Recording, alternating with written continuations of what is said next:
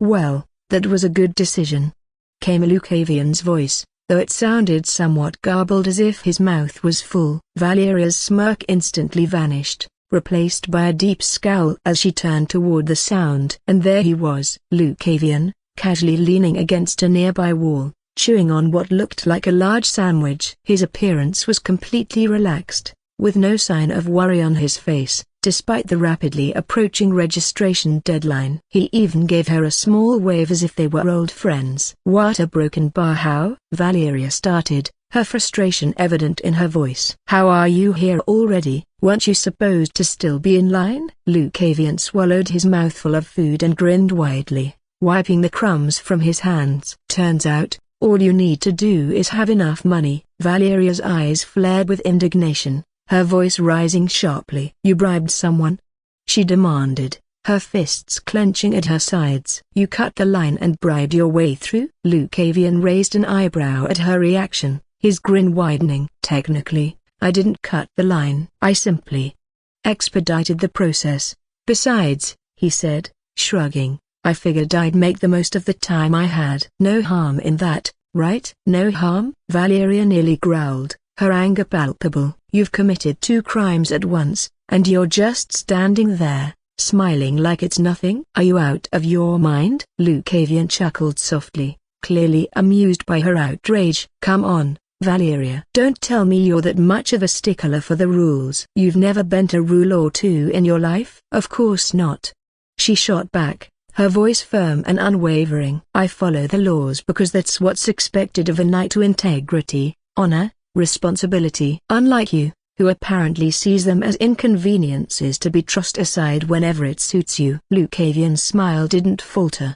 though his eyes glinted mischievously. "Maybe that's the difference between you and me, then. You stick to the rules no matter what. Me? I find ways to make things a little easier." "It's not about breaking the rules, it's about adapting to the situation." Valeria's hands shook with frustration, her mind racing. She had spent hours waiting in line, following the proper procedures, doing everything by the book. And here he was, casually admitting to bribery and cutting corners as if it were a game. The fact that he seemed so utterly unbothered by it made her blood boil even more. "You're insufferable," she spat, her voice low and dangerous. Lucavian leaned back against the wall, still grinning as he took another bite of his sandwich. "Maybe. But it works for me, doesn't it?" Valeria took a deep breath, forcing herself to calm down. "Just because it works doesn't mean it's right." Lucavian shrugged, clearly unfazed. "Right or wrong, that depends on who's the one judging it,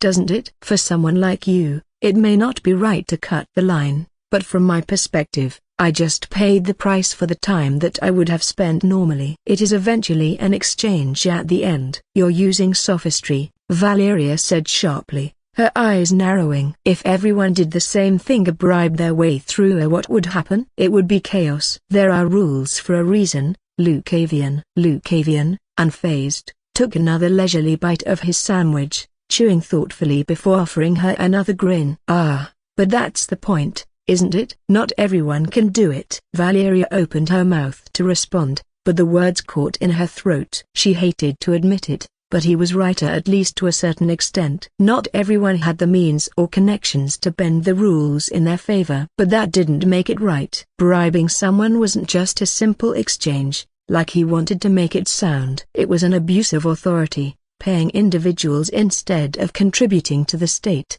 disrupting the very structure that kept society functioning. "That's not how it works," she finally said, her voice more composed but still firm. "You're not paying for time here, you're paying someone off. You're not contributing to the system, you're undermining it. And that's where the problem lies." Lucavian tilted his head slightly, amusement still playing in his eyes. "You say that like it bothers you." "It does bother me," Valeria snapped. "Because it's wrong. You're taking advantage of the system, of people, for your own convenience." He chuckled, shaking his head. "You really are a knight, through and through." "But sometimes, Valeria, the system doesn't work for everyone. Some of us have to make our own way." Valeria bit her lip, resisting the urge to argue further. She knew that this conversation wasn't going to change Lucavian's mind. But what frustrated her the most was that she could see the logic in his words, even if she didn't agree with it. "You may think that, she said quietly, "but it doesn't change the fact that there are consequences to what you're doing." Lucavian shrugged again, unconcerned. "Consequences, sure. But those are things to worry about later. Right now, I'm just enjoying my sandwich." Valeria turned away, her frustration mounting. She couldn't stand the way he so casually dismissed everything, as if the rules and order she held dear meant nothing to him. But as much as she wanted to argue further, she knew it was pointless. As Valeria walked away, trying to distance herself from the frustrating conversation, she heard Lucavian's footsteps following close behind. "So," he started, his tone as casual as ever, "when did you get here?" She didn't respond immediately, hoping he would get the hint and leave her alone. But, of course, Lucavian being Lucavian, he pressed on. "You must have arrived today, right? Since you hadn't registered until now." Valeria's lips twitched, irritation bubbling just beneath the surface. She kept walking, refusing to engage, but the faintest smirk tugged at the corner of her mouth. She couldn't resist correcting him. "You're wrong," she said, finally turning her head slightly to glance at him. "I came yesterday." Lucavian's grin widened, and Valeria's mouth twitched as she realized her mistake. He hadn't really cared about when she arrived. He'd just been fishing for information. And now, thanks to her need to correct him, she'd given him exactly what he wanted. "Thank you for answering," he said, that smug grin back in full force. Valeria's eyes narrowed, her jaw tightening as she clenched her fists in frustration. She'd walked right into his trap, and he knew it. She could feel the heat rising to her cheeks, not from embarrassment but from the sheer aggravation of being played by him once again. "Unbelievable," she muttered, glaring at him. "You're insufferable." Lucavian just laughed, clearly enjoying himself. "How was it to travel alone from all the way here? Was it fun?" "It must be a first time for you, no?" Valeria clenched her teeth, determined not to let him pull her into another conversation. She didn't want to engage with him, especially after he had just manipulated her so easily. But, as always, Lucavian had a way of making it impossible to ignore him. "It's none of your business," she replied curtly, trying to keep her tone cold and distant. She quickened her pace, hoping he would take the hint, but Lucavian simply matched her steps. "Come on now," he said with a smirk. "Traveling all by yourself for the first time? It's got to be quite the experience, right? Did you feel free? Or was it just lonely?" Valeria huffed, trying to stay focused on the path ahead. But his words gnawed at her. She hadn't wanted to admit it, even to herself, but traveling alone had been a broken bar. Strange. There had been moments of calm and solitude, but also moments where she found herself missing the structure and companionship of her nights. She wasn't used to being alone like that, with no one else to rely on but herself. "I managed," she said tersely, her voice a little sharper than she intended. Lucavian chuckled. "I'm sure you did. But did you enjoy it?" Valeria shot him a sideways glance, still trying to resist the urge to answer. But the question lingered in her mind. Had she enjoyed it? There had been moments riding through the quiet forests, camping under the stars where she had felt a strange sense of freedom. But it had also been unnerving. She had always been surrounded by people, by duty, by expectations. Being alone had left her with nothing but her thoughts, and that was something she hadn't expected. It was different, she finally admitted, her tone softer. "Not what I'm used to." Lucavian nodded, looking satisfied with her answer. "I figured as much. There's something about being out there on your own that changes things. It makes you think differently." She raised an eyebrow. "And what about you? Where did you go after you finished your work here?" Lucavian smiled, clearly pleased that she had asked. "Oh, here and there. Visited a few places, took care of some personal business." "Personal business?" she echoed, her curiosity piqued despite herself. "What kind of personal business?" Lucavian winked. "Nothing too exciting, just things that needed to be done. A man like me can't stay in one place for too long, you know." Valeria scoffed, rolling her eyes. "You're impossible to get a straight answer from, aren't you?" Lucavian grinned wider. "Keeps life interesting, don't you think?" Despite her best efforts, Valeria found herself smirking slightly. As frustrating as he was, there was something about his carefree attitude that made her forget, at least for a moment, the pressures and expectations that constantly weighed on her. Still, she wasn't about to let him think he had gotten the better of her. As they continued to walk through the bustling streets of Andheim, Valeria kept a steady pace, her eyes scanning the sights around them. The city was alive with excitement for the tournament, and despite her frustration with Lucavian, she couldn't help but feel a slight thrill in the air. Lucavian, still munching on his food, glanced sideways at her. "So, what do you think of Andheim?" "First impressions?" Valeria didn't answer immediately. Her mind was still occupied with thoughts of the tournament, her plan, and her decision to leave her knights behind. But she knew Lucavian wasn't going to drop the subject until she gave him something. "It's a broken bar lively," she admitted, her voice neutral. "Much busier than I expected." Lucavian chuckled. "That's one way to put it. But you've been around enough cities, right? Anything here catch your eye? Seen anything worth talking about?" Valeria shrugged, trying not to let him see her curiosity. "Not much. Just the usual chaos that comes with a big event like this. It's all the same here, people running around, trying to make a name for themselves. It's nothing new." Lucavian grinned. "Spoken like someone who's been through this before. But surely there's more to it than that. You must have run into something interesting by now." Valeria thought back to the previous night of the confrontation at the inn, the tension between the Cloud Heavens sect and Silver Flame sect. It had been quite the spectacle, though she hadn't expected to be dragged into it, even indirectly. But she wasn't about to share that with Lucavian. "Nothing worth mentioning," she replied, keeping her tone cool. "Just some noisy sects causing a scene. I didn't get involved." Lucavian's eyes twinkled with amusement. "Ah, really? Considering your temperament, that doesn't seem to be the case." "Huh? What does that supposed to mean?" Lucavian gave her that familiar, smug smiley, the kind that said he thought he had her all figured out. It was infuriating, especially because they barely knew each other. Who did he think he was, acting like he could read her so easily? "You've got that fire in you," he said, shrugging as if it were the most obvious thing in the world. "The kind that doesn't sit back and watch while chaos unfolds." "It was clear from the first moment we met." Valeria's eyes narrowed, trying to keep her frustration in check. "And what moment was that?"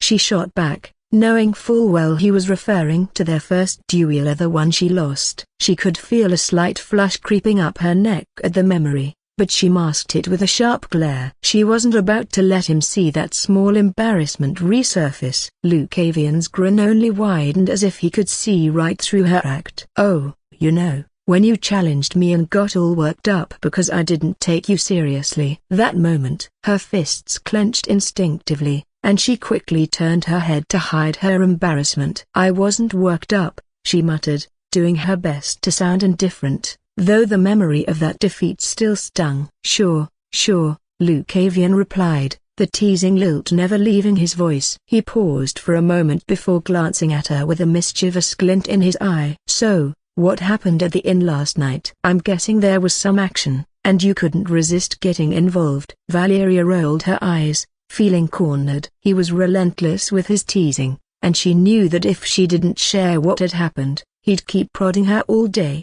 Besides, she had already let a bit of her frustration slip, so she might as well explain the situation. Taking a deep breath, she began. "It wasn't anything I intended to be part of," she started, her voice measured, "but there was an altercation between two sects of Cloud Heavens and Silver Flame."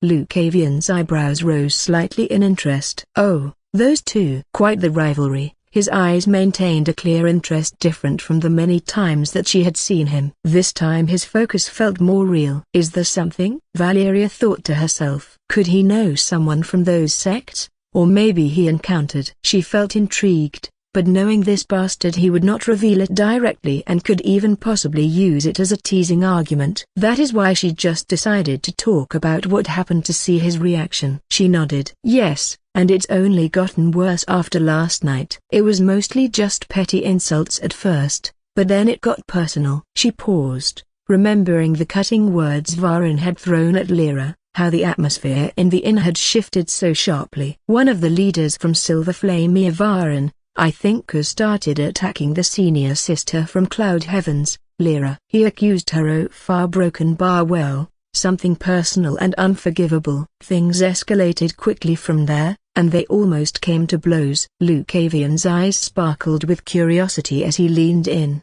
clearly eager to hear the rest. Personal and unforgivable, you say? Come on, don't leave me hanging. What exactly did he accuse her of? Valeria felt a rare sense of satisfaction, seeing Lucavian genuinely intrigued for once. She folded her arms and gave a small, smug smile. Oh, now you're curious? Well, maybe I'll tell you.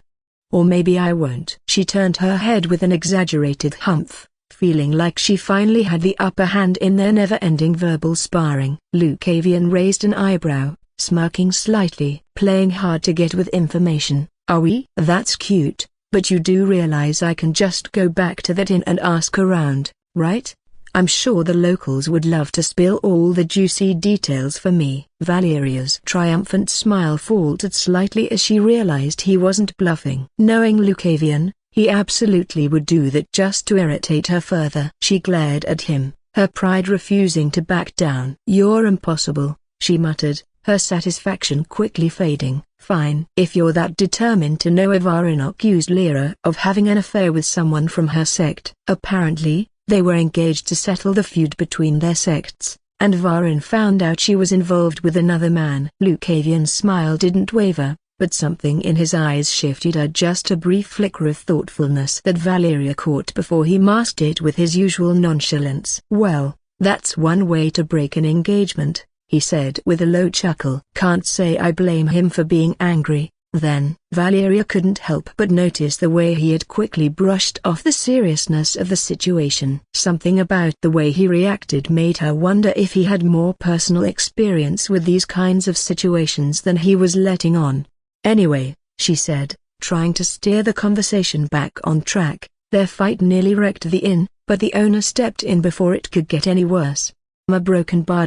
For someone who could even make the senior sisters and senior brothers of these two sects, the owner of the inn must be someone who is strong.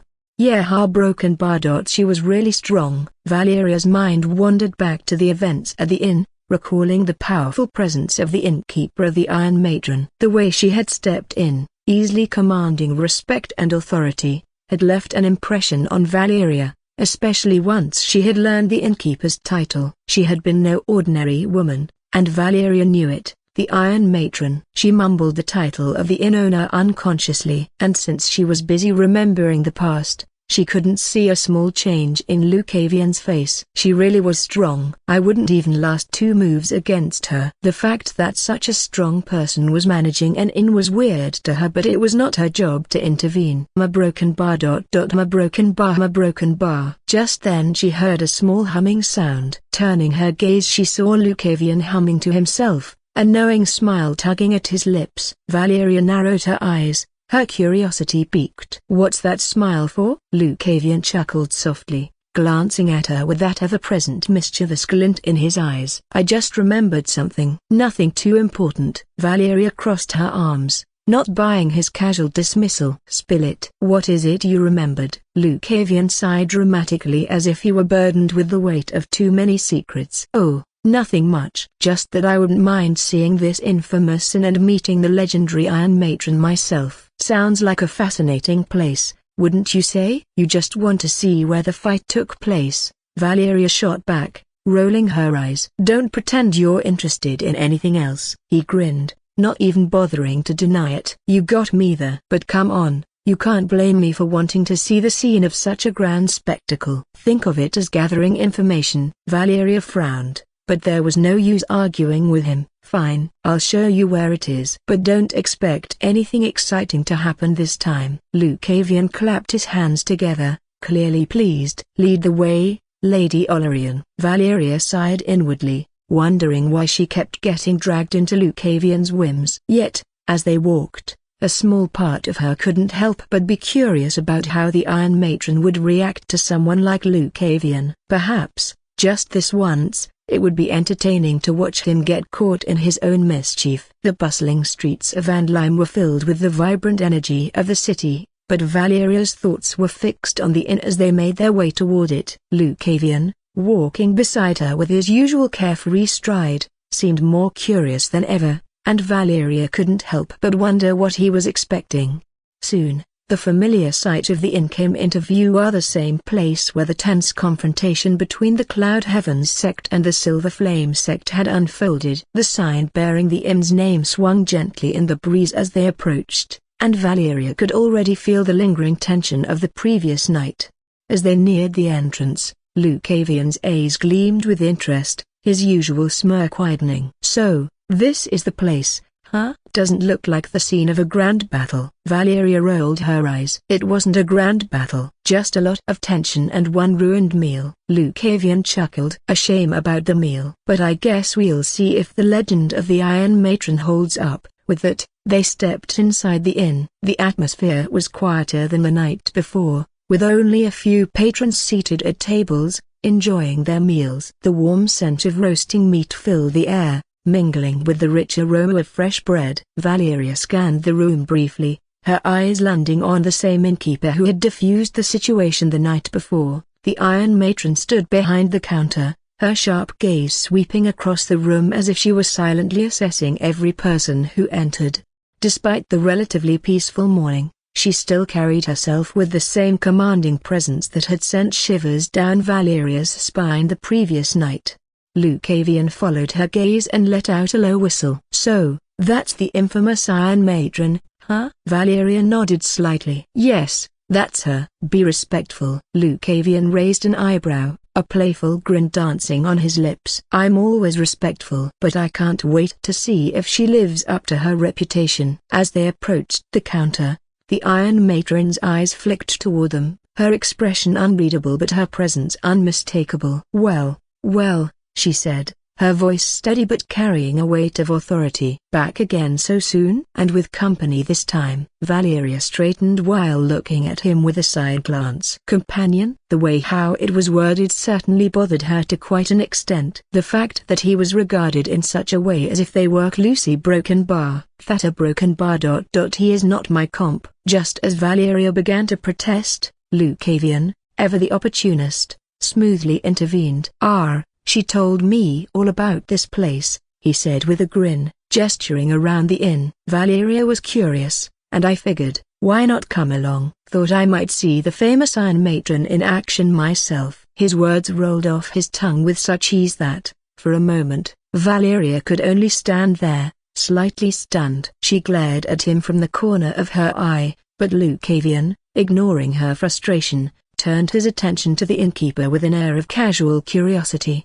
The Iron Matron's sharp gaze remained fixed on Lucavian. There was no warmth in her expression as she assessed him, her eyes narrowing slightly as if to say she wasn't easily impressed. She didn't seem to be someone who enjoyed idle chatter, especially from people like him. Without missing a beat, she spoke, her voice calm but laced with a subtle edge. "You know, it's rude to look someone directly in the eyes like that, particularly when you're in the presence of another martial artist," she said, her words cutting through the air with authority. Lucavian's grin didn't falter, but for a brief moment, something in his gaze shifted. It wasn't his usual playful look, it was as if he recognized something in her that few others could see. The tension between them felt different, something unspoken passing between their eyes. "My apologies," Lucavian said, raising his hands in mock surrender again. "I suppose I got a little carried away." "I didn't mean any disrespect." The Iron Matron held his gaze for a few more seconds before letting out a small, dismissive snort. "See that you don't," she replied curtly. "This isn't the kind of place where you can afford to misstep." "A broken bar.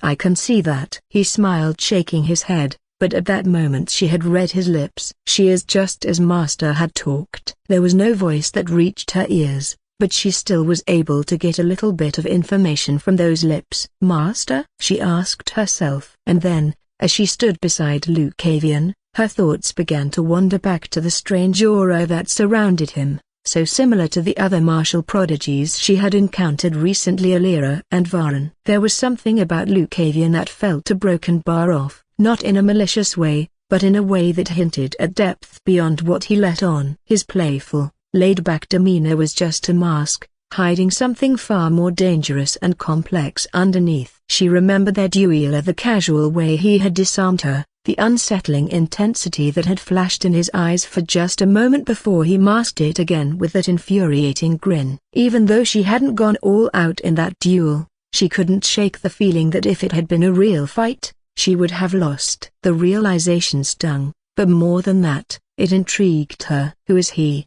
Valeria wondered. It was strange for someone so young to be so talented, so in control of his abilities while projecting such an air of carelessness. His skill with the sword was undeniable, but beyond that, there was the mystery of his origin. He had mentioned a master just now, but who could that be? If Lucavian's teacher was anything like him, then whoever trained him was someone remarkable. She had been planning to do some background research on him for a while now. Even the moment they met, she decided to order the men in her family to do it. But now that she had decided to leave her knights behind and come here, that plan was naturally prolonged, and she was left here like this. The more time she spent with him, the more suspicious she became. He was too talented, too mysterious. Even when she thought she was getting a read on him, he would do something unpredictable that threw her off balance. He acts like he has no responsibilities, she thought, frowning slightly as she recalled all their interactions. But no one with that level of skill gets there without intense discipline. He's not a mercenary, that's for sure. So who is he really? That question was a mystery that needed to be answered, but it was not the time right now, as she felt like if she were to ask the question all she would get would be a bunch of teasing remarks. As Valeria's thoughts continued to swirl around Lucavian and the growing mystery of his identity, she didn't notice the faint glow that began to emanate from his eyes. A soft, ethereal purple light flickered in his irises for a brief moment, barely noticeable, but unmistakable to anyone attuned to mana. The change was subtle, yet sharp. The Iron Matron's eyes widened ever so slightly, her usually calm demeanor breaking for the briefest second as she caught sight of it. Valeria, feeling the sudden shift in the air, turned her head just in time to catch the fading glow in Lucavian's eyes. She blinked in confusion, her instincts immediately sharpening. "What was that?" she asked, her voice edged with suspicion. But Lucavian, as always, played it off with ease. His playful grin returned full force as he leaned casually toward her, clearly unfazed by what had just happened. "Oh, come now, Valeria. You're being awfully rude. You bring me to this fine establishment, and you don't even let me sit." "How cold of you," he teased, his voice smooth, brushing away her suspicion with his light-hearted tone. "What? I was not the one who brought you here. You wanted me to do so." "So what? In the end, weren't you the one who brought me here?" Valeria's scowl deepened, though she couldn't deny the growing sense that something was off. Before she could retort, the Iron Matron, now composed once again, straightened herself and offered them a smiley one that was far warmer than the one she had given earlier. "Please," the Iron Matron said, gesturing to one of the empty tables near the window, her tone suddenly much more welcoming. "Feel free to sit. I'll have someone bring you a drink." Valeria blinked in surprise, her eyes flicking between Lucavian and the Iron Matron. Something had changed, but she wasn't sure what. Just a moment ago, the Iron Matron had been stern and authoritative, but now a broken bar. It was as if she had shifted, offering them hospitality. A broken bar. As if Lucavian were someone she knew. The Iron Matron, whose true name was Mariel Farlan, had been a legend in her prime, a formidable adventurer who had traversed the most dangerous corners of the world. Her reputation had been built on more than just her combat prowess. She was known for her sharp instincts and uncanny ability to sense danger before it struck. Her skills had been polished through countless battles, and her expertise in navigating perilous situations had allowed her to retire safely, a rare feat for adventurers of her caliber. Now, she ran this in, far removed from the excitement of her adventuring days. But despite the peaceful facade of her life in Andlheim, she had never truly left behind the experiences that had shaped her. There were things from her past that she carried with her, things she had never shared, not even with the regular patrons who frequented her establishment. As Mariel watched the faint flicker of purple light in the young man's eyes, something deep within her stirred. It was a sight she had not seen in years, but the memory of it was burned into her soul. That ethereal glow, soft yet commanding, was unmistakable. Her thoughts wandered back to the past, to a time when she had been just a young adventurer, filled with the kind of ambition and recklessness that often led others to ruin.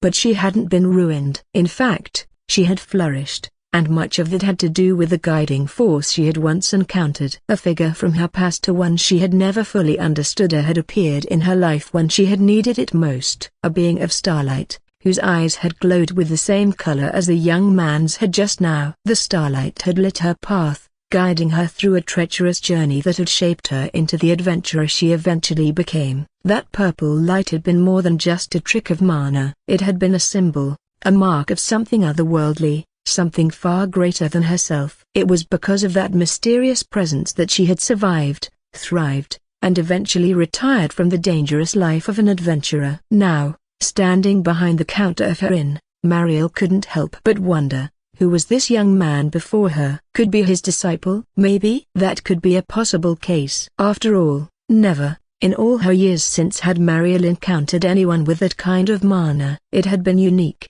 and the fact that the young man had revealed it now, in front of her, sent a shiver down her spine. It seemed likely, considering how closely the glow of his eyes mirrored the starlight she had once known. If that were true, there was one obvious conclusion: this young man knew about her. And the only way he could have known was if that persona, the being of starlight, had mentioned her to him. A quiet warmth bloomed in Mariel's chest, a feeling she hadn't experienced in a long time. If that remarkable figure had remembered her enough to speak of her to a disciple, then it was an honor beyond anything she had ever expected. She had always felt a deep respect for that being, a gratitude she could never fully express. To know that she had been remembered, even after all these years, filled her with a strange happiness. If possible, I would like to talk to him. Mariel stood quietly behind the counter, her eyes lingering on the young man, her mind swirling with thoughts of her past and the mysterious figure of starlight. The warmth in her chest grew as the idea of speaking to the young man became more appealing. If he truly is the disciple of the one who saved me, she thought, I'd love to hear more about that persona, broken bar, to know how he is doing. The thought of reconnecting in some small way with the person who had changed her life filled her with a sense of nostalgia she hadn't expected. She had carried those memories alone for so long, but perhaps now she had the chance to learn more. It felt almost like fate had brought this young man into her inn. But then, her gaze shifted to the young girl standing beside him. She seemed composed, determined even, but something was odd about their dynamic. Although they had entered the inn together, the young man had not shown any particular closeness to her. More importantly, he hadn't revealed his starlight mana to the girl at all. Why? Mariel asked herself, her years of experience as an adventurer kicking in. It was clear that the young man was keeping something back, and with her sharp instincts, she quickly pieced it together. He doesn't want her to know. At least not yet. Mariel had seen this kind of situation many times before, of people hiding parts of themselves for various reasons. Whether it was to protect someone, to avoid drawing attention, or simply because they weren't ready to reveal everything, she knew the signs well. The young man's restraint was intentional, and the girl was none the wiser. It wouldn't do to reveal anything just yet, she thought, her mind quickly adjusting. If this young man didn't want to expose his connection to the figure of starlight, then she would respect that. She would wait for the right moment, perhaps a time when they were alone. Until then, she wouldn't press. The young girl, for her part, seemed confident and focused, though Mariel could tell she was a bit on edge, likely due to the presence of the young man and whatever unresolved tension lingered between them. Mariel didn't know their names, but in her mind, she thought of them simply as the young man and the young girl. For now, Mariel decided she would wait. If there's a chance to speak to him privately, I'll take it, she thought. But for now, I'll respect his decision. The last thing she wanted was to cause unnecessary tension between the two. The mystery of the young man could unravel in time, and she would be patient. With a quiet smile, she turned her attention back to the rest of the inn, her mind still lingering on the starlight that had once illuminated her life. As Valeria sat down across from Lucavian, she couldn't help but observe him more closely. For once, he wasn't grinning or teasing her. Instead, he was quietly looking around the inn, his eyes calm, and a faint, serene smile rested on his lips. There was something about his expression that made him look a broken bar different, more genuine than she was used to seeing. Her gaze drifted to the scar running across his right eye. It wasn't a fresh wound, far from it. The scar looked old, as if it had been there for years. Yet Lucavian was still young, perhaps only a few years older than her. No, not even older. From how he looked, they appeared to be around the same age, though outward appearance could be misleading. But for some reason, maybe because of his childish actions or how he energetically did things, he looked quite young in her eyes. That was why it was more odd. How did he get that scar? Valeria wondered. What kind of life has he lived to have a mark like that at his age? The scar felt like a mystery, much like everything else about him. It hinted at a past that didn't fit with his laid-back, carefree attitude. For all his teasing and casual demeanor, there was something more beneath the surface here, something she couldn't quite figure out yet. Lucavian, still unaware of her scrutiny, looked around the room, his smile soft but distant, as if he was lost in a memory. Finally, he turned back to her, catching her staring. However, this time his teasing face did not make its appearance immediately. "Is there something on my face?" he just asked, looking at her. She narrowed her eyes. "I was just wondering how you got that scar." "Aha, broken bar." Lucavian raised an eyebrow, his hand instinctively brushing the edge of the scar. "This?" He paused for a moment as if considering whether to answer. Then, with a playful smirk, he leaned back in his chair. "Why so curious, Valeria?" he asked, his voice light and teasing. "Do you find it charming?" "I've heard some girls think scars make a guy look cool." "Maybe you're one of them?" Valeria clenched her fists under the table, irritation flaring in her chest. Of course, he would turn this into something like that, she thought, trying to hold back her rising frustration. He was really good at deflecting any serious question with his ridiculous teasing. "I don't have time for your nonsense," she snapped, turning her head sharply to avoid his gaze. "It was my own fault for even being curious in the first place." Lucavian chuckled softly, clearly enjoying her reaction. "Ah, come on now. No need to get all worked up. I'm just having a little fun." "Your idea of fun is infuriating," Valeria muttered, still refusing to look at him. Lucavian shrugged, his smirk never fading. "You know, you're pretty cute when you're annoyed, huh?" And that remark, a broken bar. It was a first. Valeria's mind stuttered for a moment. She had never ever been called cute. In her world,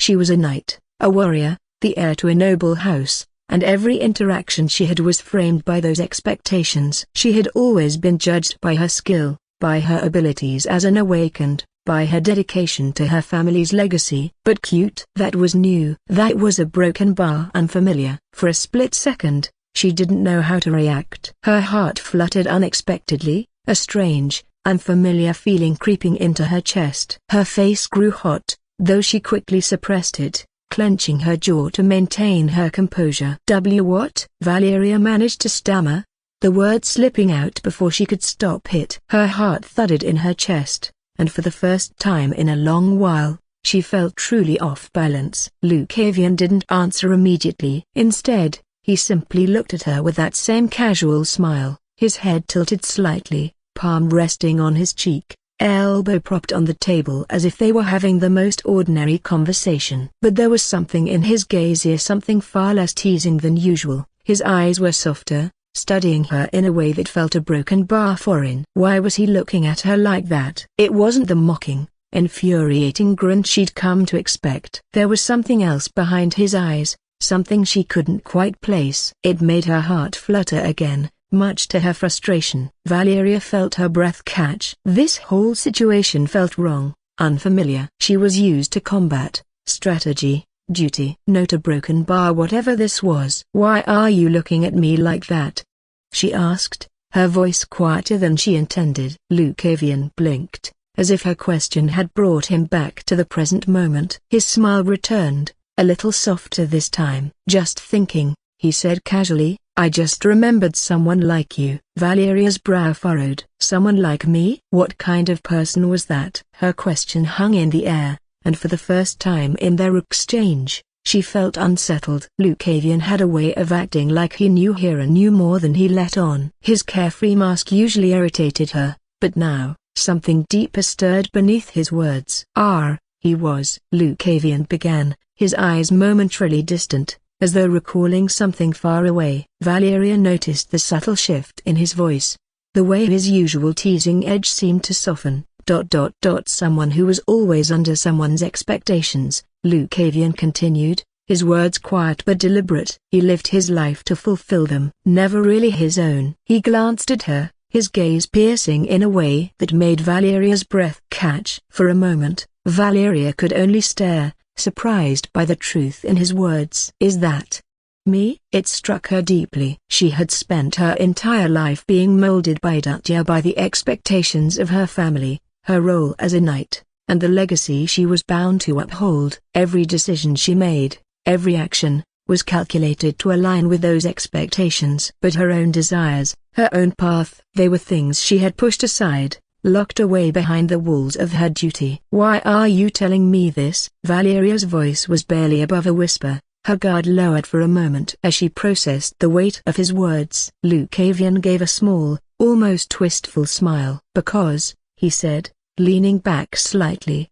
I recognize it in you. The way you carry yourself, always so serious. You remind me of him. His gaze lingered on her for a second longer than she expected, and for once, it wasn't mocking or playful, it was something else. Something more solemn. Valeria's heart skipped a beat as she felt the odd familiarity in his words, as if he were speaking to a part of her that she had tried to ignore. She quickly straightened her posture, shaking off the momentary lapse in her composure. I'm not like that, she said defensively, her voice firmer than before. I chose this life. No one forced it on me. Lucavian's smirk returned, but this time it was gentler, lacking his usual sharpness. Maybe. But sometimes, the hardest chains to break are the ones we put on ourselves. Valeria frowned, unsettled by how easily he seemed to see through her. How did he know? How could he speak so casually about the weight she bore, as if it were a common thing to him? For once, she didn't have a quick retort. Instead, she looked away, her thoughts swirling with memories of her strict training, her father's unwavering expectations, and the constant pressure to live up to the Olarian name. Is that what happened to him? She asked, her voice softer now. Did he ever break free? Lucavian's eyes clouded for a brief moment, a shadow of something dark passing over his features. But then his smile returned. Who knows? He said, his voice light, but the weight of his earlier words still hung in the air. Valeria couldn't help but feel a pang of frustration. It was as if, once again, he was dodging her question, slipping through her grasp just when she thought she might get a straight answer. It was always like this with him. At one moment, he would seem to reveal something deeper, something real, only to pull back behind that infuriating smirk. She hated how it made her feel both intrigued and unsettled. Her mind raced, trying to make sense of the sudden shift in his mood. The way his smile had faltered, even if just for a moment, made her think there was more to his story, or something he wasn't telling her. But before she could voice her thoughts, before she could press him further, the soft clinking of plates interrupted them. The innkeeper approached, carrying their meals with a steady hand. Here you go, she said, setting the plates down before them with practiced ease. The rich aroma of roasted meat and freshly baked bread filled the air, momentarily distracting Valeria from the conversation. She glanced down at the plate, her mind still lingering on Lucavian's cryptic words. The opportunity to press him on the matter had slipped through her fingers, and she felt a flicker of annoyance. For now, the moment was lost. Lucavian, however, seemed perfectly content with the interruption. He picked up his fork, his grin widening as he looked at the food. Ah, finally. I was beginning to think they'd forgotten about us, he said with exaggerated relief, as if nothing serious had just transpired between them. Valeria shot him a sidelong glance, her lips pressed into a thin line. He was always like Theseus, avoiding anything too serious, evading questions that touched too closely on things that mattered. But she wasn't going to let him off the hook so easily next time. For now, though, she resigned herself to the meal in front of her, pushing the unanswered questions to the back of her mind. The Iron Matron stood nearby, observing them with her usual stern gaze, and Valeria felt the tension from earlier no longer existing. Perhaps it was better to focus on the meal and let the conversation drift. She had a feeling Lucavian would reveal what he wanted on his own time, and forcing it wouldn't get her anywhere. Still, as Valeria took a slow, deliberate bite of her meal, her curiosity gnawed at her, refusing to be silenced. She chewed thoughtfully, her eyes flicking back to Lucavian, who was already halfway through his plate, eating with a casual ease that made her wonder if anything ever truly bothered him. "Why have you joined this tournament?" she asked, her voice cutting through the quiet moment between them. Lucavian paused, his fork hovering just above his plate. Slowly, he raised his head, his eyes meeting hers with an intensity that surprised her. For a moment, there was silence between them, his gaze sharp and unreadable, as if he were weighing how much to reveal. Then, with a smirk that almost felt rehearsed, he leaned back in his chair, eyes still locked on hers. "Why?" he repeated, as if amused by the question. "Simple. I wanted to make a name for myself, show the world what I'm capable of." Valeria narrowed her eyes slightly, sensing there was more beneath his flippant response. Lucavian shrugged, twirling his fork between his fingers. "A man of my caliber, well, it would be a waste for someone like me to remain unknown, right? I've got the skills, the talent. Might as well put them to good use and let the world see what I'm made of." His tone was casual, almost boastful, but there was a flicker of something deeper behind his words. Valeria felt herself cringe slightly at his self-aggrandizing statement. Typical Lucavian, always finding a way to turn any serious conversation into a stage for his own amusement. Yet, despite the exaggerated confidence in his tone, Valeria couldn't shake the feeling that there was another reason he was here, something he wasn't saying. She studied him for a moment, watching the way he tried to pass off his answer with that infuriating grin. "Is that all?" she asked, her voice soft but probing. "Yep, that is all." "What else is there?" "Fame, fortune, glory. That's what these tournaments are about, aren't they?" Valeria wasn't convinced. There was something in his answer that felt too easy, too practiced, though before she could question further, he asked to her this time. "Now that you asked your question, it is my turn." "Why have you joined this tournament?" Lucavian's eyes gleamed with curiosity as he leaned forward slightly, a smirk dancing on his lips. "Now that you've asked your question, it's my turn." "Why have you joined this tournament?" Valeria hesitated for a moment, feeling the weight of his gaze on her. She could sense the playful challenge behind his question, as if he was daring her to be honest. But she wasn't about to let him have the upper hand so easily. Narrowing her eyes at him, she decided to turn his own tactic against him. "Why else?" she said, mirroring his earlier tone with a touch of mockery. "Fame, fortune, glory. That's what these tournaments are about, aren't they?" Lucavian's smirk widened, clearly amused by her attempt to mimic him. So the great Valeria Olariant seeks fame and fortune, too? "I never would have guessed," he said with an exaggerated chuckle. "How a broken bar predictable." Valeria clenched her jaw, forcing herself not to react to his teasing. "Don't act like it's so ridiculous," she shot back, her tone sharper than she intended. "It's not wrong. I am trying to make a name for myself, to regain my family's previous glory. So, yes, fame and fortune matter." Her voice trailed off slightly at the end, as if realizing she had revealed more than she meant to. For a brief moment, Lucavian's expression shifted, his smirk fading into something more thoughtful. He didn't mock her or toss out another teasing remark. Instead, he simply studied her with an intensity that made Valeria feel exposed, as if he could see through her defenses, the ones she had built so carefully over the years.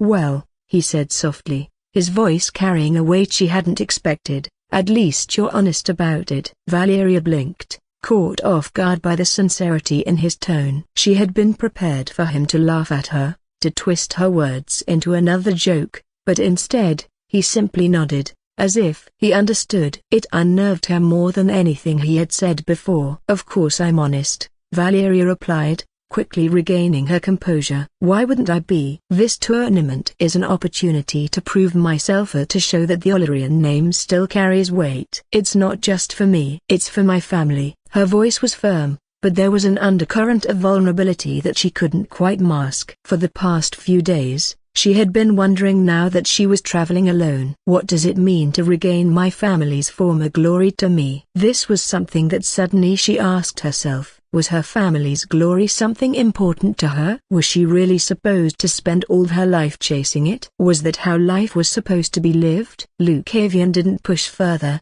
but the look in his eyes told her he had noticed. "Well, then," he said with a grin that returned just as easily as it had slipped away, "I guess we'll both be making names for ourselves." Valeria nodded, though her mind was still lost in the swirl of thoughts that had plagued her over the past few days. Lucavian's playful voice cut through her thoughts, pulling her back to the present. "But you know," he began, leaning back in his chair with a smirk, "if you're really aiming for the top, Valeria, you'll eventually have to beat me." His grin widened, clearly enjoying the shift in the conversation. "So, tell me, are you confident you can do that? Take me down in front of all those spectators?" Valeria shot him a sharp look, recognizing the challenge in his words. "Don't act like you're some unbeatable force," she muttered, crossing her arms. "You may have talent, but I've been training my entire life for moments like this." Lucavian chuckled, clearly unfazed by her retort.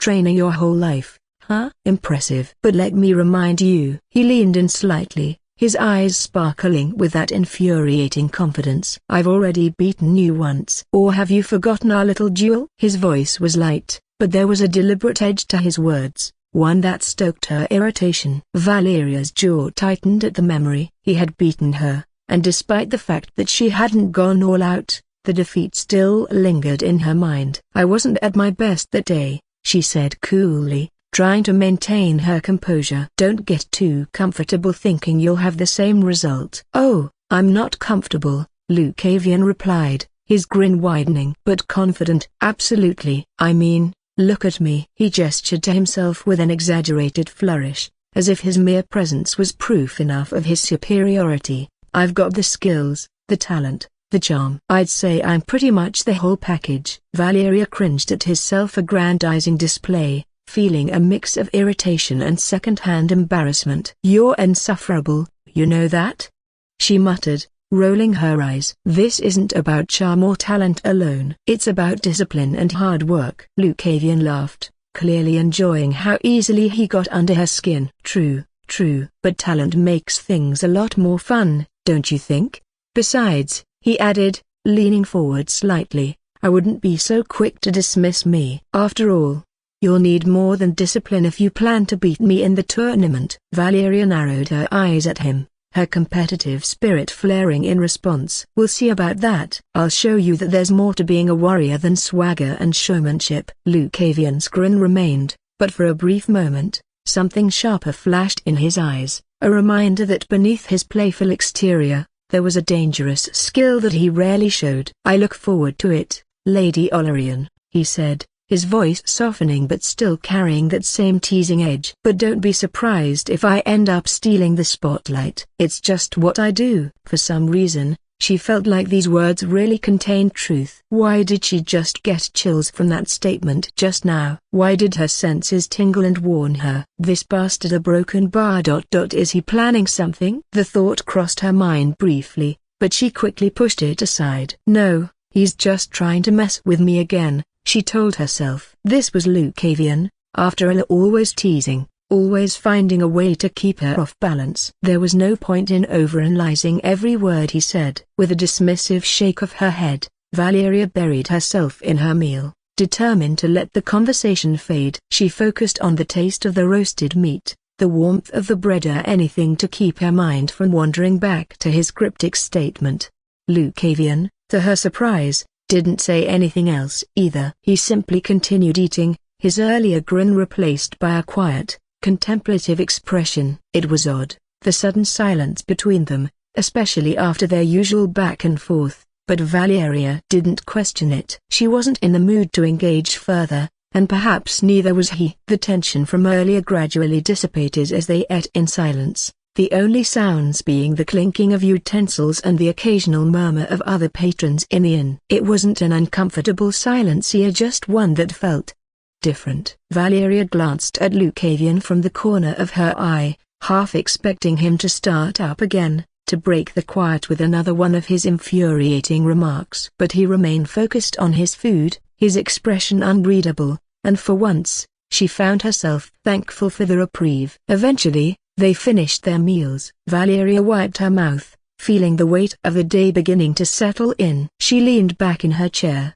exhaling softly as the warmth from the food spread through her, bringing a sense of calm. Lucavian stretched lazily, the usual grin making a brief appearance again as he caught her eye. "Well," he said lightly, "I suppose I'll have to save the rest of my brilliance for another time." Valeria rolled her eyes, though this time there was a faint smile tugging at the corner of her lips. "Please don't," she muttered, though without the usual sharpness. Lucavian chuckled, standing up and tossing a few coins on the table. "Good meal. Let's hope the tournament's as satisfying." "Hey, arrogant bastard," Valeria mumbled to herself, a slight smile tugging at her lips as she watched Lucavian. "Did you say something?" Lucavian asked, turning his head slightly, a teasing glint already forming in his eyes. "No," Valeria responded quickly, straightening her posture. "I could have sworn I heard something." "A broken bar," he pressed, leaning in a little, his grin widening. "You misheard it, then." Valeria's tone was flat, though the smile still lingered on her lips. Lucavian shrugged, feigning innocence. "I see," he said, though it was clear from the way he chuckled that he didn't believe her for a second. Valeria shook her head, standing up from the table and feeling lighter than before. Despite his infuriating nature, she had to admit that the banter between them, no matter how irritating, was oddly grounding. As much as Lucavian got under her skin, he also had a way of making her forget, even if just for a moment, the heavy weight of the expectations she carried. They walked out of the inn together, the air cool and refreshing against their skin. "Hello, Madam Iron Matron." And just as it was evening, Lucavian stood right before the madam, this time alone. After leaving the inn, Valeria found herself walking beside Lucavian through the crowded streets of Andlheim. The city was still buzzing with activity, the hum of excitement from the tournament mixing with the vibrant atmosphere of vendors calling out their wares, musicians playing in the corners, and people milling about with purpose. Valeria hadn't really planned for this part of the day. With so much time left until the evening, and nothing particularly pressing on her agenda, she felt strangely unanchored. She glanced sideways at Lucavian, who seemed perfectly at ease, moving through the throng of people with that same carefree stride he always had. He wasn't in a rush, and there was no clear direction to his wandering. But somehow, he managed to blend in with the flow of the crowd effortlessly. "Do you always wander around aimlessly like this?" Valeria asked, her voice cutting through the noise around them. Lucavian chuckled, glancing at her out of the corner of his eye. "Aimlessly? Nah, I'm just taking in the sights." "Enjoying the city?" Valeria frowned slightly, unsure of what to do with herself. She wasn't used to having this much free time, especially in a place like Andlheim. Back at home, her schedule had always been structured at training, meetings, and duties for her family. There was never time for aimless wandering. But now, here she was, with nothing but hours ahead of her and no particular task in mind. They passed by street vendors selling brightly colored fabrics and jewelry, the scent of grilled meats and spices wafting through the air. The lively energy of the city was undeniable, but Valeria's mind wasn't fully there. She was still thinking about the tournament, her family's legacy, and the expectations that loomed over her. Lucavian seemed to sense her inner turmoil. "You know, you don't have to think so hard all the time," he said casually, his eyes flicking over to a nearby stall selling sweets. "Sometimes, you just enjoy the moment." Valeria gave him a sidelong glance, feeling a bit defensive. "I don't think too hard." Lucavian raised an eyebrow, clearly amused. "Sure you don't. That's why you're walking around looking like you're trying to solve some life or death riddle." She let out a small huff but didn't respond. He wasn't wrong. Her mind was always working, always thinking. It was part of who she was, a necessity born from years of training and the weight of her responsibilities. But she couldn't deny the small, nagging voice inside her that wondered if maybe, just for a little while, she could let go of that constant vigilance. Lucavian stopped suddenly, pulling her attention back to him. He had paused in front of a stall filled with trinkets and small wooden carvings, picking up a piece and turning it over in his hand. "Look at this," he said, holding it up for her to see. "Isn't this a masterpiece?" Valeria glanced at the object, to a roughly carved figure of some kind of creature, its features uneven and exaggerated. She raised an eyebrow. "A masterpiece? That thing looks like it was made in 5 minutes." Lucavian grinned. "Ah, but that's the beauty of it. It's rough, unpolished.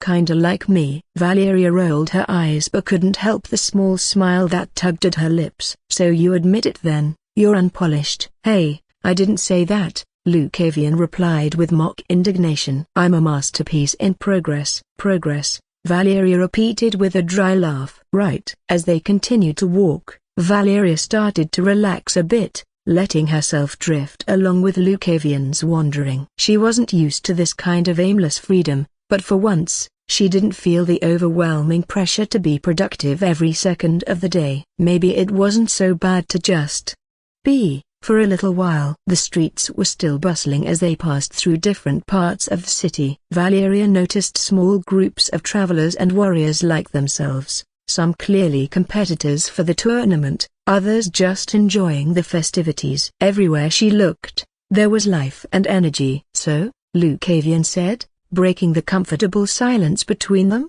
"got any big plans for the afternoon, or are you just going to follow me around?" Valeria stopped in her tracks, her body suddenly still as the sound of Lucavian's question faded into the background noise of Andline. The city around them continued to buzz with life, but in that moment, it felt distant, almost irrelevant. Why had she stopped? Was she really just walking around aimlessly with Lucavian as if this was normal? A subtle discomfort twisted in her chest as she considered the ease with which she seemed to fall into step with him, into these casual conversations. There was no real structure, no plan, no clear direction, just the two of them, moving through the city like companions. But we're not companions, she reminded herself, frowning as she stared ahead at nothing in particular. Or were they? Lucavian had a way of pulling her into his rhythm, his pace, his world where nothing seemed to matter quite as much. It was infuriating, and yet, she kept walking beside him. "Doesn't that mean I don't mind it?" The thought left her unsettled. It wasn't that she liked it exactly, as she didn't need anyone to slow her down or drag her into distractions. And yet, every time she was with him, there was a strange ease, as if she could let go just a little, enough to breathe. "Why does it feel like I'm not fighting against his presence anymore?" She glanced sideways at him. He was still there, waiting for her answer, his eyes curious but not demanding. He hadn't pushed her when she stopped. He hadn't demanded anything at all. Lucavian just was, and somehow, she had allowed herself to be swept along by that. "What are you thinking so hard about now?" he asked, his voice teasing, but without the sharp edge it sometimes carried. There was something softer in his tone, a hint of genuine curiosity beneath the playful words. "How handsome I am." Valeria rolled her eyes, her lips pressing into a thin line as she shook her head. This guy a broken bar, of course. This bastard would ruin the moment by turning it into a joke. His teasing, as usual, was light but somehow always managed to find the exact way to get under her skin. She could never quite tell if he did it on purpose or if this was just his way of dealing with everything, a carefree, nonchalant, and always with that ridiculous grin. "Not even close," she replied flatly, the exasperation clear in her voice. "But nice try." Lucavian laughed softly, the sound casual and easy, like he hadn't a care in the world. He didn't seem the least bit offended by her lack of amusement. If anything, he appeared pleased that he'd gotten a reaction out of her. "Well," he said, shifting his weight slightly as they continued to walk through the lively streets, "if you're done with your deep thinking, and you don't have anything planned, how about accompanying me to the Adventurers Guild?" Valeria arched an eyebrow, curious despite herself. "The Adventurers Guild?" "Yeah." He flashed her a grin, clearly enjoying her interest. "Figured it's time I get my adventurer's license." "Could be fun." Valeria regarded him for a moment, unsure if he was serious or just looking for another distraction. Knowing Lucavian, it was probably a bit of both. Still, she found herself intrigued. She had never spent much time in adventurers' guilds, her duties as a knight kept her in more formal circles, but the idea of wandering into one with him felt oddly appealing. Maybe it was because she had no real plans, Or maybe it was just because he broke an bar. And why exactly would you want an adventurer's license?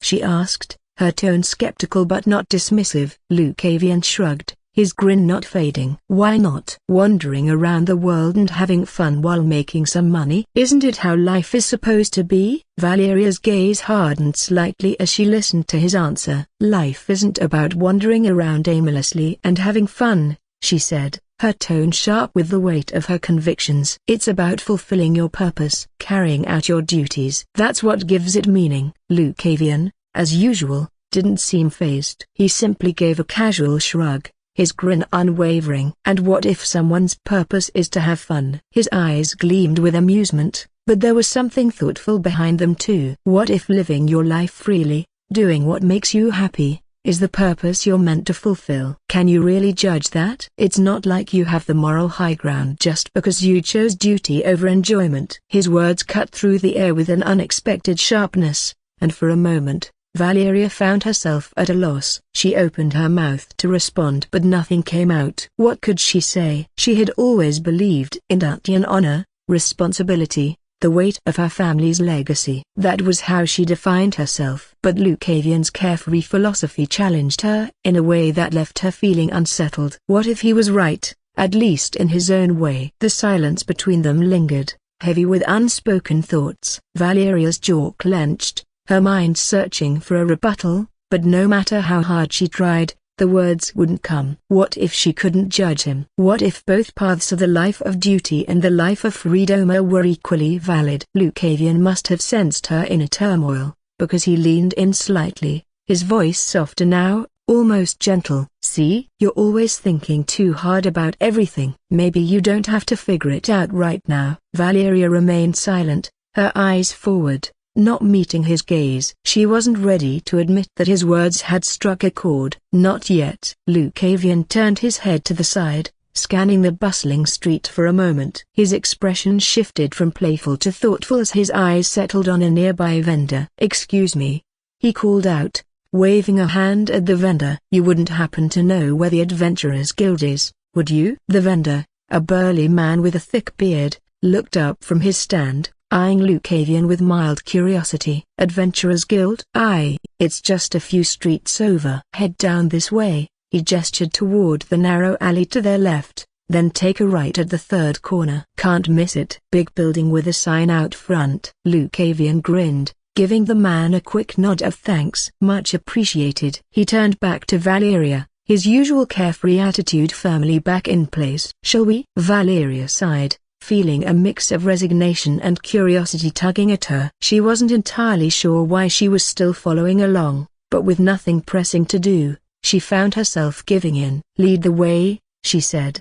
her voice laced with mild reluctance. They wove through the crowd together, the sounds of the city fading into the background as they ventured down the alley the vendor had mentioned. The streets were narrower here, less crowded. Lucavian glanced over at her as they neared the third corner, a light smirk tugging at the corner of his lips. You look deep in thought again. Valeria shook her head slightly, brushing it off. I'm just wondering what this guild is going to be like. I've never been to one before. Oh, you're in for a treat, Lucavian said with a wink, his pace picking up as they rounded the corner and approached the large building that could only be the Adventurers Guild.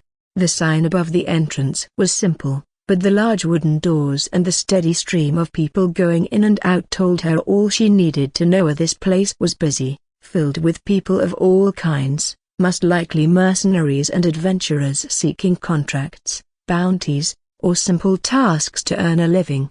As they stepped into the Adventurers Guild, the atmosphere immediately shifted. The noise hit them first to a mixture of rowdy laughter, raised voices, and the constant hum of conversation. The hall was massive, with high ceilings supported by thick wooden beams, giving the place an almost tavern-like feel. Tables were scattered throughout, each one occupied by adventurers discussing contracts, planning expeditions, or boasting about recent conquests.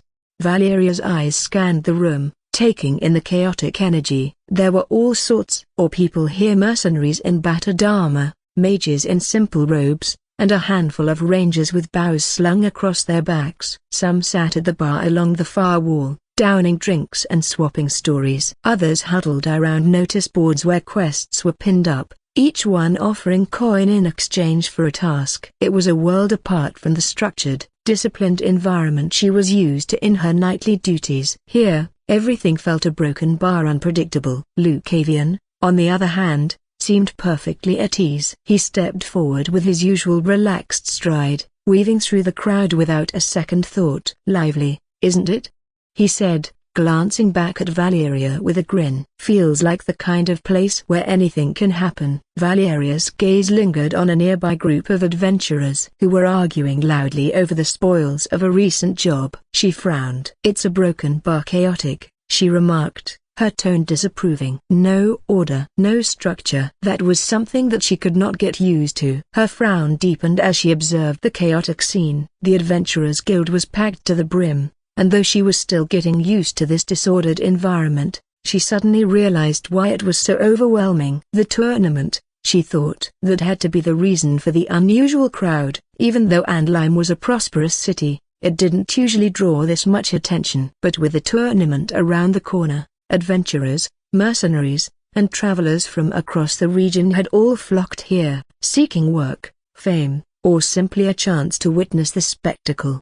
Her mind pieced the situation together. "Of course," she muttered to herself. The influx of people made sense now. This was an unusual time for the city, and that explained why the guild hall was overflowing with rowdy adventurers. Before she could dwell on the thought any longer, Lucavian moved forward, cutting through the crowd with his usual confident stride. She followed close behind, watching as he made his way to the reception desk. Her eyes caught a glimpse of the receptionist, a strikingly beautiful woman with flowing blonde hair, her expression calm despite the flurry of activity around her. She looked as though she was used to dealing with this sort of crowd, maintaining an air of professionalism even as a group of adventurers lingered nearby, trying to flirt with her. Lucavian, however, seemed completely unfazed by the scene. Without even glancing at the men who were attempting to charm the receptionist, he stepped forward, offering her a bright smile as if he had all the time in the world. The group of men shot him irritated looks, but Lucavian ignored them, his attention entirely focused on the task at hand. "Good afternoon," he greeted, leaning casually against the counter. "I'd like to register for an adventurer's license." The receptionist, to her credit, barely reacted to the flirtatious group that had been pestering her. She met Lucavian's eyes with a polite but professional smile, clearly appreciative of his straightforwardness. "Of course," she said smoothly, her voice calm and composed. "Please fill out this form." As the receptionist handed Lucavian the form, her gaze lingered on him a moment longer than usual. Something about him made her pause. It wasn't his relaxed demeanor or the easy smile that barely left his face here. She had seen plenty of adventurers like that. No, it was something else, a feeling she couldn't quite place. "Do you have a recommendation letter?" she asked suddenly, her tone still professional but tinged with curiosity. It was not that of a standard procedure to ask, but she felt like this young man would have it. Lucavian's smile didn't falter. If anything, it seemed to widen ever so slightly, as if he had been expecting the question. "Of course," he said smoothly, reaching into his coat. "I wouldn't want to cause any trouble." With a practiced motion, he pulled out a folded letter sealed with an ornate wax stamp, as well as his identification card. He handed both over to her with the same effortless grace he carried in everything he did. The receptionist took them, her eyes flickering over the letter first. She noted the seal with raised eyebrows, clearly recognizing it, though she didn't comment. Her expression remained neutral as she moved on to his ID, holding it up to the light to inspect it. She nodded slowly, clearly satisfied, but that odd feeling in her gut persisted. There was something about this young man that seemed to ripple beneath the surface, something she couldn't quite read. Before she could hand the papers back, one of the adventurers who had been flirting with her earlier suddenly stepped forward, clearly annoyed that Lucavian had so easily taken over the conversation. "Hey," the man said, his voice rough as he shoved his way closer to the counter.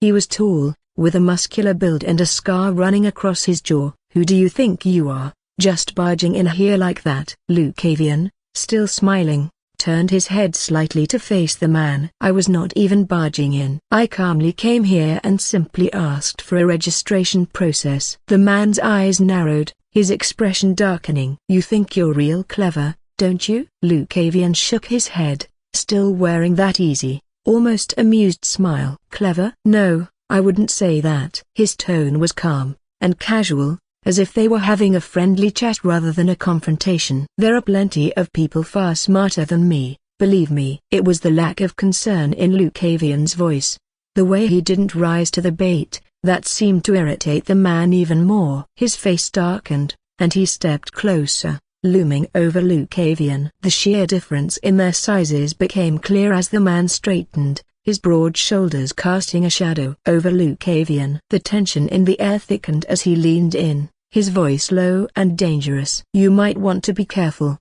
newbie," the man growled, his breath hot with barely concealed aggression. "Things happen to people around here, especially fresh meat who don't know when to shut their mouth. It's better to stay in line and keep your head down, or you might find yourself in more trouble than you can handle." Lucavian's smile never wavered. He met the man's gaze with an almost lazy confidence, as if the threat barely registered. "I'll keep that in mind," he said lightly, his tone so unaffected that it felt like a dismissal more than anything else. The man's jaw tightened in frustration, clearly annoyed that Lucavian wasn't taking him seriously. His eyes flicked over to Valeria, and a sly grin spread across his face. He gave her a once-over, his tone shifting to something he probably thought was charming, though it came across as anything but. "And who's this?"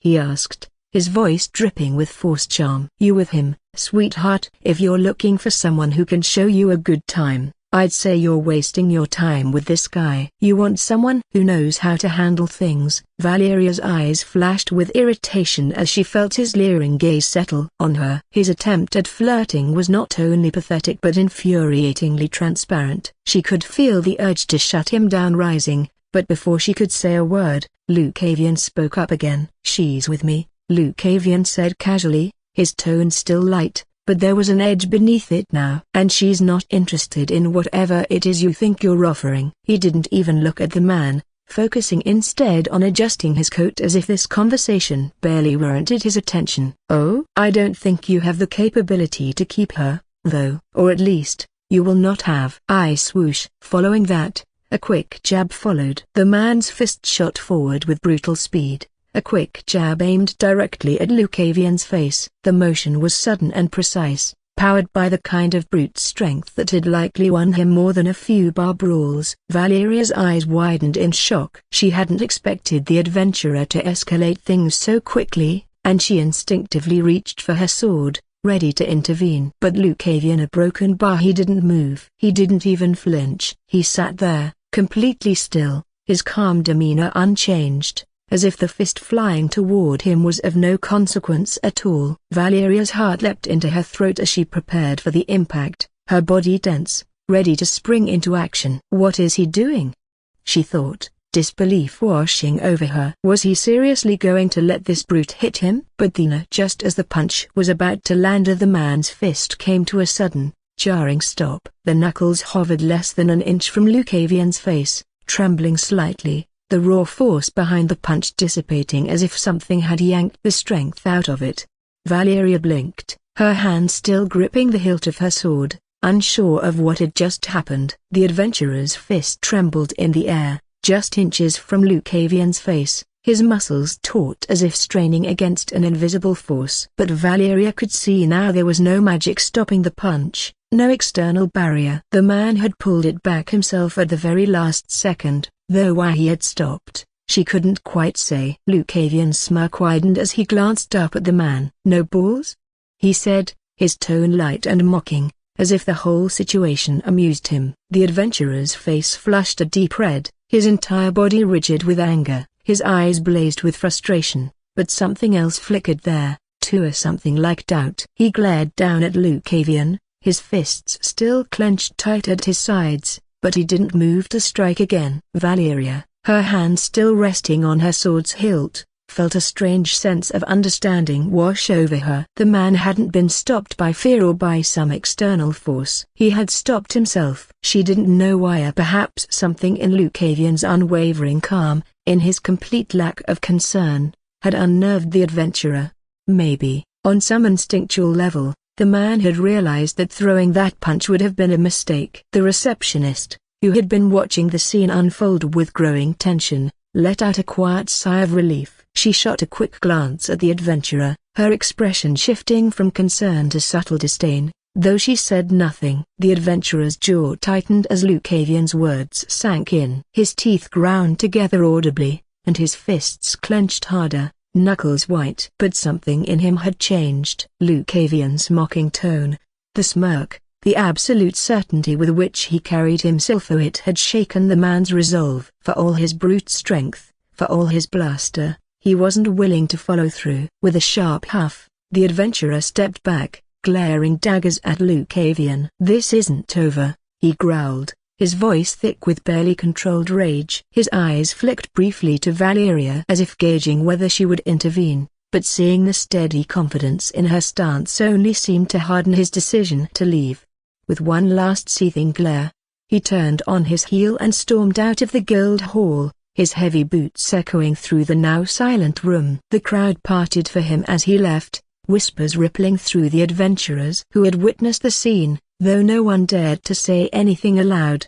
Valeria's grip on her sword finally loosened, but her eyes remained on Lucavian. "You really know how to get under people's skin," she said quietly, more a statement than a question. Lucavian chuckled, brushing a speck of dust off his coat as if nothing had happened. "It's a gift," he replied with a wink, then glanced back at the receptionist. "Now, where were we?" The receptionist, visibly relieved that the situation hadn't escalated further, cleared her throat and offered him a professional smile. "I will prepare the documents. Please wait a little bit." "Thank you," Lucavian said with a nod, his usual carefree demeanor firmly back in place. As the receptionist disappeared behind the counter to prepare Lucavian's documents, Valeria turned her attention to him, her brow furrowing slightly. The confrontation from moments earlier still lingered in her mind, but one question nagged at her more than anything else. "Why did you think he wouldn't hit you?"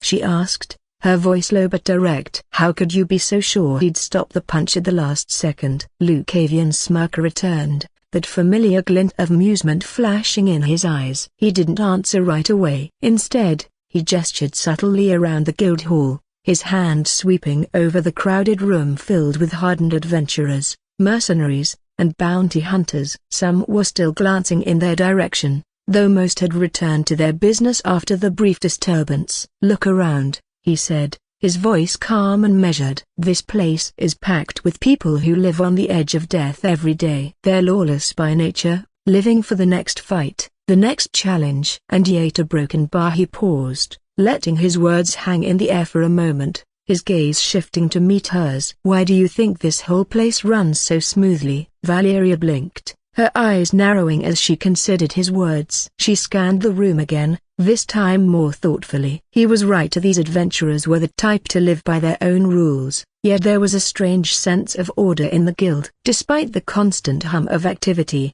despite the obvious tension between different groups, no one was outright fighting, and no one was causing chaos.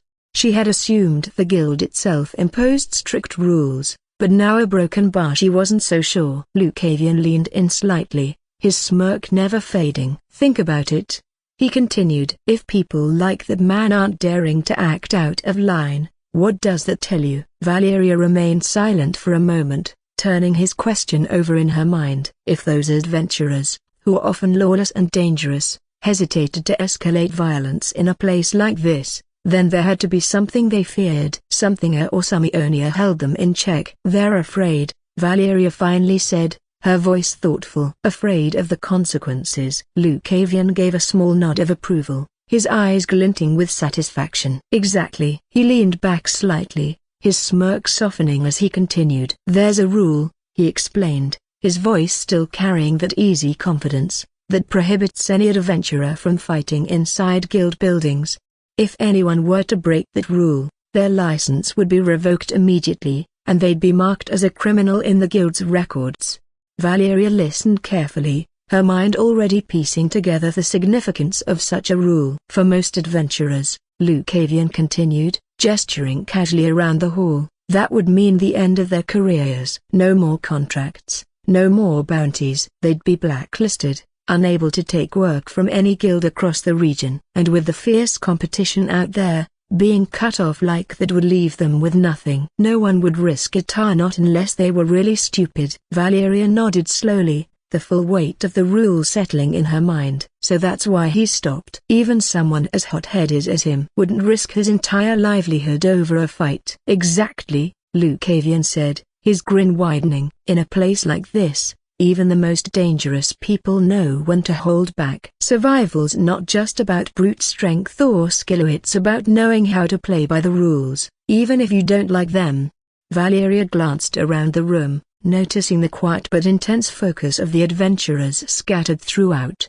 They were all competitors in a market that demanded strength and cunning, but also restraint. If someone broke the rules here, they wouldn't just be facing the guild's wrath, they'd be throwing their entire future away.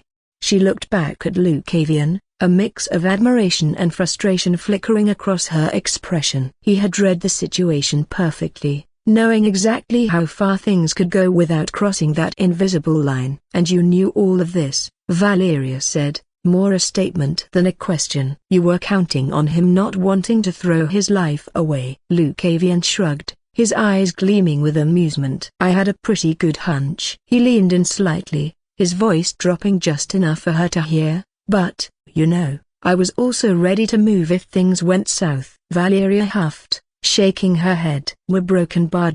You are a gambler. Lucavian's face showed a brief grimace as Valeria called him a gambler. His usual smirk wavered as he turned to her, eyes narrowing slightly, his tone taking on a sharper edge. And how, exactly, did you come to that conclusion?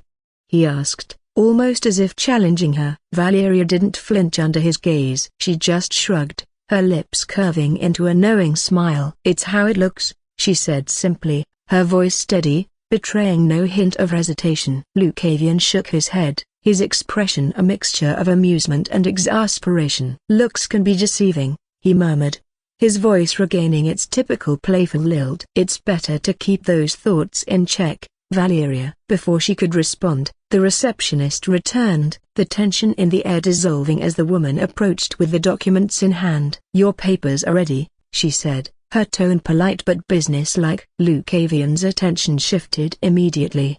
The brief flash of tension gone as quickly as it had appeared. He flashed the receptionist his usual grin, his carefree attitude firmly back in place. Perfect. Let's get this over with, then, he said, reaching out to take the documents. Then, please allow me to explain the guild system and ranks. The guild receptionist cleared her throat, preparing to give the necessary details. She placed the stack of documents on the counter and gestured to Lucavian and Valeria, her professional demeanor fully intact. Let me first explain the ranking system within the Adventurers Guild, she began, her voice clear and steady. As you may already know, adventurers are classified by rank, starting at rank F and going up to rank S. The higher your rank, the more prestigious and dangerous missions you are allowed to undertake.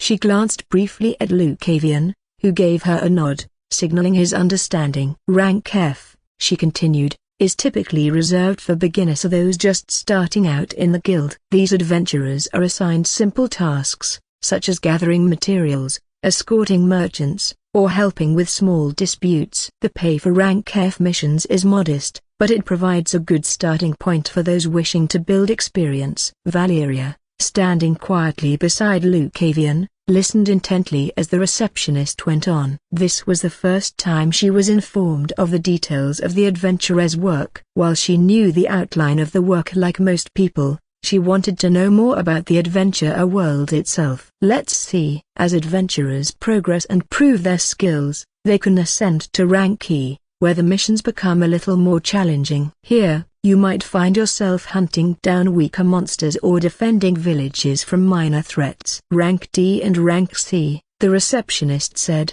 picking up the pace, where things start getting interesting. Adventurers at these ranks can accept missions involving larger monsters, such as dire wolves or trolls. They may also be tasked with investigating mysterious ruins or handling more complex political situations between towns. Lucavian, still leaning casually against the counter, raised an eyebrow as she continued. What about the upper ranks? The receptionist's expression shifted slightly, a hint of respect in her eyes. Rank B is where elite adventurers begin to stand out. Rank B missions often involve eliminating powerful creatures, dealing with dangerous rogue mages, or handling large-scale threats that could endanger entire regions.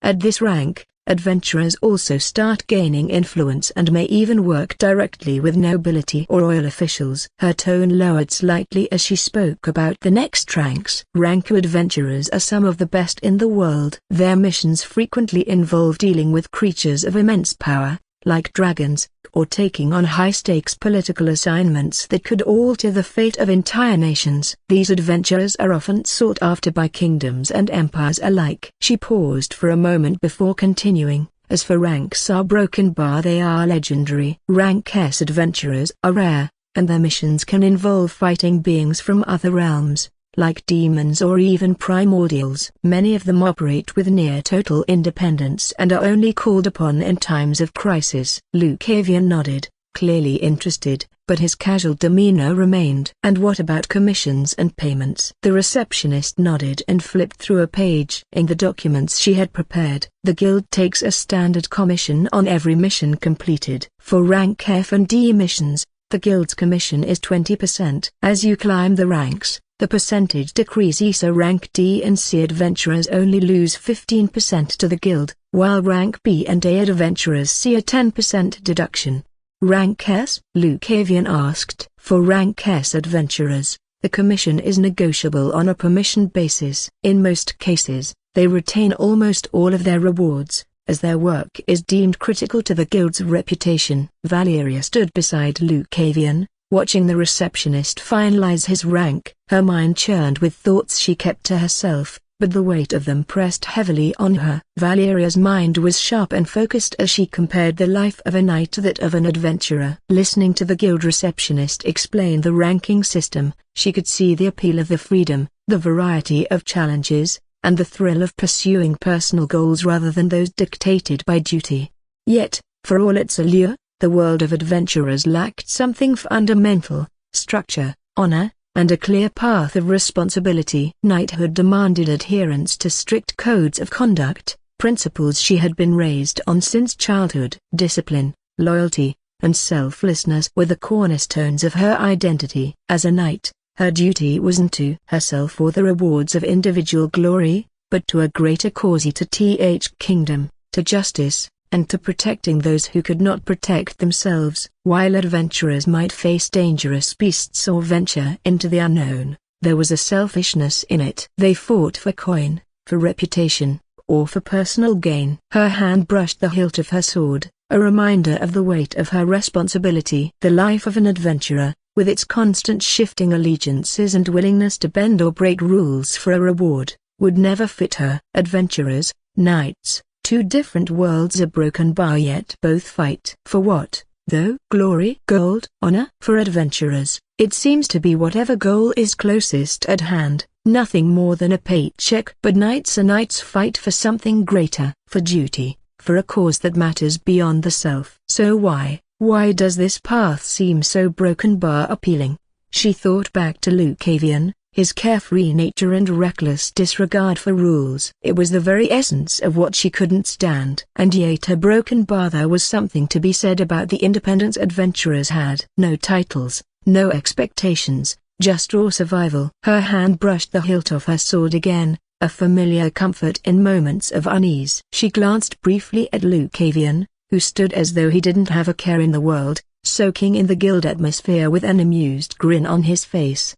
He never takes anything seriously. Not the rules, not the risks. Everything's just a game to him. How can someone like him be trusted in a system that's supposed to have structure? He'll just find another way to twist it to his benefit. How can someone who bends rules for fun, a broken bar, be given more opportunity than those who follow them? Her thoughts wandered briefly to Lucavian's earlier confrontation. There had been no loyalty, No higher cause, just a man testing his limits. That irked her. She glanced at him now, standing as through the world were his playground, entirely comfortable bending the rules when they suited him. Yet, here he was, about to be welcomed into the ranks of adventurers, a path of opportunity clearly laid before him. The receptionist finished explaining the guild system. Then, with a glance at Lucavian, she added, "Due to the recommendation letter from a knight, you'll start at rank D." She raised an eyebrow. "Though, should you prove your capabilities, an advancement to a higher rank isn't out of the question." A recommendation from a knight. Of course, even here, connections hold power. Valeria couldn't help but be intrigued, even if it bothered her. A recommendation from a knight? Lucavia never mentioned having such connections, and for someone like Hema, a free spirit with a blatant disregard for structure, it seemed even more unlikely. Her curiosity piqued, but she kept her thoughts to herself, unwilling to ask directly and give him the satisfaction of knowing he had sparked her interest. As the receptionist continued explaining the guild's procedures, Lucavian leaned against the counter, as relaxed as ever, absorbing the information with a nonchalant air. "Now that we've gone over the rankings and commissions," the receptionist said, glancing between them, "let me explain how you'll take on missions." She reached beneath the counter, pulling out a small, gleaming card. It shimmered faintly with a soft blue glow, the edges intricately carved with arcane symbols that seemed to pulse with latent magic. She handed it to Lucavian, who took it with a raised eyebrow. "This," the receptionist continued, "is an adventurer's card. It's a recent breakthrough from the Mage Tower, something we're quite proud of. It's a magical artifact that allows you to register for missions through the guild's bulletin board without needing to come in person." Lucavian turned the card over in his hands, his eyes glinting with interest. "Fancy," he muttered, running a finger along the edge. "How does it work?" The receptionist smiled, clearly pleased to explain. "Once you receive a mission from the bulletin board, the card will automatically record the details, location, objectives, and even any important conditions related to the mission. You can access that information at any time by channeling a small amount of mana into the card. It's connected directly to the guild system, so it updates in real time." Valeria watched closely as Lucavian examined the card, her own curiosity quietly growing. She had heard of magical artifacts like these, pieces of technology that bridged the gap between magic and practicality, but seeing one up close was a rare experience.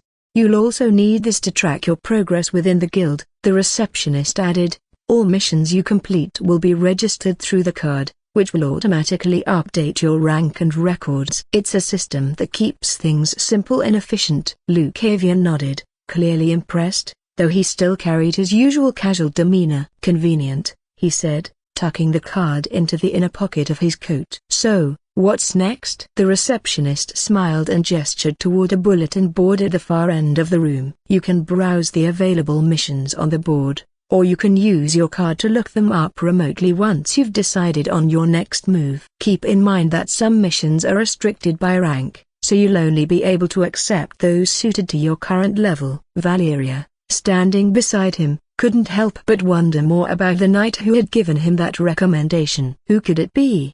She thought, glancing briefly at Lucavian, who seemed completely unbothered by the question that lingered in her mind. Though she didn't ask aloud, her thoughts churned. For someone as unpredictable and reckless as Lucavian to have earned the favor of a knight? It didn't add up. There was more to him than he let on, and it was becoming increasingly clear that his carefree attitude hid layers she had yet to understand.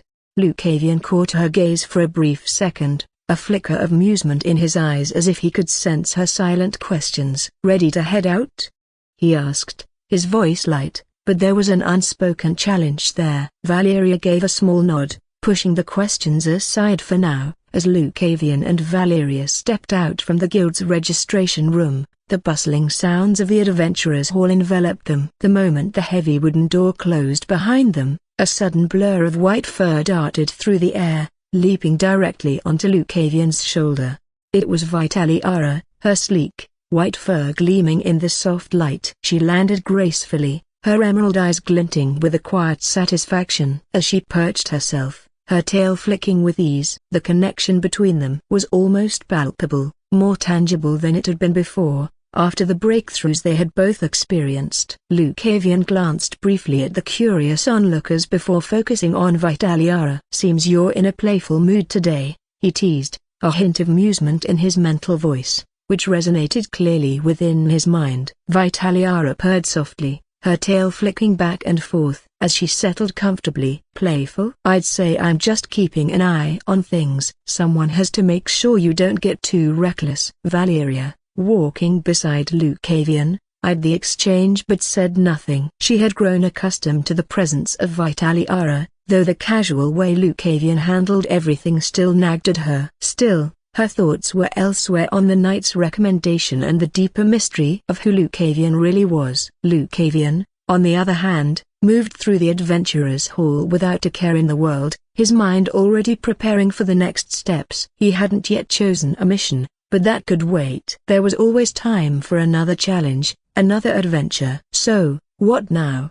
Vitaliara's voice echoed again in his mind, her tone thoughtful. "You've got your rank, your fancy new card, and a city full of people eager to see the next big thing at this tournament. Seems like a perfect setup for someone like you." Lucavian's smirk widened as he cast a glance outside the adventurer's hall, his eyes narrowing slightly as he scanned the bustling streets. There was something off, a familiar tension hanging in the air. His instincts, sharpened over countless battles and encounters, had already picked up on the subtle shifts in mana around them. "No matter where you are, there are always people who never grow up," he murmured into his mind, his thoughts flowing effortlessly to Vitaliara. "What are you talking about?" Vitaliara's voice echoed back, her tone laced with curiosity. Her tail flicked as she tried to make sense of Lucavian's sudden change in focus. Lucavian chuckled softly, his gaze fixed on a particular alleyway just outside the hall. "A broken bar, just watch." Vitaliara paused, her feline eyes narrowing as she focused on the surrounding mana. In an instant, she felt a small group of people lingering just outside, their mana signatures faint but unmistakable. She took a moment to count them, her senses heightened. "5 of them," she said, her voice now serious. "I can sense their mana. They're not trying very hard to hide it, either." Lucavian nodded subtly, his expression still casual, but his eyes gleamed with anticipation. "I know. I could feel them the moment we stepped out." "It's always the same. There's always someone who thinks they can test their limits or make a quick move in places like this." Vitaliara's gaze sharpened as she assessed the situation. "What do you think they want? A quick score? Or is this some sort of personal grudge?" Lucavian shrugged lightly. "Well, when you were wandering around just now, you missed it." "What happened?" "Let's say they were courting death." "Courting death?" "A broken bar. You will see it soon." Valeria, who had been walking beside them, finally noticed the shift in Lucavian's demeanor. She turned her gaze to him, her brows furrowed in confusion. "What is it? You've gone quiet." Lucavian flashed her a mischievous smile, though his eyes didn't leave the entrance to the hall. "Just some old habits of the unwise." "Seems we have a few guests waiting outside for us." Valeria's hand instinctively moved toward the hilt of her sword, her stance becoming more alert. "How many?" "5, Lucavian answered calmly, his voice almost amused. "They're not exactly subtle." Valeria's eyes narrowed, her grip tightening on the hilt of her sword as they approached the entrance to the guild hall. "Who are they?" she asked quietly, her tone edged with suspicion. Lucavian's smile didn't falter, but there was a glimmer of something darker in his gaze as he glanced at her. "You'll understand when you see their faces," he said lightly, a hint of amusement still coloring his voice. "Let's just say a broken bar. They're familiar with bad decisions." Valeria's brows furrowed, but she didn't press further. Instead, she focused on the subtle shifts in Lucavian's expression and the easy confidence in his stride as they stepped outside. The air was cooler now, the sun starting its slow descent, casting long shadows across the bustling street. Even in the dimming light, the presence of those waiting for them was unmistakable. Lucavian took his time, walking at a leisurely pace through the crowd, as if they weren't being followed. Vitaliara, perched on his shoulder, kept her senses alert, tracking the 5 distinct mana signatures that hovered just out of sight. Each step brought them closer to the alleyway, where the narrow streets would offer a perfect spot for a confrontation. "They're moving," Vitaliara murmured, her eyes flickering as she tracked the movement through the thinning crowd closing in from both sides. "Looks like they want to surround us." Lucavian's smirk widened. "Good. Saves us the trouble of hunting them down." Valeria shot him a sharp look, her tension mounting. "You're not planning to just let them ambush us, are you?" Lucavian shrugged, his smile turning playful. "Why not? It's easier to deal with them all at once." Before Valeria could respond, they rounded a corner, entering a quieter part of the street.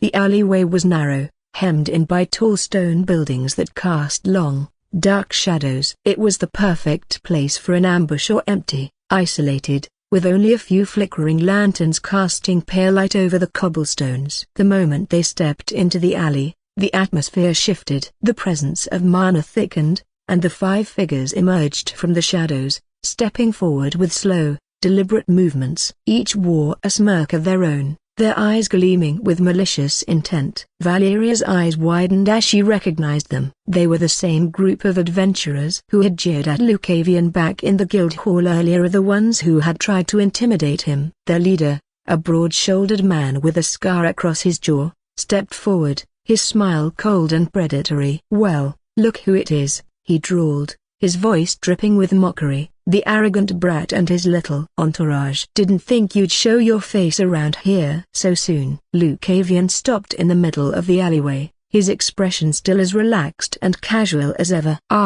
Yes. "You're the ones who were barking earlier," he said lightly, his gaze drifting over each of them. "I figured you might try something stupid." The scarred man's grin widened, a low chuckle rumbling in his chest. "Stupid, huh? You've got guts, talking like that." He glanced at his companions, and they shifted subtly, spreading out to block any escape routes. "You see, we don't take kindly to being disrespected. And in this city, we don't let insults slide." Valeria's stance shifted, her eyes locked on the man in front of them. "What do you want?" she demanded, her voice cold. "If this is some petty grudge, you'd better walk away now. I won't let you harm him." The man's gaze flicked to her, his grin widening as if he found her words amusing. "Oh, we're not here to hurt him a broken bar much. Just a little reminder that people like him need to stay in their place." He leaned forward, his expression turning menacing. "And you, sweetheart, should be more careful about who you stand beside." Vitaliara jumped down from Lucavian's shoulder, yawning. "Bunch of weaklings. What do you want to do with them?" Lucavian's smirk didn't waver. "Simple," he replied. "I make an example of them." Without warning, he took a single step forward, his gaze locking onto the scarred man's eyes. The air around them seemed to shift, a sudden pressure settling over the alleyway. The man faltered, his grin faltering slightly as Lucavian's expression darkened. "Let me give you some advice," Lucavian said softly, his voice carrying a dangerous edge. "If you want to pick a fight, make sure you understand your opponent first." The scarred man's face contorted with anger, and he reached for his weapon, a heavy iron club strapped to his back. "Why, you..." Before he could even complete his sentence, a broken bar. Swoosh! A blade flashed through the air with blinding speed. It was so swift, so precise, that the man didn't even register what had happened until a searing pain ripped through his chest. Spurt, blood gushed from a clean, diagonal cut across his torso, staining his clothes in an instant. His eyes widened in shock, his hand instinctively reaching toward the wound, but before he could react further, he felt a cold pressure at his throat. Lucavian stood before him, his usual relaxed demeanor replaced by something darker, more dangerous. In his hand, the gleaming edge of his blade rested gently against the man's neck, the faintest movement away from ending everything. The scarred man froze, his breath catching in his throat, his eyes flicking down to the sword pressed so casually against his skin. His comrades, who had been watching from the shadows, stood paralyzed, fear rippling through them at the sight of their leader brought so low in the blink of an eye. Lucavian's expression was calm, his voice a cold whisper as he spoke. "I told you," he said, his tone steady and unyielding. "Know your opponent before you start something you can't finish." "I told you." "Know your opponent before you start something you can't finish." Lucavian's blade gleamed faintly in the dim light, the soft hum of its edge cutting through the tension that hung thick in the alley. The scarred man, his chest still oozing blood from the clean cut, struggled to maintain his composure as Lucavian's words sank in. The cold steel pressed ever so lightly against his neck, and the weight of his earlier bravado grumbled beneath Lucavian's calm, dangerous presence. "Now a broken bar. What were you saying?" Lucavian's voice was low, but it carried a weight that made the man's heart pound faster. He swallowed hard, his bravado fully replaced by fear. His knees wobbled, the strength draining from his body as his companions, who had been watching from the shadows, widened their eyes in disbelief. For a moment, the other lackeys couldn't comprehend what had just unfolded before them. Their leader, someone known for his brutal strength, was brought down without so much as a struggle. The sight of him, trembling and defenseless under Lucavian's blade, shattered their confidence. Was this the same man who had led them with such arrogance? They exchanged panicked glances, their instincts finally kicking in. Two of them shifted, muscles tensing as they prepared to lunge forward, thinking they could overpower Lucavian with sheer numbers. But before they could make a single move, their leader, the man bleeding under the weight of his own arrogance, found his voice. "Stop!" he rasped, his voice hoarse and filled with desperation. His lackeys froze in their tracks, stunned by the command. The word was not a bark of authority, as they were used to hearing from him, but a clear one filled with the cold realization that any further action would only bring disaster upon them all. Lucavian's smirk deepened as he heard the man's panicked order. He could feel the tension shift in the air, their attempt to rally snuffed out before it even began. The scarred man knew, even if his companions didn't, that any further escalation would lead to something far worse than a few shallow cuts. "Wise choice," Lucavian murmured, his voice soft but edged with finality. He withdrew his blade, the gleaming edge slipping away from the man's throat with the same grace it had appeared. The scarred man collapsed to his knees, gasping for breath as the pressure on his life was suddenly lifted. The lackeys stood frozen, unsure of what to do. Their leader was on the ground, defeated in both spirit and strength. Slowly, their bravado seeped away, replaced by a creeping fear of the man who had effortlessly dismantled the one they thought invincible. Lucavian glanced at the group, his expression almost bored. "Take him and leave," he said, flicking the blood from his blade before sheathing it in one smooth motion. "And next time, think twice before you try to throw your weight around." The lackeys hesitated for only a moment before rushing to their leader's side. They hoisted him up as best they could, their hands shaking as they avoided Lucavian's gaze. Without another word, they dragged the scarred man away, retreating into the shadows with their tails between their legs. As they disappeared down the alley, Vitaliara's voice echoed in Lucavian's mind, her tone laced with amusement. "I almost feel bad for them. Almost." Lucavian chuckled softly, his smirk fading into a more relaxed smile. "They'll live. And they'll remember." Valeria, who had been watching the entire scene unfold in stunned silence, finally let out a slow breath. She shook her head, clearly still processing how effortlessly Lucavian had handled the situation. "That was a broken bar quick," she muttered, unable to keep the surprise out of her voice. Lucavian turned to her, his eyes gleaming with amusement. "No need to drag things out," he said with a shrug. "Sometimes, a quick lesson is all people need." Valeria nodded at Lucavian's words, but she couldn't shake the lingering chill that ran down her spine. Just now, when he drew his blade, something had shifted in the air, a sharp, almost imperceptible intent that had sliced through the tension like the edge of his sword. It was subtle, but Valeria had felt it clearly. Her eyes narrowed slightly, still processing the scene. She wasn't just impressed by how effortlessly Lucavian had handled the group, there was something more, something in his aura that had changed. The gleam of his blade, though quick, had flashed with power. Valeria had been trained well enough to recognize what that gleam meant. It was unmistakable. "You broke through to 4-star, didn't you?"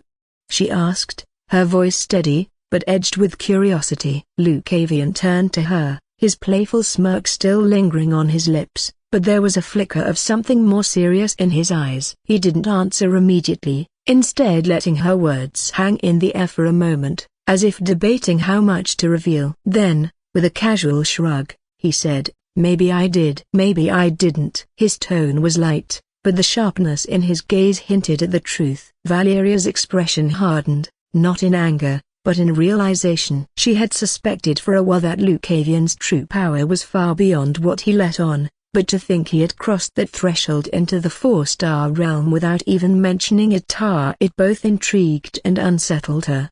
This guy, before they met, felt like he was just a 3-star awakened. But now, he had just reached the 4-star realm. Reaching 4-star wasn't a small feat. It marked a major milestone in a martial artist's journey, a point where they began to truly command the battlefield with the intent of their weapon alone.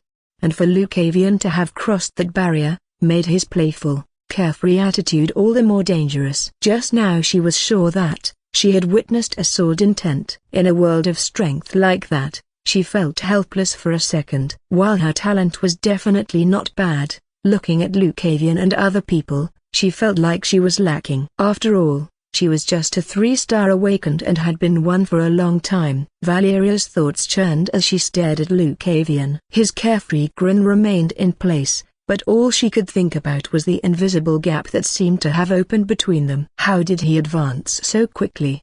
She wondered, her chest tightening with a mixture of frustration and doubt. She had been stuck in the 3-star realm for over 2 years, hitting a bottleneck she hadn't been able to break through. No matter how much she trained, no matter how diligently she cultivated using their heart of the night, passed down through her family, she felt as if she had reached a wall, one that wouldn't budge, no matter how hard she pushed. Her core felt stable, powerful even, but it wasn't progressing. And that was the problem. She was stuck, stagnant, in a world where others, like Lucavian, seemed to surge ahead effortlessly. When she had first reached the 3-star realm, she had felt prouder, accomplished. The power, the control, the command over her men, it had been exhilarating. But now it felt like she was constantly being left behind. Her eyes drifted to Lucavian again, and despite herself, a pang of envy tightened her chest. His talent had always been evident, but for him to already be on the verge of mastering sword intent, something only 4-star martial artists could truly grasp. It was more than just talent. It was as though the universe itself favored him, letting him glide past challenges that weighed on others for years. And what am I doing now? Valeria muttered under her breath, her frustration slipping into her voice. She had been working tirelessly, dedicating every moment to her cultivation, but for the last 2 years, she hadn't advanced even an inch. Her mana channels were clear, her core stable, but her progress felt a broken bar frozen. There, mana accumulation art, her family's treasured technique here, had always served her well, but lately, it felt like it had stopped resonating with her, as if it no longer held the key to her advancement. For 2 years, she had endured this stagnation, watching others break through to higher realms while she remained tethered to the 3-star rank. Her speed wasn't terrible, she knew that. 2 years at 3-star was still respectable. But with the tournament approaching, the pressure weighed heavier on her. She needed more and more power, more progress. And right now, she felt like she was chasing shadows, while those around her ascended effortlessly. Lucavian, of all people, stood as a reminder of that disparity. His journey seemed to flow like a river, while hers felt like a still pond, trapped in the same space with no outlet. "What are you doing? Aren't you just standing there?" Lucavian's voice broke through Valeria's spiraling thoughts, yanking her back to reality. She blinked, her mind still tangled in frustration, and then really she couldn't help but facepalm. Of course he'd interrupt with something so simple, so infuriatingly casual. Her silence seemed to amuse him. Lucavian leaned closer, peering at her with that playful glint in his eye, completely unaware, or worse, fully aware of the storm brewing inside her. "Hey, Valeria, if you keep standing there thinking so hard, you're going to get wrinkles. You don't want that, do you?" That was it. She just snapped. "Hey, Valeria, if you keep standing there thinking so hard, you're going to get wrinkles. You don't want that, do you?" Wrinkles? Really? This was his idea of helping her? She had spent years pushing herself, enduring sleepless nights, trying to master a cultivation art that had stopped working, a fighting tooth and nail against a bottleneck that refused to break her, and this was the advice he offered. A stupid, empty remark about wrinkles? Idiot! Valeria exploded, her voice louder than she intended. She could feel the heat rising to her face, frustration boiling over. You think everything's just a joke, don't you? You never take anything seriously. Well, you don't understand anything. Lucavian blinked, his grin faltering for just a moment,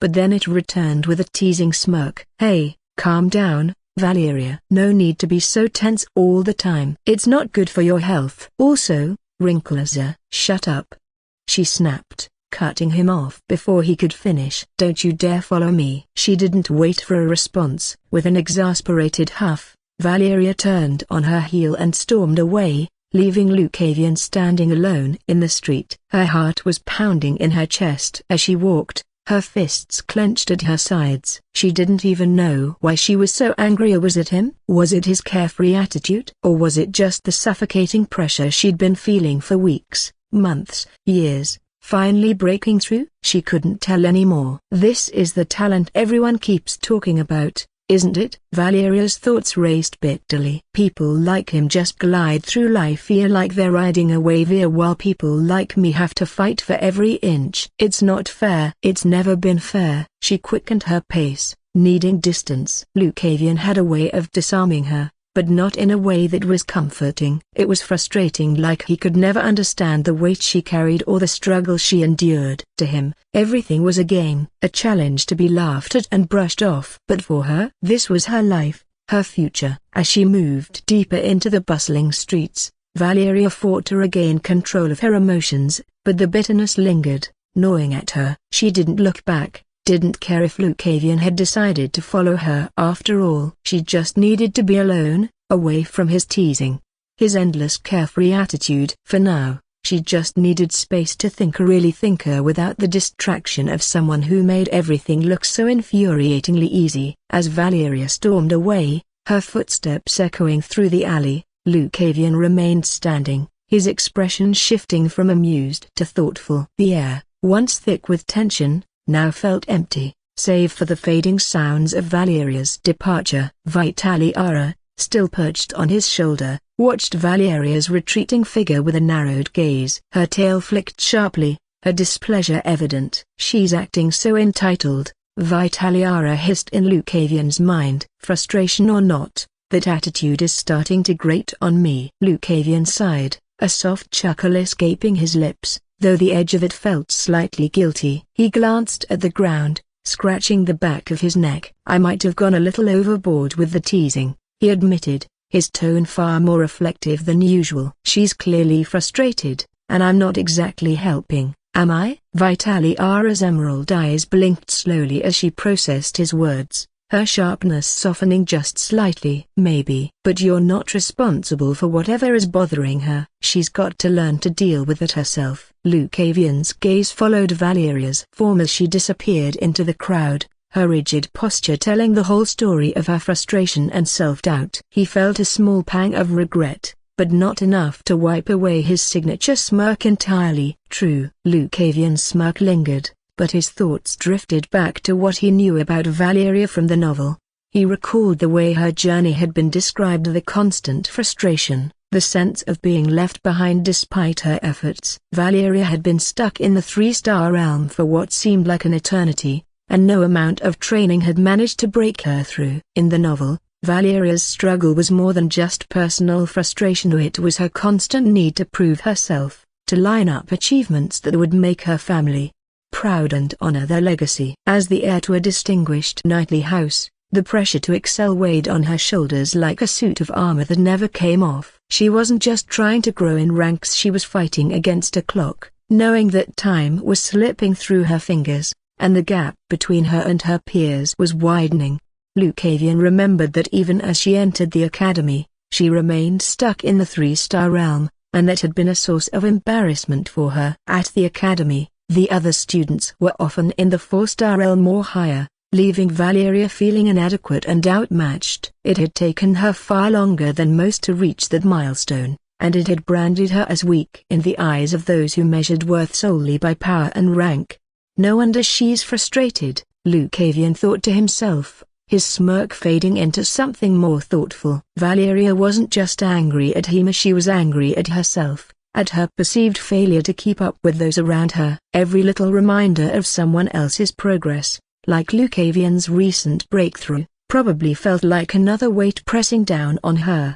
But still, he mused, she's pushing herself too hard. That's part of why she's stuck. In the novel, it is clear that Valeria's bottleneck wasn't purely a lack of talent or effort. She was one of the most diligent, disciplined characters in the story, always training, and always seeking to improve. But her rigid adherence to structure and rulers are the very things that made her such an exceptional knight who were also holding her back. She couldn't let go of the control she sought over her path, and that had been her downfall for much of her early arc. She's like a dam holding back too much water, Lucavian thought, remembering a line from somewhere. Eventually, the dam has to break for the water to flow. In the story, it took Valeria much longer to realize that. She had entered the academy still at 3-star, struggling with her self-worth and being looked down upon by her peers. It wasn't until later, after a particularly harrowing battle, that she finally broke through to the 4-star realm, but only after nearly losing everything in the process.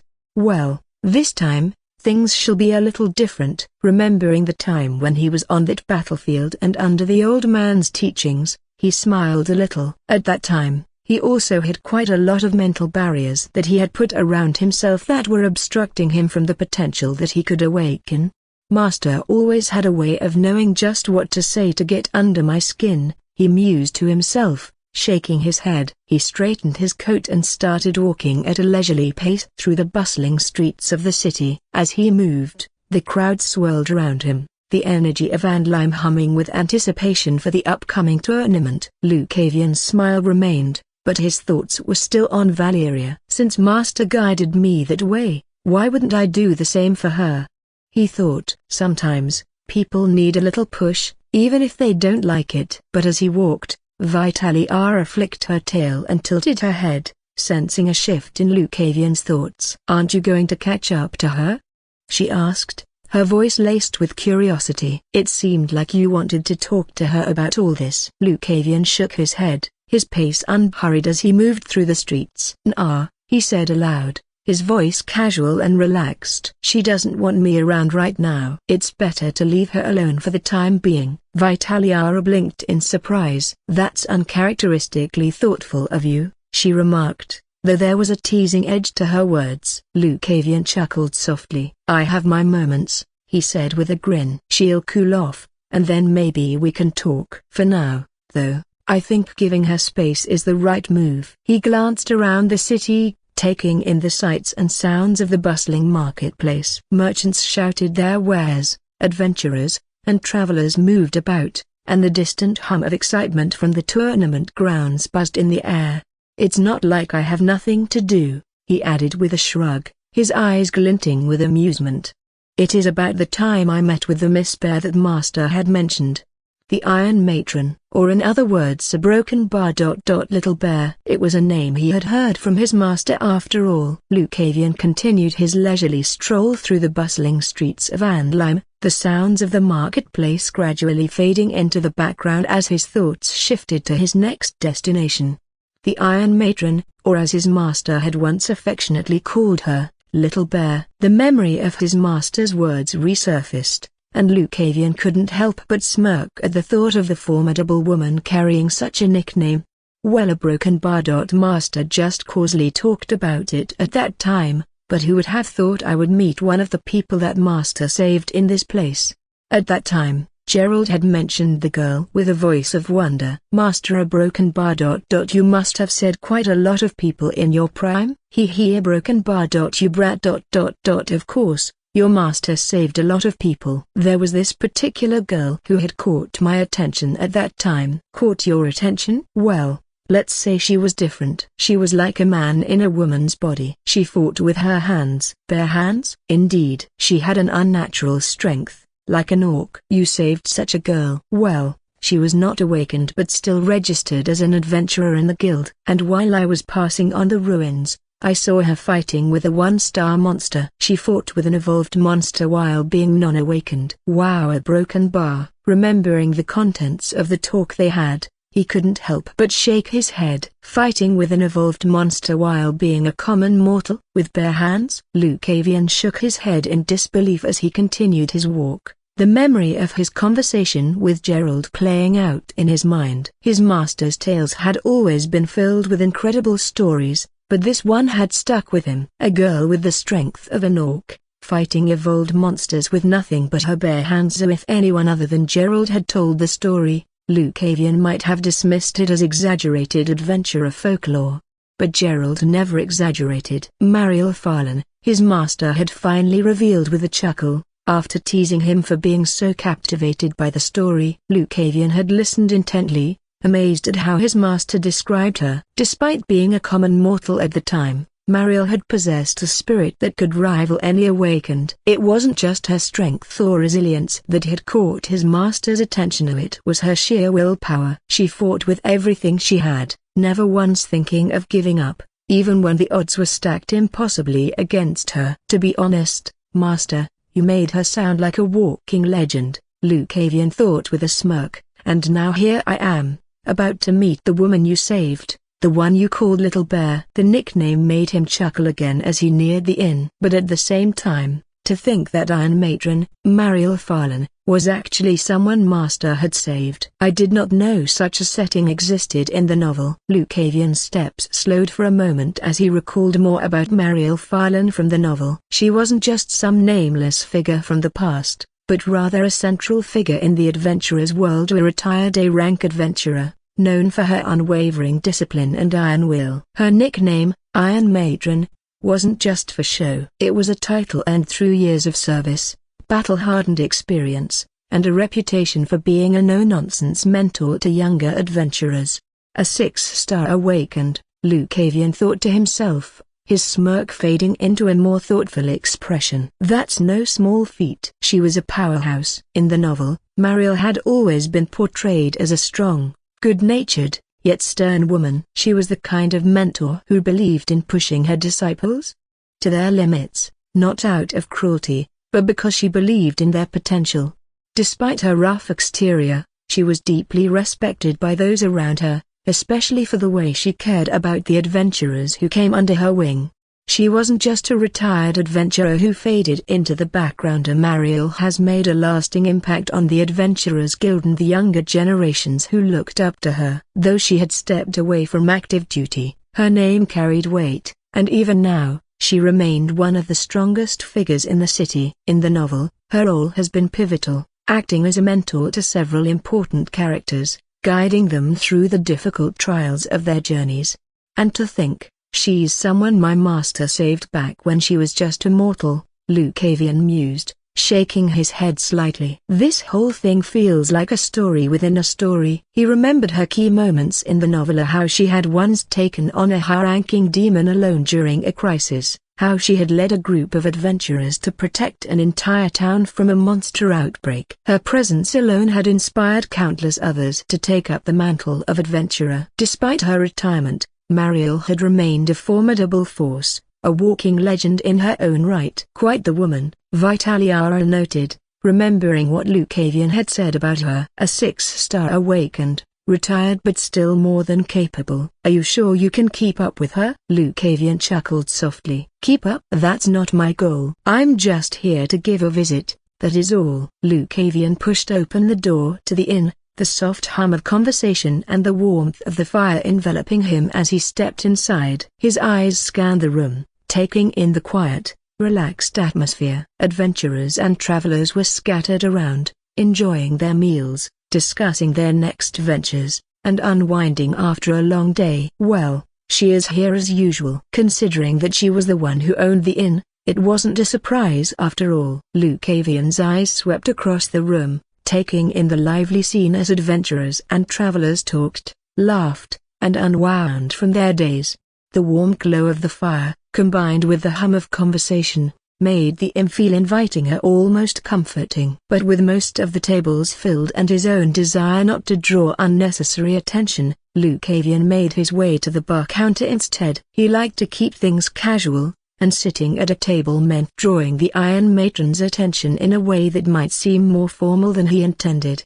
Besides, he thought with a small grin, if she wants to talk, she'll find me. He slid onto one of the stools at the bar, glancing briefly at the barkeep before leaning back, his posture relaxed. The smell of roasted meat and hearty stew filled the air, and for the first time in a while, Lucavian realized how hungry he was. He waved over the barkeep, giving the man a friendly nod. "A meal and a drink, if you don't mind," he said casually. "Something strong, but nothing too fancy." The barkeep raised an eyebrow but didn't question him. He nodded and began preparing the order, leaving Lucavian to settle in, his gaze drifting around the room. "Vitaliara," he thought with a smirk, "if you're hungry, now's the time to speak up." Vitaliara flicked her tail lazily from her perch on his shoulder. "I'm fine, but you might want to take it easy on the drink. You never know when you'll need a clear head." Lucavian chuckled softly. "You forget I can't really get drunk,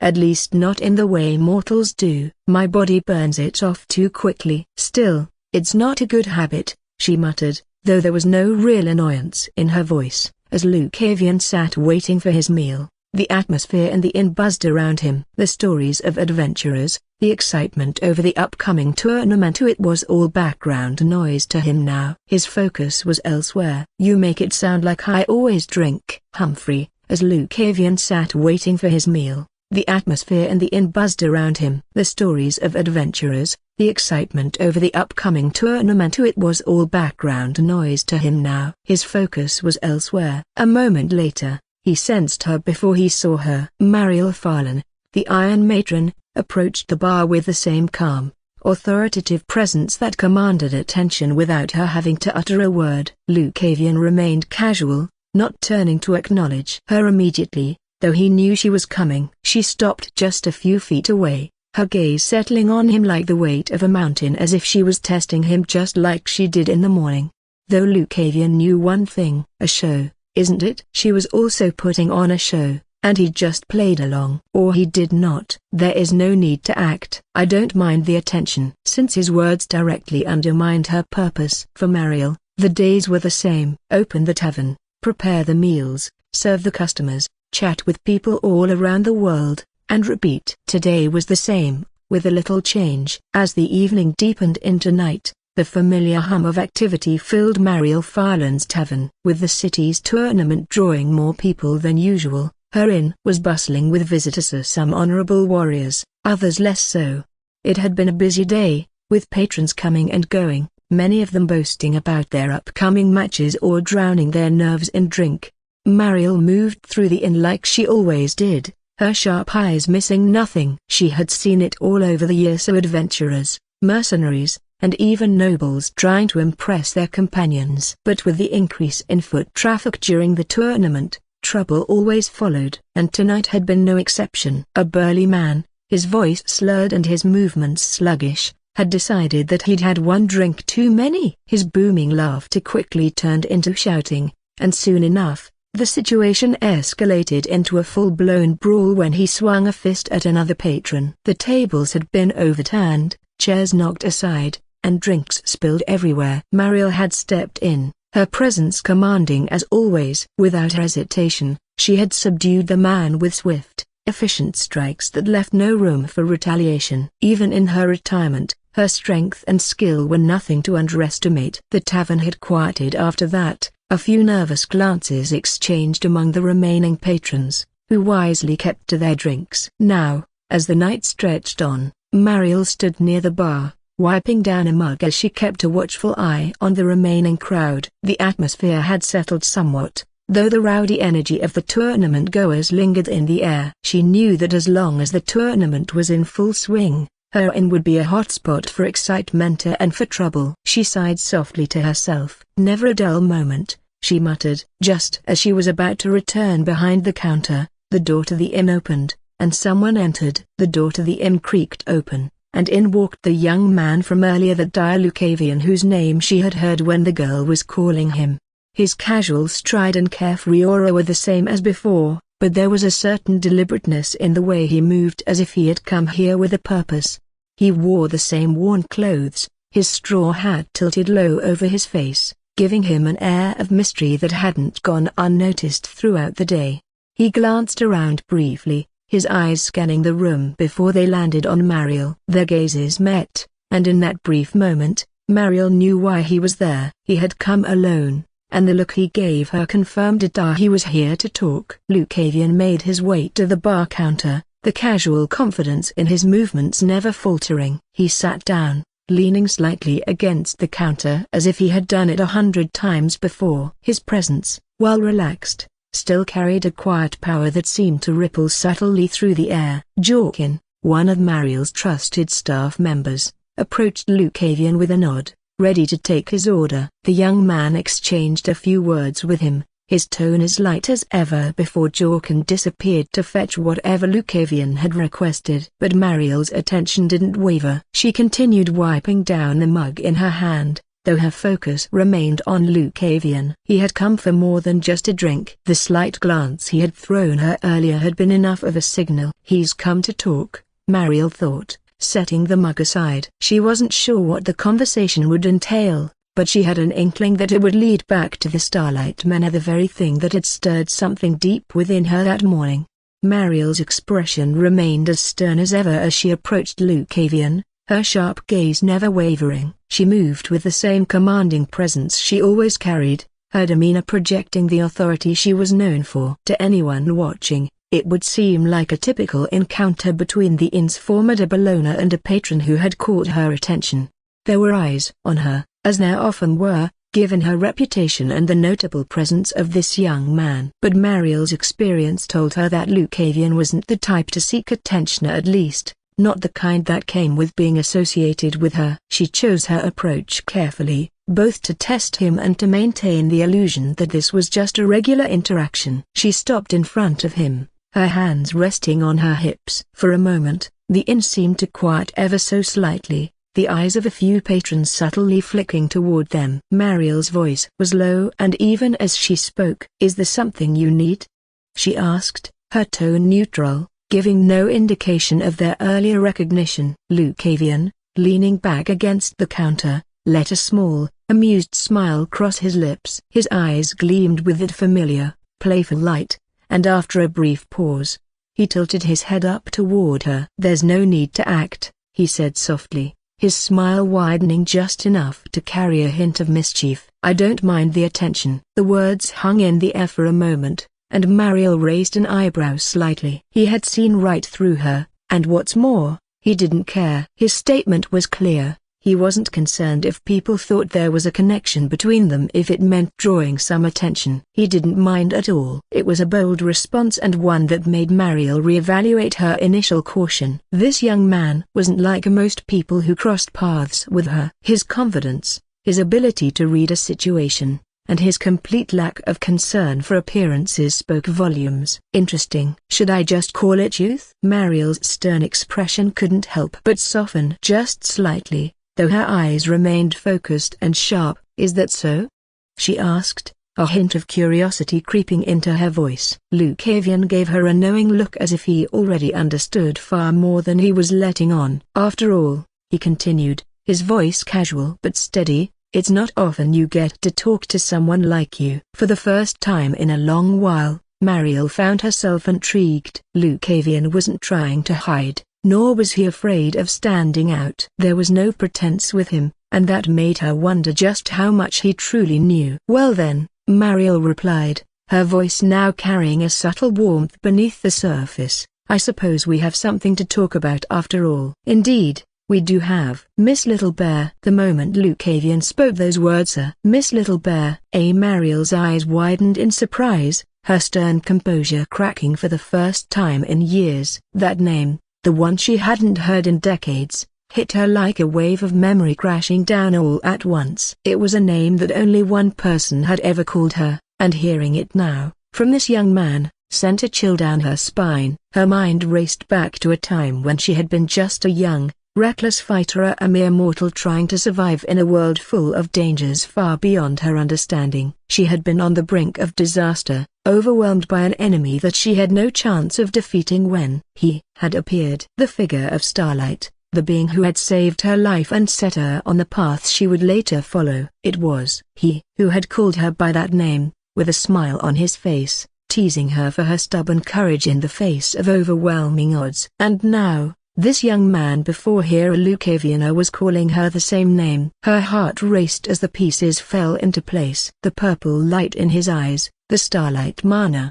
The way he seemed to know more than he let on. This wasn't a coincidence. Lucavian was connected to that figure, the one who had shaped her life so profoundly all those years ago. For a brief moment, Mariel was at a loss for words, the weight of the realization settling over her like a heavy blanket. When she finally spoke, her voice was softer, almost reverent. "Broken Bar, you know him?" Lucavian's smile widened slightly, his eyes twinkling with that same enigmatic glow. "It seems you remember," he said, his tone light but carrying a deeper meaning. Mariel took a breath, steadying herself. "How do you Broken Bar?" she began, but she already knew the answer. There was no need to ask the obvious. This young man, with his starlight mana and his knowledge of her past, was undeniably connected to the being who had once saved her. A mix of emotions surged through her: gratitude, curiosity, and a strange sense of pride. If Lucavian truly was a disciple of that figure, then the fact that he had been sent here, or had come here, meant something. And the idea that she had been remembered by such a remarkable person filled her with an unexpected warmth. "Well, a Broken Bar. Master had spoken of you." Mariel's heart swelled with both pride and a strange sense of honor. The fact that she had left such an impression on that mysterious figure enough to be spoken of to his disciple was something she hadn't expected. For a moment, she felt like that young adventurer again, standing in awe of the being who had saved her. "I see," Mariel finally said, her voice steadier now, though the weight of the revelation still lingered. "It's been a long time." Lucavian nodded, his smile never fading. "Indeed it has." "It's been a long time." "Indeed it has." Lucavian shook his head, his playful grin fading into something softer, more nostalgic. His tone, once light and teasing, took on a more somber note as he spoke again. "If Master were here," he began, "he would have most likely said, 'The little bear has grown up to be a splendid one.'" The sadness in his voice wasn't overwhelming, but it was enough to make Mariel's chest tighten. There was something deeper beneath the surface of his words, something that carried a weight far greater than just the passing of time. She sensed it immediately, the shift in the atmosphere, and before she could ask the question that was already forming in her mind, Lucavian spoke again. "It's unfortunate," he said quietly, his eyes darkening slightly, "that he can no longer ask such a question." The words settled like a heavy stone in the pit of Mariel's stomach. There was no need for further explanation. The answer was clear. The being of Starlight, the one who had saved her, who had left such an indelible mark on her life, was gone. The realization hit her harder than she expected, a wave of sorrow washing over her, tempered only by the fact that she had known deep down that something had changed long ago. For a moment, she stood there, processing the loss. Her mind drifted back to the countless times she had thought of him over the years, the gratitude she had never fully been able to express. And now, knowing that she would never have the chance to meet him again, the weight of that unspoken gratitude pressed down on her. "I see," she said softly, her voice quiet now, laced with a sadness of its own. Lucavian's eyes softened, and for a brief moment, there was a shared understanding between them, a mutual respect for the person who had touched both of their lives in such profound ways. Mariel swallowed, her throat tight as she forced herself to remain composed. "Thank you," she said, her voice steady, though the sadness remained. "For telling me." Lucavian gave her a small nod, his own grief carefully hidden behind the layers of his usual demeanor. "He spoke highly of you, you know," he said, a touch of warmth returning to his voice. "Even after all these years." That brought a faint smile to Mariel's lips. "I'm honored," she replied, her voice tinged with both sorrow and pride. Truly. Just as the air between Mariel and Lucavian was beginning to settle into something more solemn, The clattering of footsteps and a cheery voice cut through the atmosphere. "Boss?" Jorkin appeared with a plate balanced in one hand and a drink in the other, his brows raised in surprise when he saw Mariel standing there, deep in conversation. "What are you doing out here?" he asked, clearly taken aback by her presence at the bar. Mariel, her expression now composed again, glanced at the drink and plate in his hands. Without answering his question, she reached out and took them from him with a calm, practiced motion. "Bring me another drink," she said, her voice even, though the earlier tension still lingered in her eyes. Jorkin blinked, momentarily stunned, before nodding. "Right away, boss." He hurried off without another word, though his thoughts were already racing. "Who's this young man?" Jorkin wondered as he glanced back at Lucavian while preparing the drink. "Boss doesn't usually sit down with patrons, especially not during busy times like these. This must be someone important. Or at least someone interesting enough to make her stop." He shook his head as he filled a glass. Mariel had always been selective about who she gave her time to. She wasn't the type to entertain idle chatter or be easily impressed. "Whoever this guy is, he's got to be something special for the boss to stay and talk." Jorkin made his way back to the bar, placing the drink down in front of Mariel without saying a word. He could feel the subtle shift in her demeanor, the quiet intensity that meant she was in for a long conversation. He knew her well enough to recognize when something or someone had caught her attention. As he walked away, Jorkin couldn't help but glance back once more, his curiosity piqued. "Guess we'll see what this is all about," he thought, his mind buzzing with questions as he left Mariel and Lucavian to their conversation. As Jorkin left them to their conversation, Lucavian glanced down at the meal and drink placed before him, his usual playful grin spreading across his face. He picked up the glass, swirling it briefly before leaning back in his seat. "Let's not dwell on the past," he said, his voice casual, yet carrying a deeper weight underneath. "People come and people go. That's just how the world is supposed to be, isn't it?" Mariel studied him for a moment, her sharp eyes catching the subtle nuance in his words. There was a sadness behind that grin, expertly hidden, but it was there. Lucavian, for all his carefree demeanor, was someone who had learned to mask his true emotions behind a smile. She could see it now more clearly, but she appreciated the effort to his way of lightening the moment, of pushing them away from a potentially heavy conversation. She respected that, and she knew better than anyone that dwelling on such feelings would do little good. With a nod, she took a small sip from her glass of water, letting the cool liquid soothe her. "You're right," she replied simply, the unspoken understanding passing between them. Lucavian gave her a small, acknowledging nod and then lifted his drink to his lips, taking a sip. The moment the liquid hit his tongue, however, his face immediately contorted into a grimace. His expression was priceless, a mix of surprise, disgust, and confusion all at once. The usually calm and collected young man seemed momentarily at a loss. The drink, known as Bitterroot Brew, was notorious for its extremely harsh, bitter flavor. It wasn't a drink most people ordered willingly, and Mariel's eyes widened slightly as she realized what had happened. Seeing that it was Jorkin who had served the drink, the truth clicked into place. Of course, Jorkin's playing one of his little pranks, Mariel thought to herself, shaking her head with a bemused smile. It was a typical move from her employee, especially when he thought he could get away with it. And the way Lucavian's face twisted in reaction to the drink was precisely the kind of entertainment Jorkin loved. Lucavian coughed lightly, trying to regain his composure, but the taste clearly lingered on his palate. He glanced down at the glass with suspicion, then back at Mariel, his eyes narrowing playfully. "Will Broken Bar serve this to all your guests, or am I just special?"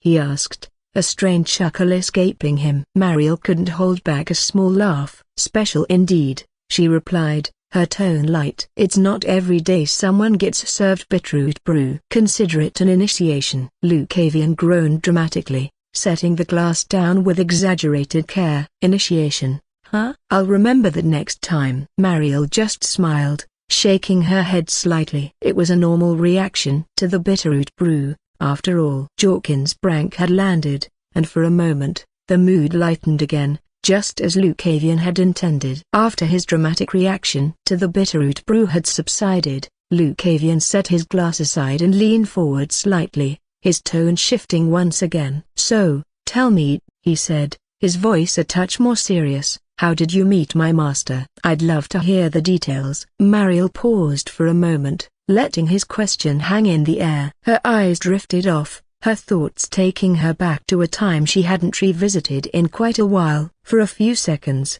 the present faded away, replaced by memories of a distant past. "When I was young," she began slowly, "I wasn't much different from the other children in our village except for one thing. My familiar broken bar. We were stronger than most. My father, especially, was a well-known ranger, the protector of our village. We were proud of our role, proud to stand guard for the people." Her gaze grew distant as she recalled those early years, a faint sadness creeping into her voice. "But that pride came at a cost. One day, the village was attacked. A monster, far beyond anything we had ever seen, came for us. My parents were the first to stand against it. They fought valiantly, but in the end, it wasn't enough. They died protecting us, protecting me." She paused, taking a breath, as the weight of the memory settled over her. "I was left alone after that, just a child with no family, no real direction. I didn't have the luxury of grieving properly. Instead, I picked up the mantle my parents left behind. I threw myself into training,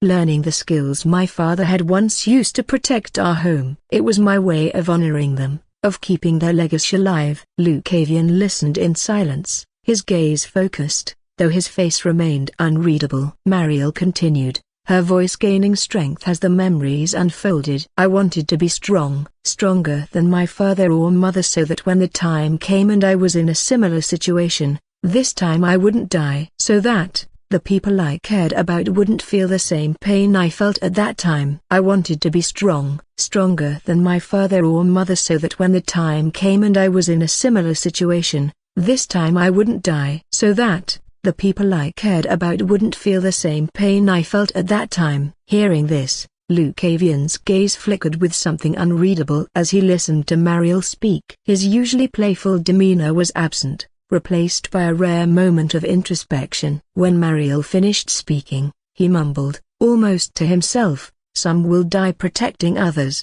It's not easy. But it's also not easy to be the one protected, to be the one left behind." There was a weight in his voice that caught Mariel's attention, a subtle shift in the air around them. It wasn't just a platitude. He spoke as though he knew the feeling personally, as though he, too, had been left behind, had felt the sting of helplessness. Mariel glanced at him curiously but said nothing. She was the one telling her story, after all, and it wasn't the time to pry. Still, she filed the thought away, making a note of it. And yet, just as Lucavian finished speaking, Jorkin approached with a large bottle in hand, his usual grin in place as he set it down on the table between them. "Figured you might want the whole bottle," he said, his tone light but knowing. "You two seem like you'll be here for a while." Mariel glanced at the bottle, then back at Jorkin. There was no need for words. She understood the gesture. Jorkin knew her well, and he was providing them the space to continue their conversation without any further interruptions. "Thank you,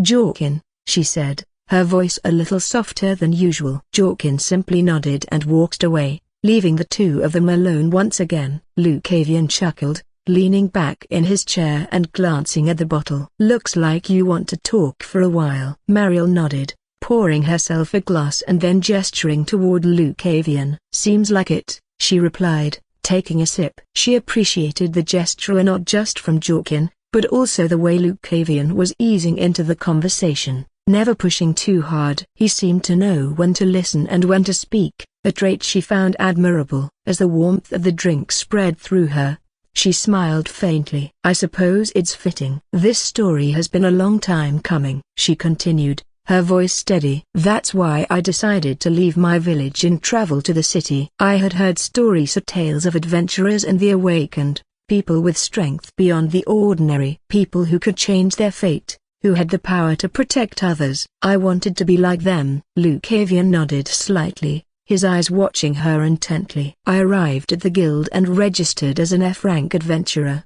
Mariel said, her lips curving into a faint smile at the memory. "It was the lowest rank, of course. And back then, all I could take on were simple missions or hunting weak monsters, gathering materials, that sort of thing. But even then, I could feel that spark inside me, pushing me to grow stronger. Her smile deepened as she spoke. With the strength my family passed down to me, I didn't struggle much with those early missions. I was still just a mortal, not awakened, but I was stronger than most, able to take down small creatures without much trouble. Lucavian's expression softened as he listened. "You sound like you were always pushing forward," he said, leaning back in his chair. "Even when the odds were against you." Mariel gave a slight nod. "I had no choice." That drive to become stronger, to make sure I would never feel helpless again, was everything to me. I wasn't just living for myself, I was carrying my parents' legacy, and I wasn't going to let it die with them. Her words lingered in the air,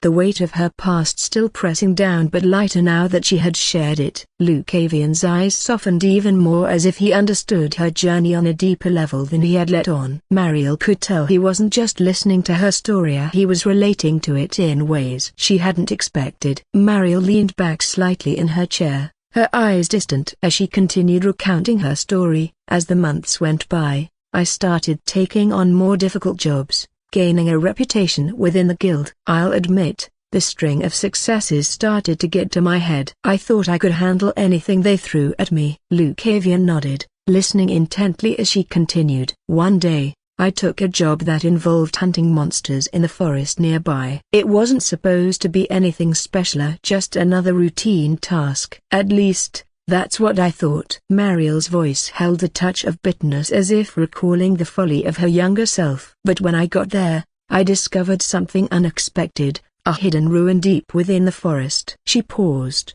the weight of that decision still lingering even after all these years. "I should have known better. I should have left, reported it back to the guild, and let someone more experienced deal with it. But greed got the better of me. I was still that young adventurer, desperate to prove herself, and the thought of treasure hidden inside those ruins was too tempting." Lucavian remained silent, his expression growing more thoughtful as she spoke. "So, I went in," Mariel continued, her voice steady but carrying the weight of regret. "At first, everything seemed fine. The ruins were quiet, old, and crumbling, just like you'd expect. But then, it happened. I stumbled into a chamber, and before I could even think about retreating, it appeared." Her eyes narrowed slightly as she recalled the monster that had nearly cost her everything. "A gravestone moor." "A peak 1-star monster." Lucavian raised an eyebrow at the name.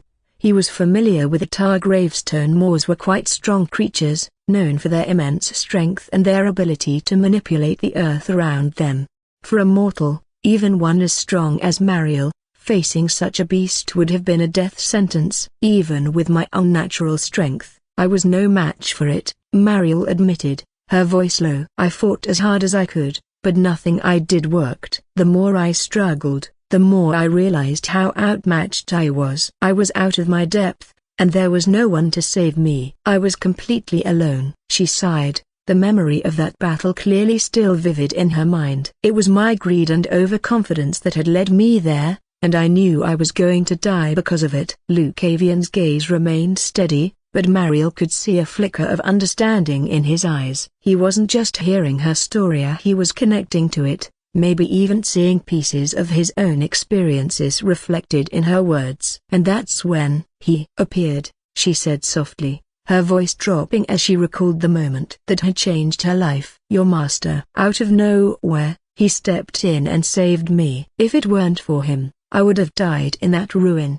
Just another adventurer lost to greed and ambition." Her words lingered in the air, heavy with the weight of the memory. Mariel smiled faintly, her eyes softening as she recalled the exact words that had been spoken to her that day. "I remember a broken bar after he saved me from the gravestone moor. He looked me over and, in the most casual way, he said, 'Wow, you really are like a bear girl.' Yeah, I've decided you'll be Little Bear from now on." Lucavian's eyes brightened with recognition, and he chuckled quietly. "That sounds just like him." Mariel nodded, her smile growing a little. "At the time, I didn't know what to make of it. I was still shaken from the battle, and here was this mysterious figure, giving me a nickname like it was nothing. But then, as if saving me wasn't enough, He started talking about how I was different. How there was something unique about me, or something in my constitution that I hadn't realized. She glanced down at her hands, remembering how powerless she had felt before that encounter. He told me I was talented, but I just didn't know how to cultivate or awaken myself. I had always relied on my raw strength, thinking that was enough. But he saw potential in me that I couldn't see in myself. Lucavian listened, his expression serious but intrigued. And he taught you how to circulate mana, didn't he? Mariel nodded again, her voice growing a touch softer. Yes. He didn't just save me and leave. He showed me how to control the mana within me, and how to circulate it properly. He guided me through the basics of cultivation,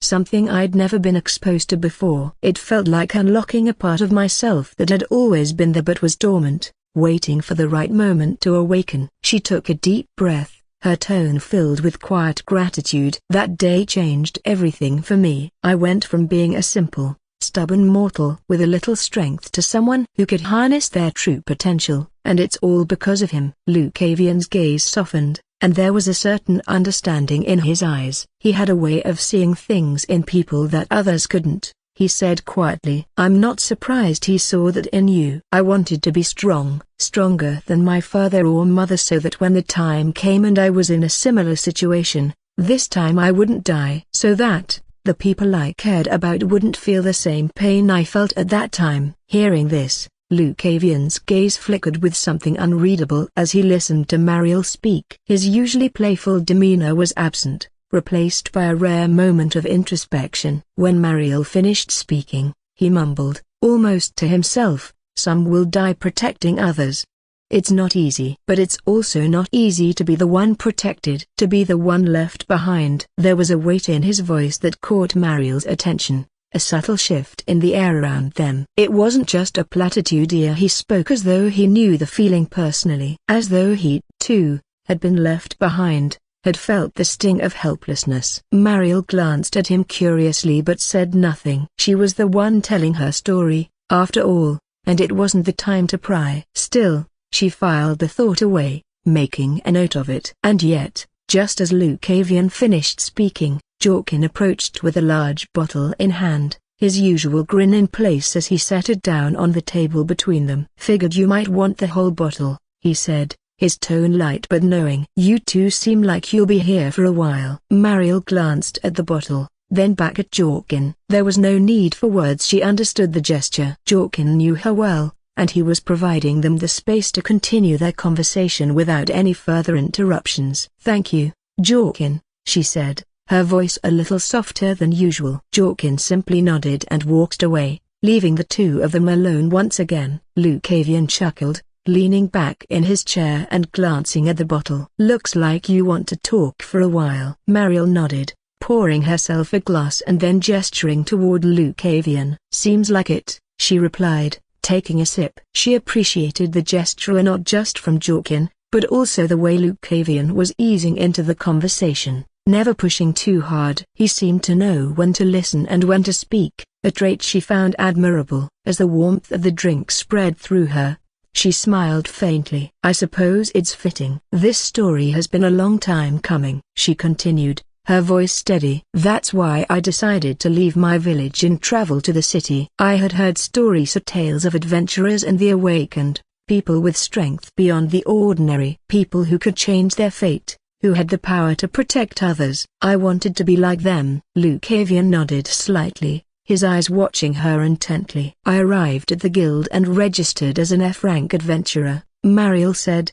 her lips curving into a faint smile at the memory. "It was the lowest rank, of course, and back then, all I could take on were simple missions or hunting weak monsters, gathering materials, that sort of thing. But even then, I could feel that spark inside me, pushing me to grow stronger." Her smile deepened as she spoke. "With the strength my family passed down to me, I didn't struggle much with those early missions. I was still just a mortal, not awakened, but I was stronger than most, able to take down small creatures without much trouble." Lucavian's expression softened as he listened. "You sound like you were always pushing forward," he said, leaning back in his chair. "Even when the odds were against you." Mariel gave a slight nod. "I had no choice." That drive to become stronger, to make sure I would never feel helpless again, was everything to me. I wasn't just living for myself, I was carrying my parents' legacy, and I wasn't going to let it die with them. Her words lingered in the air, the weight of her past still pressing down but lighter now that she had shared it. Lucavian's eyes softened even more as if he understood her journey on a deeper level than he had let on. Mariel could tell he wasn't just listening to her story, he was relating to it in ways she hadn't expected. Mariel leaned back slightly in her chair, her eyes distant as she continued recounting her story. As the months went by, I started taking on more difficult jobs, gaining a reputation within the guild. I'll admit, the string of successes started to get to my head. I thought I could handle anything they threw at me. Lucavian nodded, listening intently as she continued. One day, I took a job that involved hunting monsters in the forest nearby. It wasn't supposed to be anything special, just another routine task. At least, that's what I thought. Mariel's voice held a touch of bitterness as if recalling the folly of her younger self. But when I got there, I discovered something unexpected, a hidden ruin deep within the forest. She paused, the weight of that decision still lingering even after all these years. I should have known better. I should have left, reported it back to the guild, and let someone more experienced deal with it. But greed got the better of me. I was still that young adventurer, desperate to prove herself, and the thought of treasure hidden inside those ruins was too tempting. Lucavian remained silent, his expression growing more thoughtful as she spoke. So, I went in, Mariel continued, her voice steady but carrying the weight of regret. At first, everything seemed fine. The ruins were quiet, old, and crumbling, just like you'd expect. But then, it happened. I stumbled into a chamber, and before I could even think about retreating, it appeared. Her eyes narrowed slightly as she recalled the monster that had nearly cost her everything. A gravestone moor. A peak 1-star monster. Lucavian raised an eyebrow at the name. He was familiar with it. Our gravestone moors were quite strong creatures, known for their immense strength and their ability to manipulate the earth around them.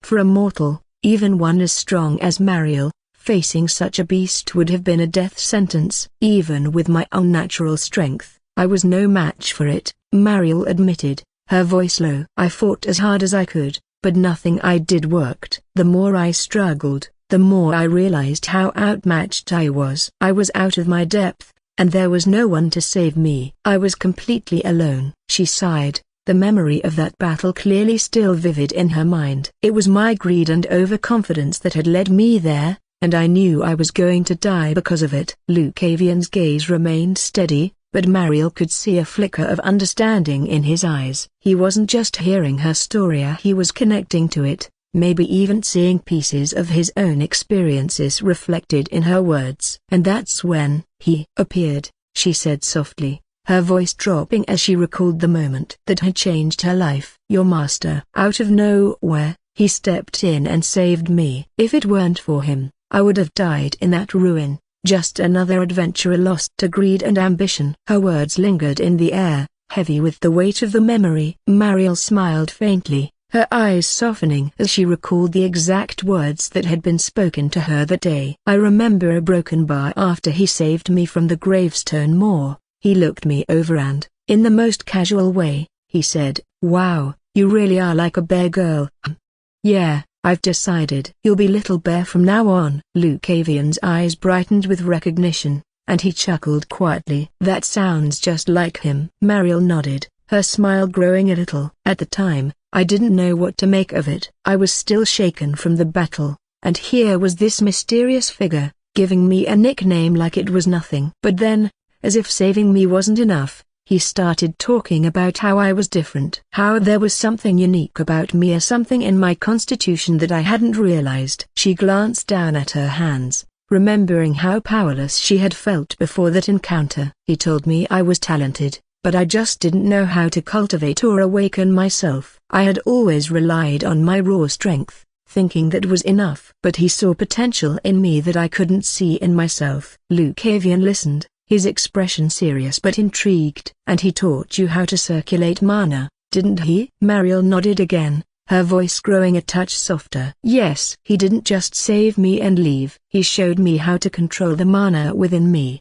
and how to circulate it properly. He guided me through the basics of cultivation, something I'd never been exposed to before. It felt like unlocking a part of myself that had always been there but was dormant, waiting for the right moment to awaken. She took a deep breath, her tone filled with quiet gratitude. That day changed everything for me. I went from being a simple, stubborn mortal with a little strength to someone who could harness their true potential, and it's all because of him. Lucavian's gaze softened, and there was a certain understanding in his eyes. He had a way of seeing things in people that others couldn't. He said quietly, "I'm not surprised he saw that in you." Lucavian chuckled softly as Mariel finished her story, but the sound quickly faded as he picked up his fork, finally turning his attention to the meal that had sat largely untouched in front of him. He chewed thoughtfully, the warmth of the food filling him as the weight of their conversation lingered in the air.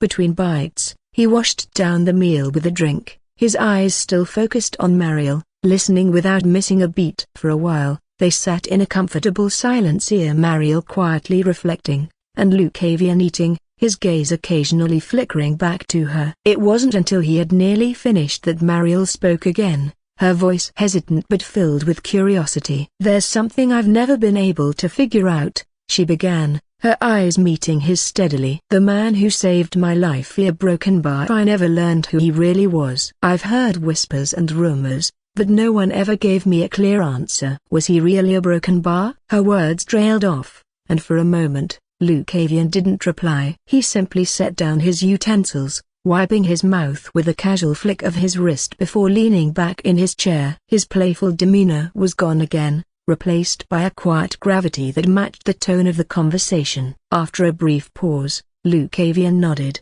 his voice low, almost reverent. "Starscourge Gerald," he said softly, the name hanging in the air between them like a distant echo of the past. Mariel's breath caught in her throat. She had suspected as much, but hearing the name from Lucavian's lips brought it all into focus. Gerald, the figure of Starlight who had saved her, the one who had changed the course of her life. She had never known his name, never been able to fully thank him for what he had done, and now, here it was, a truth she had sought for so long.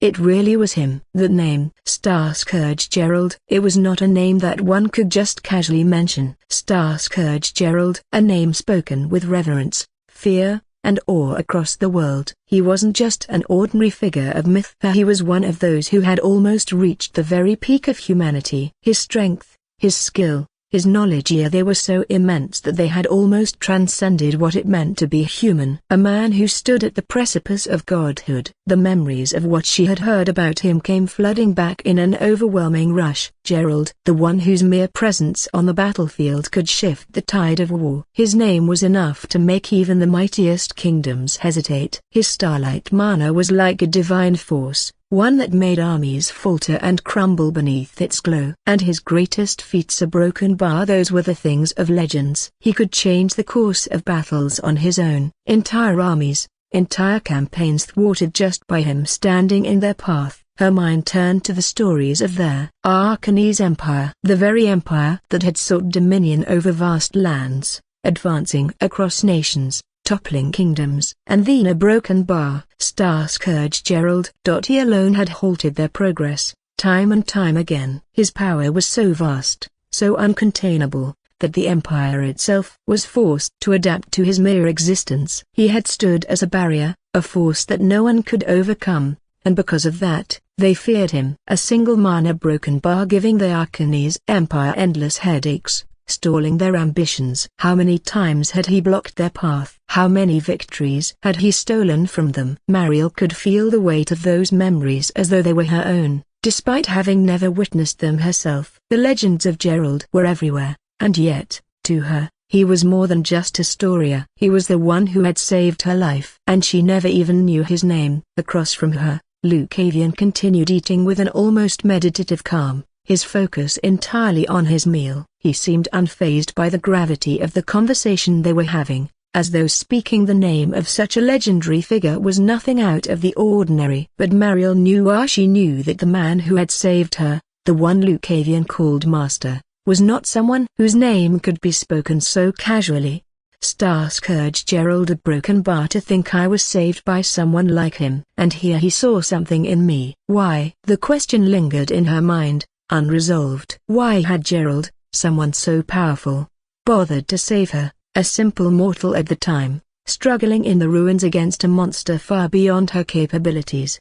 Her thoughts swirled as she remembered the feel of Gerald's presence that day, how effortlessly he had stepped in, how casually he had given her that nickname, Little Bear. At the time, it had all seemed like a dream. But now, with Lucavian sitting in front of her, speaking his name, it all became real. Mariel watched Lucavian in silence as he continued eating, his posture relaxed, as if this was just another ordinary day for him. She envied that calm, that ability to carry the weight of such knowledge with ease. He took a sip from his drink, completely at ease, while she struggled to process the enormity of what had been revealed. But there was something about Lucavian, too, something in his demeanor, in the way he spoke of his master. Mariel could sense it. There was more to this young man than met the eye. He might hide behind that playful smile and carefree attitude, but beneath it, there was a depth that reminded her so much of Gerald. He's more like his master than he lets on. I can see it, our broken bar, that same calm, that same quiet power. Lucavian finally looked up from his meal, catching her gaze, and gave her a faint, knowing smile as if he could read her thoughts. He didn't say anything, but the look in his eyes told her everything she needed to know. He understood what she was thinking. He had lived it, felt it, and Mariel, for once, felt something she hadn't in a long time. Gratitude. She might never have had the chance to thank Gerald properly, but sitting across from Lucavian, she realized something important. Maybe a broken bar thanking him is enough. As Mariel sat there, she glanced again at Lucavian. He had just finished his meal, casually wiping his hands with the same calm demeanor that seemed to cloak him in mystery. Despite the powerful connection he had with Gerald, the man who had shaped her life, it suddenly struck her that Lucavian himself was still just a young man. Even if he's Gerald's disciple, he's still a broken bar so young. The thought stirred something new within her. For all the power and wisdom he may have inherited from his master, there was an undeniable truth in front of her. Lucavian was here, alone. No legendary figure stood by his side, no mentor guiding his steps. He was, in some ways, just like she had been all those years ago, trying to navigate a world that demanded more from him than most would ever know. How did he come here? She wondered, her eyes softening as they lingered on him. What journey has he been on? And how did someone like Gerald come to meet this boy? She took another sip of her drink, the warmth of it spreading through her, but her mind was far from the present.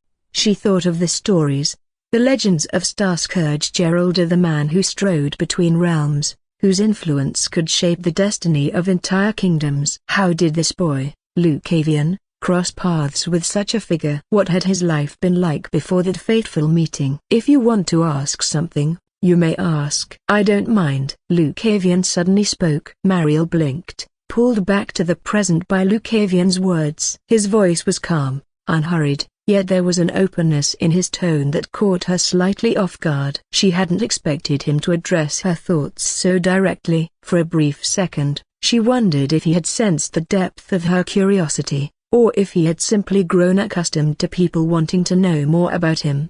Of course, she thought, setting her glass down with deliberate care. Why waste time wondering? Mariel wasn't one to dwell on uncertainties or dance around questions. The Iron Matron's reputation was built on her decisiveness, her ability to cut through the noise and get to the heart of things. And now, sitting across from someone as enigmatic as Lucavian, her instinct was to be direct. She'd always believed in facing things head-on, and this situation was no different. Leaning forward slightly, her gaze sharp but not unkind, she spoke, her voice steady. How did you meet Mr. Gerald? No hesitation, no soft lead-in, just the question, clear and to the point. How did you meet Mr. Gerald? No hesitation, no soft lead-in, just the question, clear and to the point. Lucavian, to his credit, didn't seem fazed by the abruptness of her inquiry. If anything, his expression softened, his lips curving into that familiar, knowing grin. But it wasn't the same playful smirk she had seen earlier. This one carried a hint of something deeper,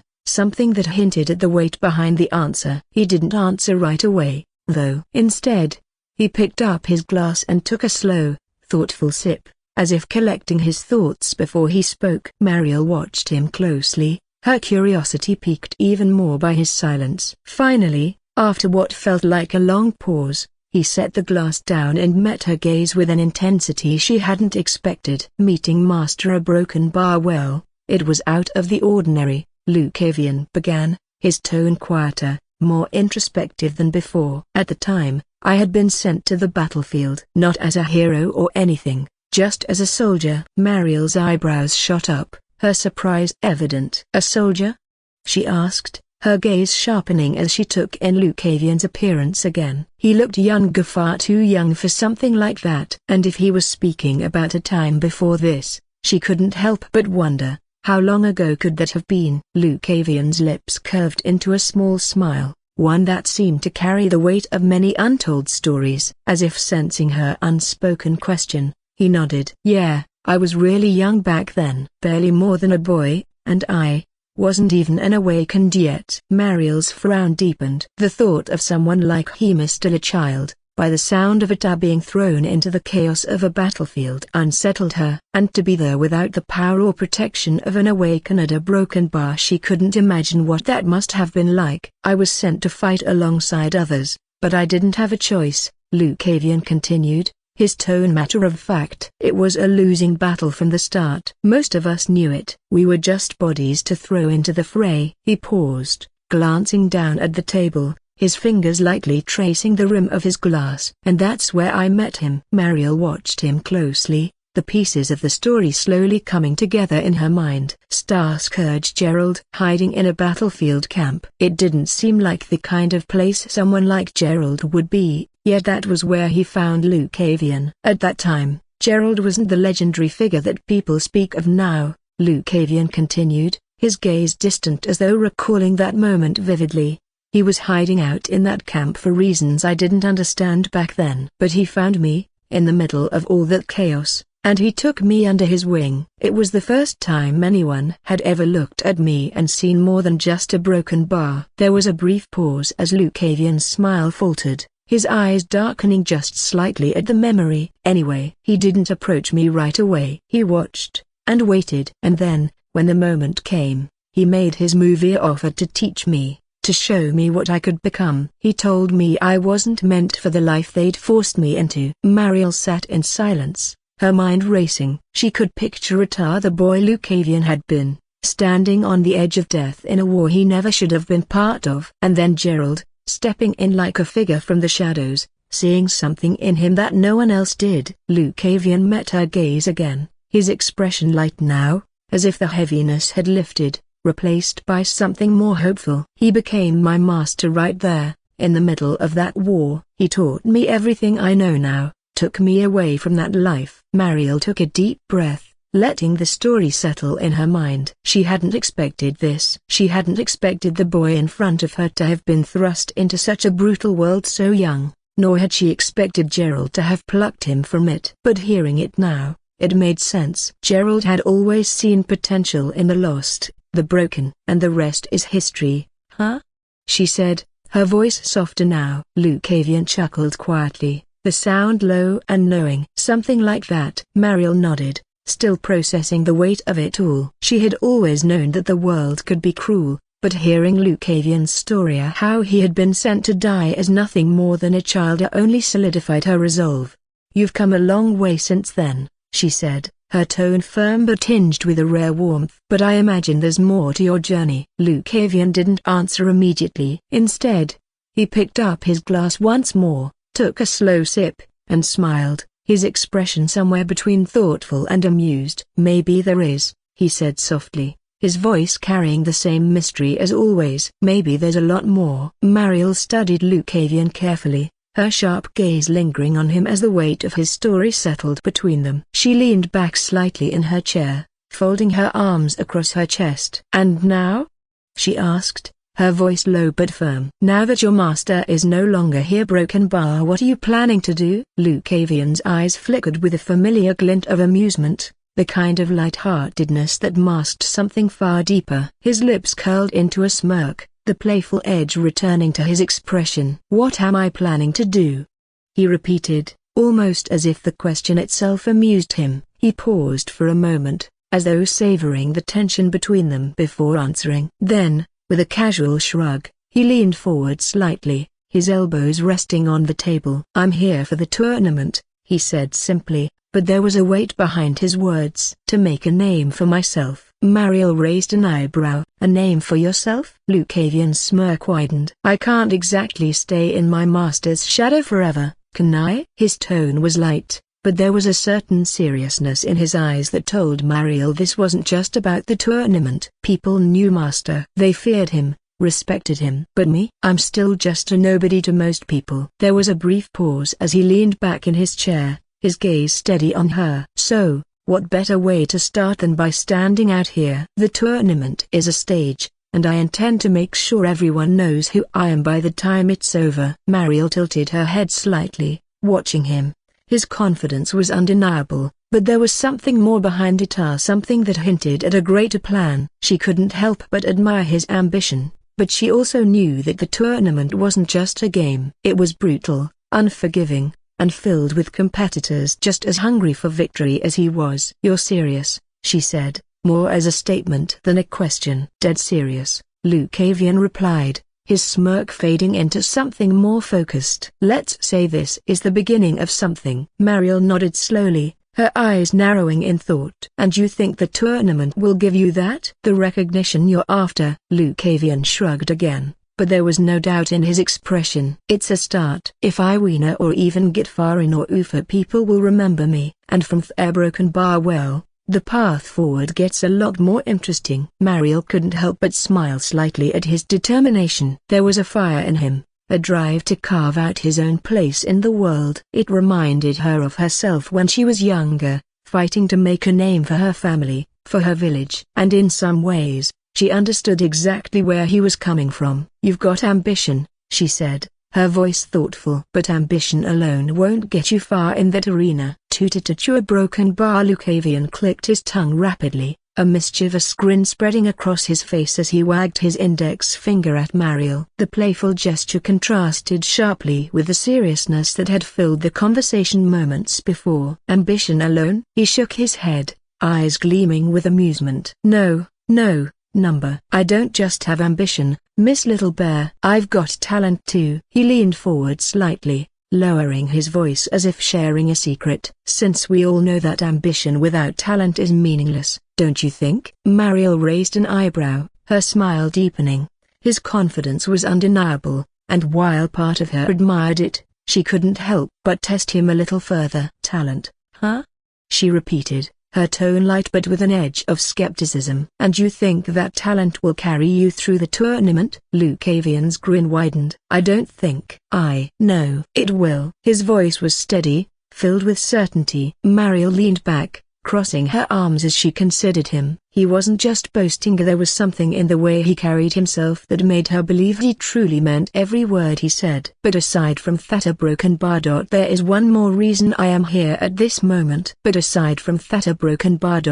one more reason I am here at this moment. Lucavian paused after his words, the weight of what he was about to say hanging in the air. Mariel watched him closely, waiting for him to continue, but instead, he let the tension break with a sudden, playful grin. "But aside from that," he said, his voice lowering as if he were about to reveal something serious. He stopped again, glancing down at the remnants of his meal. "The food here is really good," he added casually, leaning back in his chair as he took a long, satisfied sip of his drink. "Your chefs are talented." "Very talented." Mariel's eyebrow arched, amusement flickering in her eyes as she realized he was toying with the moment. He had the audacity to shift the conversation like that, and for a second, she considered pressing him to get to the point. But something about his playful manner made her hold back. Lucavian set his glass down, his expression returning to something a little more thoughtful, though that glint of mischief never left his eyes. He seemed perfectly at ease, as though the entire weight of their conversation had been lifted with that one teasing remark. Mariel, however, was intrigued. She waited, her curiosity piqued, and after a moment, Lucavian continued. You know, even though you're here now, managing this inn, one thing can't be denied. His voice was softer now, more reflective. You can't escape your nature. Mariel felt a slight shift inside her, her expression sharpening as his words found their mark. She wasn't sure where he was going with this, but there was an undeniable truth in what he said. Lucavian leaned forward again, his eyes locking with hers. You might have hung up your sword, but you're still the Iron Matron, aren't you? Mariel didn't respond immediately. She didn't need to. The reputation she had built for herself, the life she had lived before running this inn, it was something she carried with her, even if she didn't always acknowledge it. Lucavian smirked, seeing the flicker of recognition in her eyes. So, let me ask you this, he said, his tone growing more serious. If you were to witness something that made your blood boil, a broken bar, something that stirred the fire inside you, would you just sit and watch? Or would you act? His words hung in the air, the playful atmosphere dissipating in an instant. Mariel's eyes narrowed slightly, her posture shifting. She wasn't one to sit idly by, not when the situation called for action. And she knew that Lucavian, despite his teasing nature, wasn't asking her a simple question. Depends on what it is, Mariel said carefully, her voice steady, though the challenge in her gaze was unmistakable. But if something needed to be done, I wouldn't hesitate. Lucavian smiled, leaning back in his chair, satisfied with her response. Exactly, he said softly. That's why I'm here. Mariel didn't speak, waiting for him to continue. There was more to his reason for being here than just making a name for himself in the tournament. She could feel it. Lucavian's fingers continued to trace the rim of his glass, his expression growing more contemplative, though the edge of mischief in his eyes never quite disappeared. He let the silence linger for a moment longer, then spoke, his voice calm but carrying an undercurrent of something more dangerous. If I were to destroy someone now, he began, his tone deceptively light, someone who could cause me trouble in the future, a broken bar, would you support my judgment? Mariel's gaze locked onto his, her sharp eyes searching his face for any hint of what lay beneath his words. There was no doubt in her mind that Lucavian was talking about something or something specific. The casual tone he used couldn't mask the seriousness of what he was asking. For a brief second, Mariel said nothing. Her thoughts drifted back to that pivotal moment in her life, when the man of starlight, Gerald, had stepped into her path and changed everything. His judgment, and his decisions, had shaped the course of her life. And now, sitting across from Gerald's disciple, she couldn't help but see the same shadows of her past reflected in Lucavian. He's his disciple, apostrophe, she thought, her mind weighing the words carefully. Apostrophe. If Lucavian carries the same wisdom and insight that Gerald had, a broken bar. Mariel took a breath, her posture straightening as she looked at him with the same stern resolve she had carried all her life. She wasn't someone who trusted easily, but Lucavian's connection to Gerald was undeniable, and that alone carried weight. Since you are his disciple, Mariel said, her voice firm but steady, I'll trust your judgment. Her words hung in the air between them, and Lucavian's smile returned, softer now but with a flicker of satisfaction in his eyes. It wasn't just the trust she offered, it was the understanding that she, too, had once placed her faith in someone who had walked a similar path. Lucavian's smile deepened as he heard Mariel's words, the flicker of satisfaction in his eyes turning to something warmer, more genuine. He inclined his head slightly, a gesture of respect, and spoke softly. If that's the case, then I'll thank you for your faith, Mariel. His voice was light now, though the seriousness of their conversation still lingered beneath the surface. There was a mutual understanding between them, one born not just of trust, but of shared experiences, paths that had crossed through the influence of one man.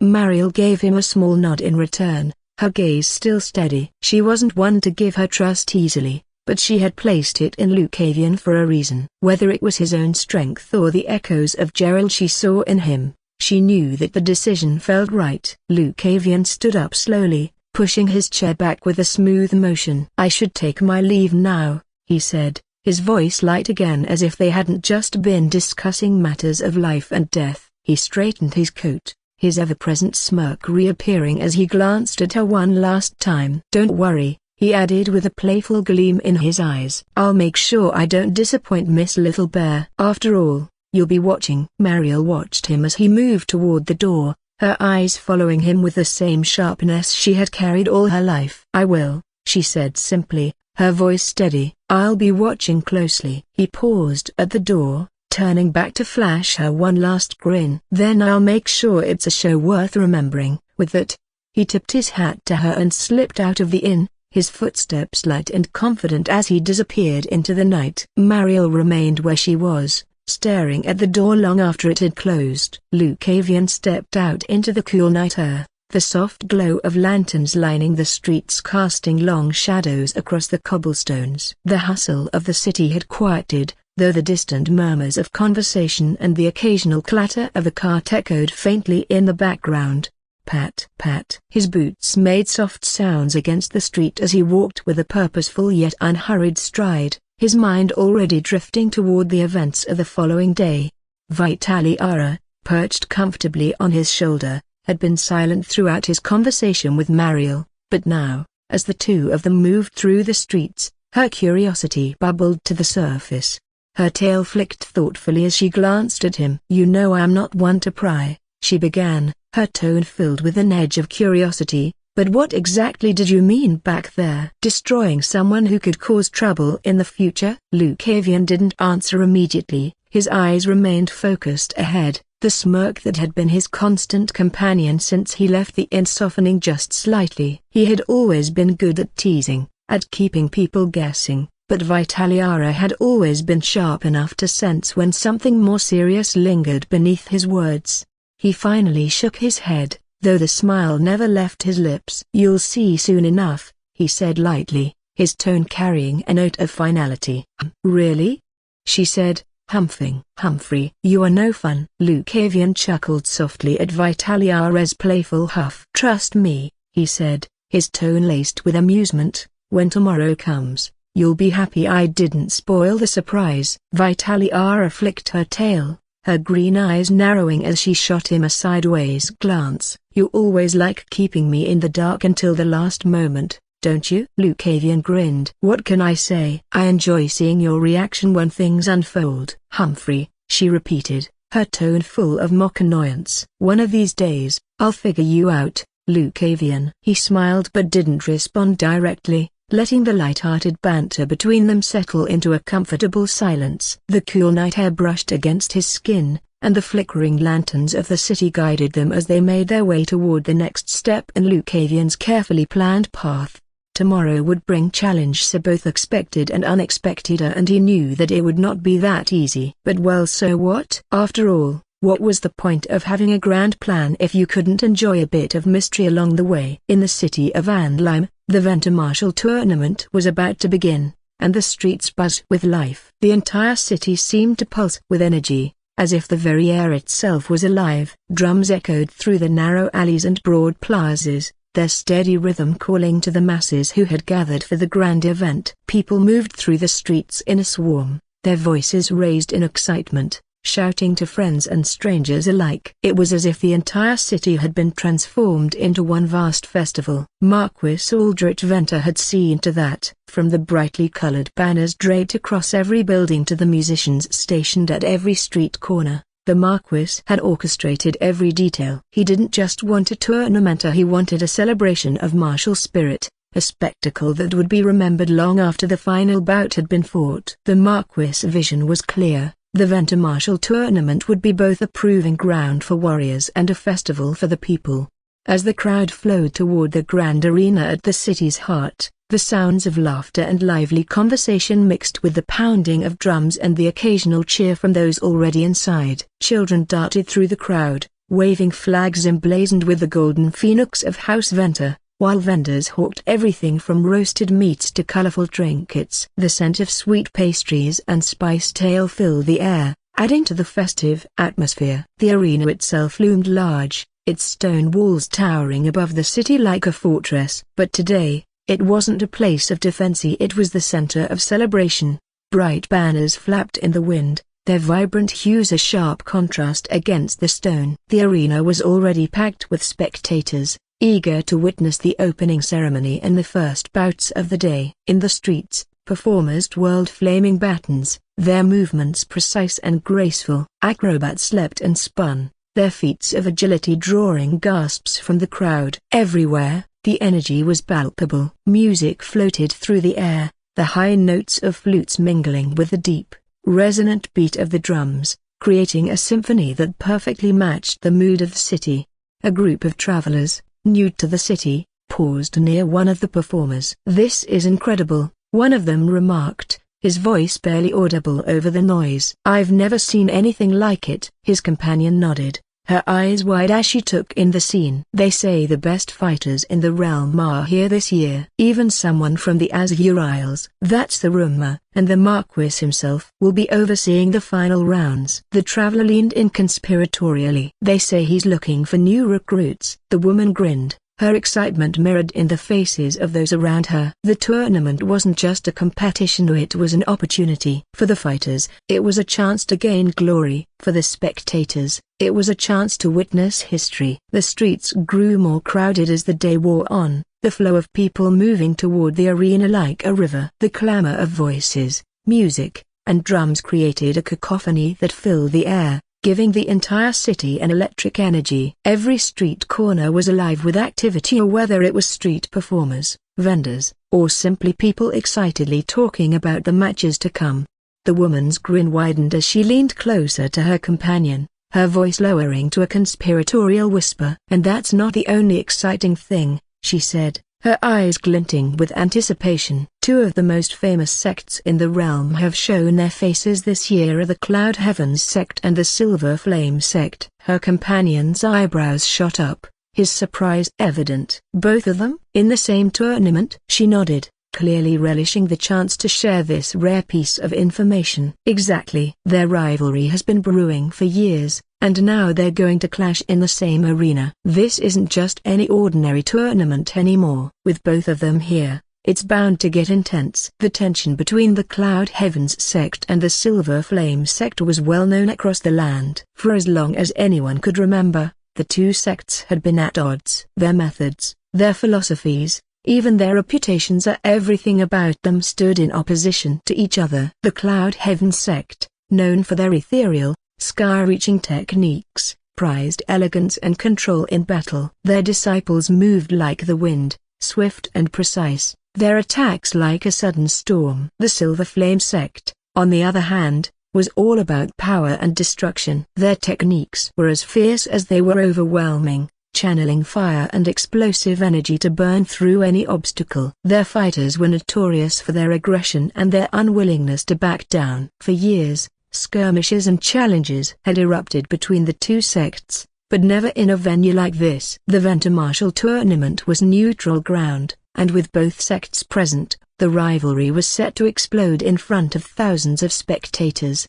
Crank! At that very moment, a resounding crash of drums echoed through the streets, silencing all conversations. The rhythm swelled, its deep, booming beats reverberating through the air like thunder rolling across the plains. Every head in the crowd turned in unison toward the source of the sound. The unmistakable convoy of the Marquis was approaching. People surged toward the main thoroughfare, their murmurs of excitement building into a steady roar. The Marquis Aldrich Venter, the man who had organized this grand tournament, was passing through the city, and the spectacle of his arrival was one few would want to miss. Banners bearing the golden phoenix of House Venter fluttered in the wind as the convoy appeared. At the front, mounted guards clad in gleaming armor flanked the Marquis carriage, their spears held high, reflecting the sunlight as it pierced through the gaps in the crowd. Behind them, musicians marched, beating the massive drums that had drawn the city's attention. The rhythmic pounding was hypnotic, each strike matching the pulse of the festival itself, shaking the very streets beneath the people's feet. The carriage carrying the Marquis was an imposing sight. Crafted from dark wood and adorned with intricate gold detailing, it was a moving monument to the wealth and power of House Venter. Windows of polished crystal allowed glimpses of the man within. Marquis Aldrich Venter sat in regal poise, his sharp eyes surveying the masses, his expression one of satisfaction. Dressed in robes of deep crimson and gold, He looked every bit the noble he was, a man of influence who had transformed the tournament into not just a contest of martial skill, but a celebration of culture and tradition. Following the carriage were dignitaries, noblemen, and notable figures from various factions across the land. Even they could not hide their excitement, knowing the tournament was more than just a gathering of the strongest. It was a political arena, a place where alliances could be forged, rivalries renewed, and opportunities for glory seized. The crowd cheered wildly, waving flags and reaching out as if they might touch the carriage, desperate for even a passing glance from the Marquis. The musicians following the convoy filled the air with triumphant melodies, and entertainers, jugglers, acrobats, and fire-breathers danced along the edges of the procession, adding to the vibrant chaos that now defined the streets of Andheim. A young boy near the front of the crowd leapt excitedly, trying to catch a better view of the Marquis passing, while an elderly woman beside him clapped her hands in time with the beat of the drums. Everywhere, the same sense of exhilaration rippled through the gathered spectators. As the convoy reached the gates of the grand arena, the thunderous cheers from the crowd seemed to swell, echoing off the towering stone walls that enclosed the massive structure. The sound of drums and the music gradually faded as the Marquis procession slowed, coming to a regal halt before the arena's grand entrance. The golden phoenix banners fluttered in the breeze, casting long shadows over the wide path that led into the arena, now packed with eager spectators craning their necks to get a glimpse of the spectacle. Inside the arena, the anticipation was palpable. The seats were already filled with thousands of onlookers, their eyes fixed on the center stage, where the action would soon unfold. At the heart of the arena stood a raised platform, ornately decorated with House Venter's insignia, its purpose clearer. It was where the Marquis would make his grand introduction and the tournament would be officially declared open.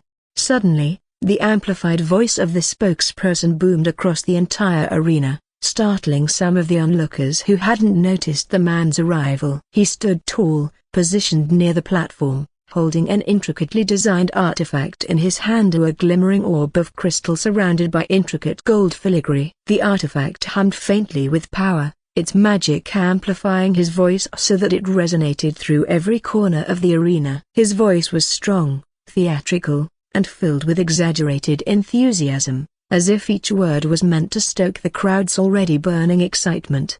"Welcome, one and all, to the grandest event of the year, the legendary Venter Martial Tournament!" Brought to you by none other than the esteemed Marquis Aldrich Venter. The crowd erupted in wild applause, their roars echoing back like waves crashing against a cliff. The spokesperson, basking in the adoration, waited a moment before continuing, his voice filled with dramatic flattery. "The Marquis, a visionary, noble, protector of our great city, has brought together the finest warriors from across the realm. Today, we witness strength, honor, and skill in its most glorious form. A tournament like no other, where the brave rise to claim their place among legends." As the spokesperson spoke, his gestures were broad and theatrical, clearly designed to whip the crowd into a frenzy. He was a master of hype, each sentence dripping with overblown praise and excitement. "And not only do we have the honor of witnessing such martial prowess, but we do so under the watchful eyes of their greatest families, from every corner of the land. Nobles, warriors, and champions alike gather here to witness history unfold. You, the people, are part of this moment, a moment that will echo through the ages." The crowd was hooked, every sentence drawing louder cheers, the energy of the arena building with every syllable the man uttered. The artifact continued to carry his voice clearly, cutting through the noise of the crowd and giving his words an almost larger-than-life quality. "Warriors of the Cloud Heavens sect, masters of ethereal grace, and from the fiery depths, the relentless fighters of the Silver Flame sect, both have sent their finest to compete on this very stage." His voice lowered conspiratorially, as if he were sharing a secret with the thousands watching. "The rivalry between these two great sects has spanned generations, but today, here in Andheim, it may finally come to a head." The crowd murmured with excitement, the promise of a showdown between the Cloud Heavens sect and the Silver Flame sect stoking their curiosity and anticipation even further. It was clear that this rivalry was as much a draw as the tournament itself. And now, the spokesperson's voice swelled to its most dramatic yet. Raise your voices for the man who made all of this possibly, the Marquis Aldrich Venter. With that, the crowd surged to its feet, applause and cheers cascading through the arena as the Marquis stepped forward onto the platform, his imposing figure illuminated by the late morning sun. The crowd's energy was electric, and the spokesperson, his job done, stepped aside, allowing the moment to belong to the Marquis as he prepared to open the tournament that would shape the lives of many. The Venter Martial Tournament had begun. Valeria stood at the edge of the arena, the booming voice of the spokesperson reverberating through the crowd. The deafening cheers, the grandiose declarations, the never-ending praise for the Marquis are all that grated on her nerves. Rubbish, she thought, her eyes narrowing slightly as she scanned the throngs of people swept up in the spectacle. The spokesperson's words were filled with nothing but hollow flattery, designed to stir excitement and inflate the egos of those in power. She had seen this type of showmanship before too many times. In fact, the words, the theatrics, the way he spoke of honor and glory like they were commodities to be bartered in front of the crowd. It reminded her too much of the banquets and gatherings she had been forced to attend in her youth, surrounded by nobles who wore their charm like a mask, hiding the emptiness beneath. At those events, it was always the same, flattery, smiles, and political maneuvering. Everyone vying for influence, using compliments as weapons and alliances as shields. They would speak of honor and duty with the same hollow reverence she was hearing now. Words that meant nothing, spoken by people who cared more about appearances than about the principles they claimed to uphold. Valeria did not like it. Sire broken bar. Valeria sighed quietly, shaking her head at the empty spectacle unfolding before her. She stood alone at the edge of the arena, surrounded by the roaring crowd, yet feeling completely detached from the excitement around her. The cheers, the praise for the Marquis, it all felt hollow. She had seen it all before. It reminded her too much of the banquets from her youth, filled with false smiles and shallow words, where nothing was ever as it seemed. She clenched her jaw, trying to push the memories aside. It doesn't matter if I like it or not, she thought, her hand brushing the hilt of her sword. Today wasn't about those hollow words or the games of the noble class. It was about proving herself, about pushing past the stagnation that had held her in place for so long. Still, despite her best efforts to focus, her thoughts drifted to Lucavian.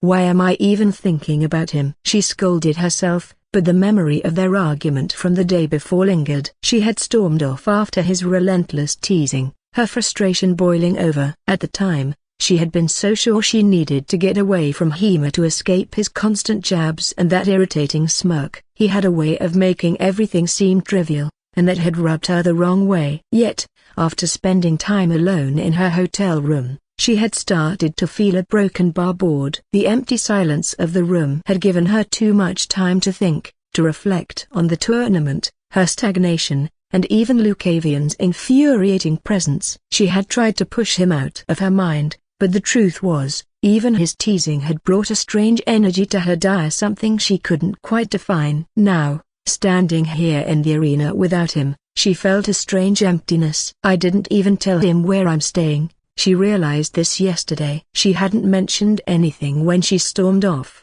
too caught up in her frustration to care. It wasn't like Lucavian would chase after her, and honestly, she had preferred it that way at the time. But now, the thought that he wouldn't be contacting Hera, wouldn't even know where she was, left her with a weird feeling. Why do I care? She asked herself, annoyed at the flicker of disappointment creeping into her thoughts. I don't need him. I'm perfectly fine on my own. She straightened her posture, determined to shake off the odd sense of loneliness that had settled in. There was no point dwelling on Lucavian or his absence. He had his own path, and she had hers.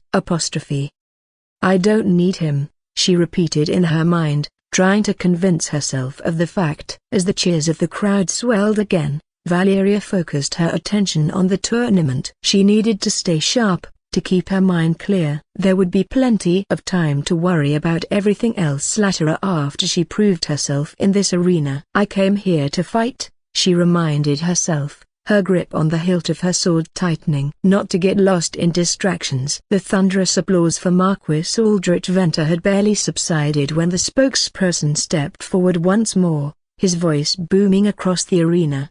"And now, to honor the start of this magnificent tournament, we shall witness a grand spectacle. A show match, the first of many to come, featuring none other than their two great knights of House Venter. Let this be a display of discipline, strength, and the fierce spirit that resides within the Venter family." The crowd roared with approval, the anticipation of seeing the Marquis' personal knights in combat adding a new surge of excitement. The arena floor was cleared, the dust from countless battles past swept away to prepare for the first clash. Two figures stepped forward, emerging from opposite ends of the Colosseum. Both knights were clad in gleaming armor, the sigil of the Golden Phoenix proudly emblazoned on their breastplates, the mark of House Venter.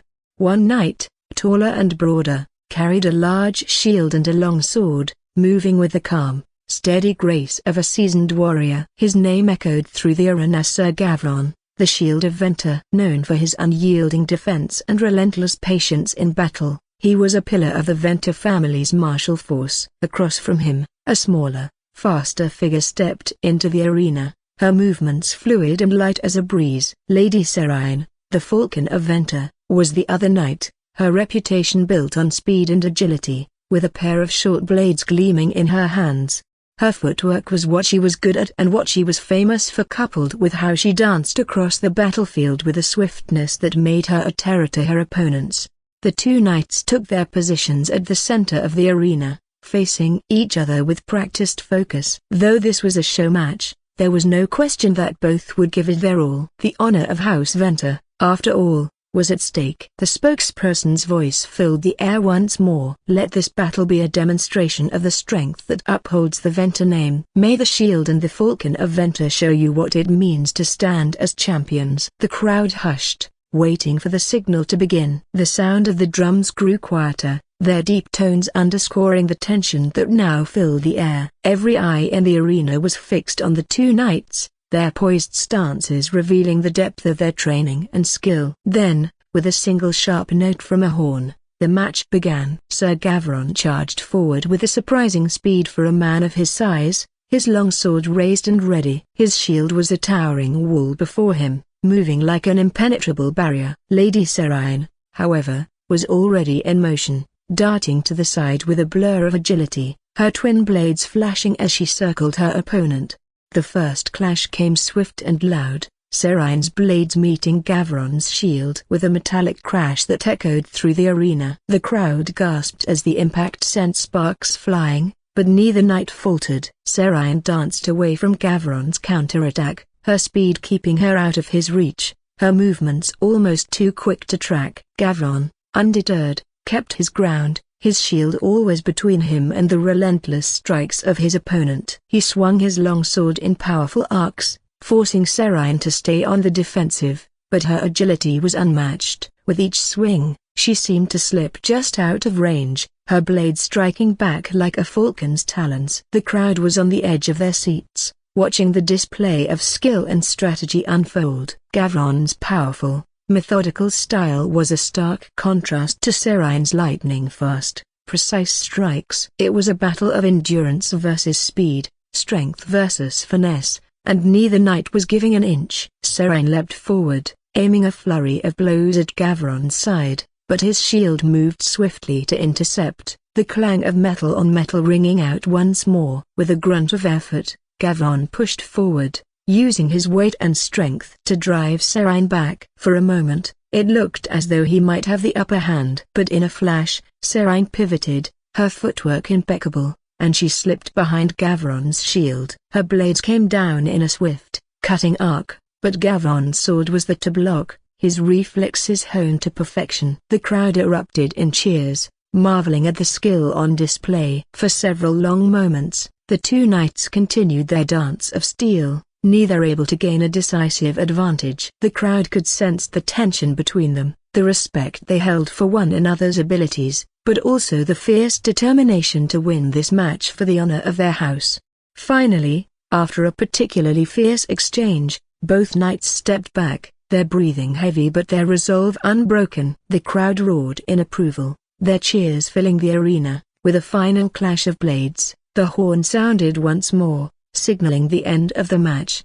The spokesperson stepped forward, his voice booming again. "And there you have it." A magnificent display of skill and honor from the Knights of Venter. Sir Gavron, the unbreakable shield, and Lady Serine, the untouchable falcon. Let their strength be the standard by which this tournament is measured. The crowd roared its approval once more, their applause echoing through the arena as the two knights saluted each other with the utmost respect. The tournament had officially begun, and the crowd was ready for the battles to come. With the show match concluded and the crowd's cheers still reverberating through the stands, the spokesperson took to the center of the arena once more, holding up his hand to quiet the masses. "And now, the moment we've all been waiting for, the official start of their Venter Martial Tournament." His voice, amplified by the artifact, reached even the farthest seats in the arena. "Warriors from across the land will clash here today, facing opponents from all walks of life in a test of skill, strength, and spirit. Let the battles commence." As the horn sounded, the arena floor shifted into action. In each of the large, circular rings spread across the vast space, fighters moved to their designated areas, preparing to face their first opponents. The unique format of the tournament meant that the audience would have no shortage of excitement, as multiple matches would be held simultaneously in view of everyone present. Spectators eagerly shifted in their seats, choosing which ring to focus on as the first fights began. Each ring represented a new story, a unique clash of styles and techniques. In the far left, two sword wielders squared off, one armed with a long saber, the other with a pair of short daggers. Sparks flew as their blades met in a deadly, rhythmic dance, each fighter pushing and countering with precise movements. Across from them, a pair of hulking brawlers prepared for their match, their bare fists wrapped in thick cloth, each sizing the other up with intense stares. Further down the arena, a robed figure faced off against an armored knight. The robed fighter held a staff aloft, their eyes closed in focus, while the knight readied his shield, taking a defensive stance. As soon as the horn signaled the start, the robed figure's staff burst into flames, sending a wave of fiery energy toward the knight, who deftly raised his shield to absorb the impact, his steady form refusing to budge.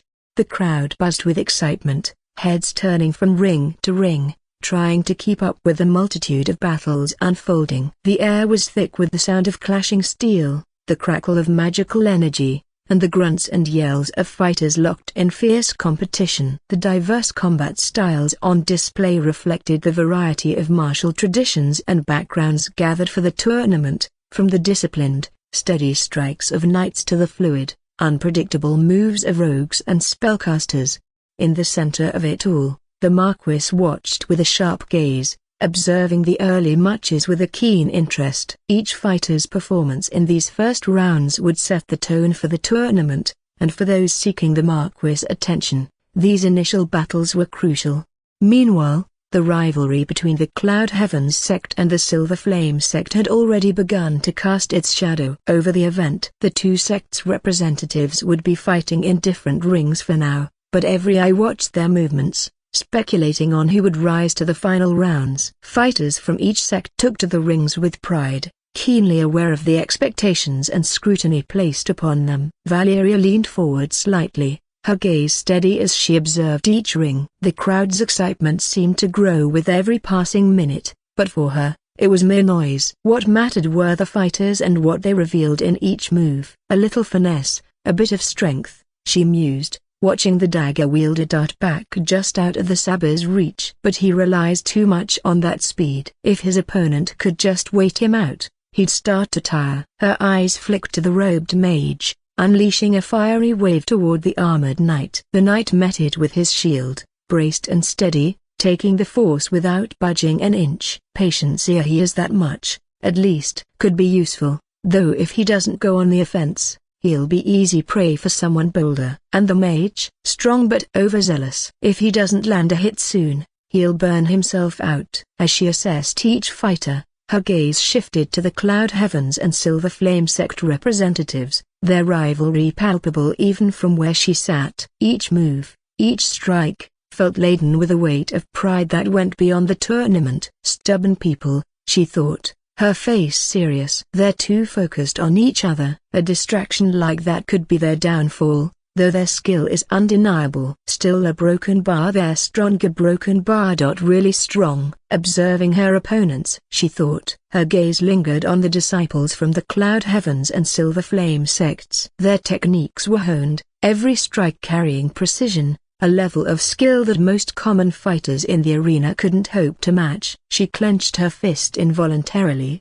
feeling a mix of frustration and anticipation. They may not be the strongest, she acknowledged, watching one of them execute a fluid series of strikes, but their training is evident. Their skill alone speaks volumes of what their senior disciples must be capable of. If the juniors are like these, a broken bar. She tightened her jaw, a rare flicker of doubt slipping into her thoughts. This tournament wasn't going to be a casual display of prowess. To reach the final rounds, she'd need to give everything she had and possibly more. Her fingers brushed against the hilt of her sword, grounding her when an unbidden thought crept in, tinged with annoyance and a broken bar. Something else. Lucavian. She could almost picture him leaning against the wall with that infuriating smirk on his face, one eyebrow raised, casually dissecting every opponent with that detached amusement of his. He'd probably make some insufferable comment about the crowd's overexcitement, toss a casual insult at the sects, or just say something that would make her want to wring his neck. That guy a broken bar. Why am I even a broken bar? Just as Valeria attempted to shake off her thoughts of him, something in the periphery of her vision caught her attention. A familiar figure, moving through the throngs of spectators.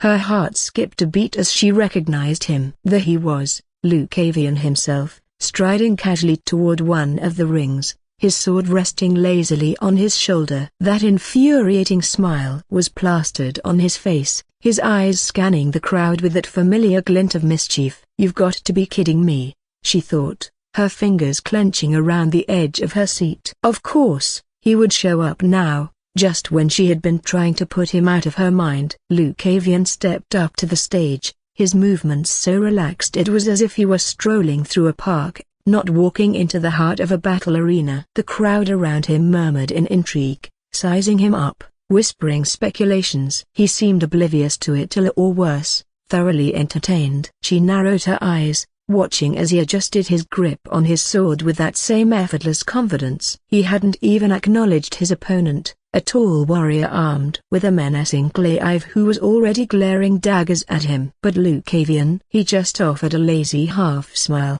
as if daring the warrior to make the first move. Unbelievable, she thought, her frustration spiking. He's treating this like it's some game. He could at least take it seriously. Yet she couldn't look away, caught between irritation and curiosity. Lucavian's gaze finally shifted to his opponent, his smirk widening, and she knew instantly that he was about to say something that would rile the other man up. Well, shall we get this over with? He drawled, his voice carrying just enough to reach her ears. I'd hate to keep everyone waiting. And he did it. Just exactly what she had thought. Valeria's gaze shifted from Lucavian to his opponent, sizing up the formidable figure on the other side of the ring. The man was massive, his broad, bare chest covered in scars, and his face adorned with jagged tattoos that stretched across his shaved head. Everything about him screamed raw power, from his thick, muscled arms to the fierce glint in his eyes as he regarded Lucavian with disdain. Unlike most fighters here, the barbarian seemed uninterested in weapons. His own fists were enough. He cracked his knuckles, flexing his hands as if eager to crush Lucavian with a single blow. The crowd murmured in excitement, sensing the tension between the two, while the barbarian's lip curled in a sneer. Do you have a death wish, little man? He growled, his voice dripping with contempt. "Coming here without anyone around, a broken bar and no mana in that pathetic little core of yours that I can't even see? Or do you think your scrawny body alone can stand up to me?" Valeria's eyes narrowed as she absorbed the man's words. No mana in his core? She focused on Lucavian, a frown deepening on her face. She hadn't paid it much mind before, but now that she thought about it, she couldn't sense anything from him, not even a flicker of mana. It was as if he didn't possess any core at all. Wait, a broken bar? How is that possible? She thought, her mind racing as she reviewed every moment they'd shared, every time they had crossed paths. All this time, she'd never sensed a cow from him, any hint of his cultivation level. Yet she had seen him use mana, witnessed it with her own eyes. But how? How had he masked it so completely? Was it even possible to do something like that? As Lucavian raised his sword, his expression unbothered, Valeria could see the hint of a knowing glint in his eyes, as if he was fully aware of the effect his lack of presence had on his opponent and was relishing it. He angled his blade slightly, his gaze almost bored, and the barbarian's face twisted with fury. "You've got guts, I'll give you that." The barbarian spat, his fists clenching. "But that won't be enough to save you." Lucavian tilted his head, the smirk never leaving his face. "Come at me, big man, cease with the useless talk." "Come at me, big man, cease with the useless talk." Hearing that, the barbarian's eyes were narrowed. How could he, whose body had been trained in the alleys for a long time and gone through countless street fights, lose to a weakling like him? He looked at the referee. Seeing that, the referee looked at both contestants, and seeing them nod, he raised the whistle. A whistle. As the whistle echoed through the arena, the barbarian lunged forward, releasing a long, exasperated huff and the muttering under his breath, "Cocky little bastard!" A broken bar, his words trailed off, replaced by a guttural growl as he charged, each thunderous step seeming to shake the ground beneath him. Lucavian, unfazed, simply waited, his body language loose and relaxed. The barbarian's massive fists swung forward with raw, brute force, aiming to crush him with sheer weight and power. Yet Lucavian only shifted subtly to the side, the edge of the barbarian's knuckles grazing past his shoulder with a hair's breadth to spare. "I swoosh!" The crowd gasped, and Valeria found herself leaning forward, her eyes narrowing as she focused on every detail. Lucavian's movements were almost languid, as if he were dancing around a clumsy giant rather than facing a deadly opponent. The barbarian, fueled by frustration, swung again, his muscles rippling with the effort. This time, he came at Lucavian with a sweeping hook, aiming to take him down by the ribs. But Lucavian sidestepped a quick, effortless pivot, causing the barbarian to stumble forward from the force of his own swing. "Getting tired already?" Lucavian's voice held that familiar mocking tone, casual as if they were chatting over drinks instead of locked in combat.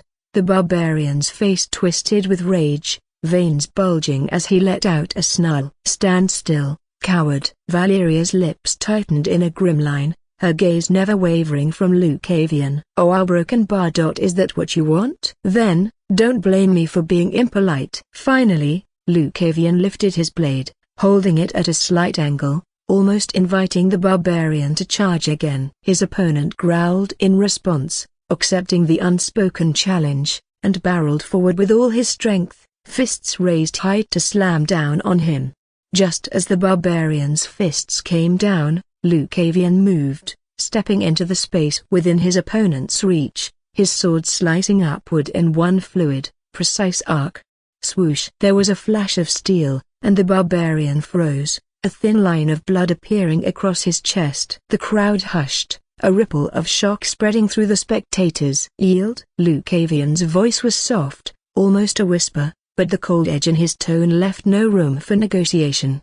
The barbarian staggered, his breath ragged, the realization dawning in his eyes. He hadn't even landed a single hit, and just one strike from his opponent alone was enough to bring him down to his knees. His vision was even getting blurry, and he felt like he was having a hard time standing. Something inside his body was boiling. That cut just now, he knew. "I won't be able to stand." That the fight ended in a single move. "Yield," he rasped, his pride damaged as he stepped back, holding a hand to his wound. Lucavian gave a satisfied nod, lowering his sword with a relaxed smile as if this had been nothing more than a casual bout. Yet his gaze still lingered on the barbarian, appraising him with a quiet, almost begrudging respect. "Not bad," he remarked, his tone softer now, lacking the mockery from moments before. "For an alley fighter like you, your performance was admirable." "You're no suckling lamb." The barbarian's eyes widened, confusion and something else flickering across his face. "You have instinct," Lucavian continued, sheathing his sword with a slow, deliberate movement. "The kind that comes only from sharpening yourself on the edge of danger, fight after fight. It's rare to see that in this polished arena." He took a step closer, his voice dropping to a murmur. "Stay alive. Keep that awareness of yours keen. Next time, trust it. Know when a fight is lost before it costs you more than a scar."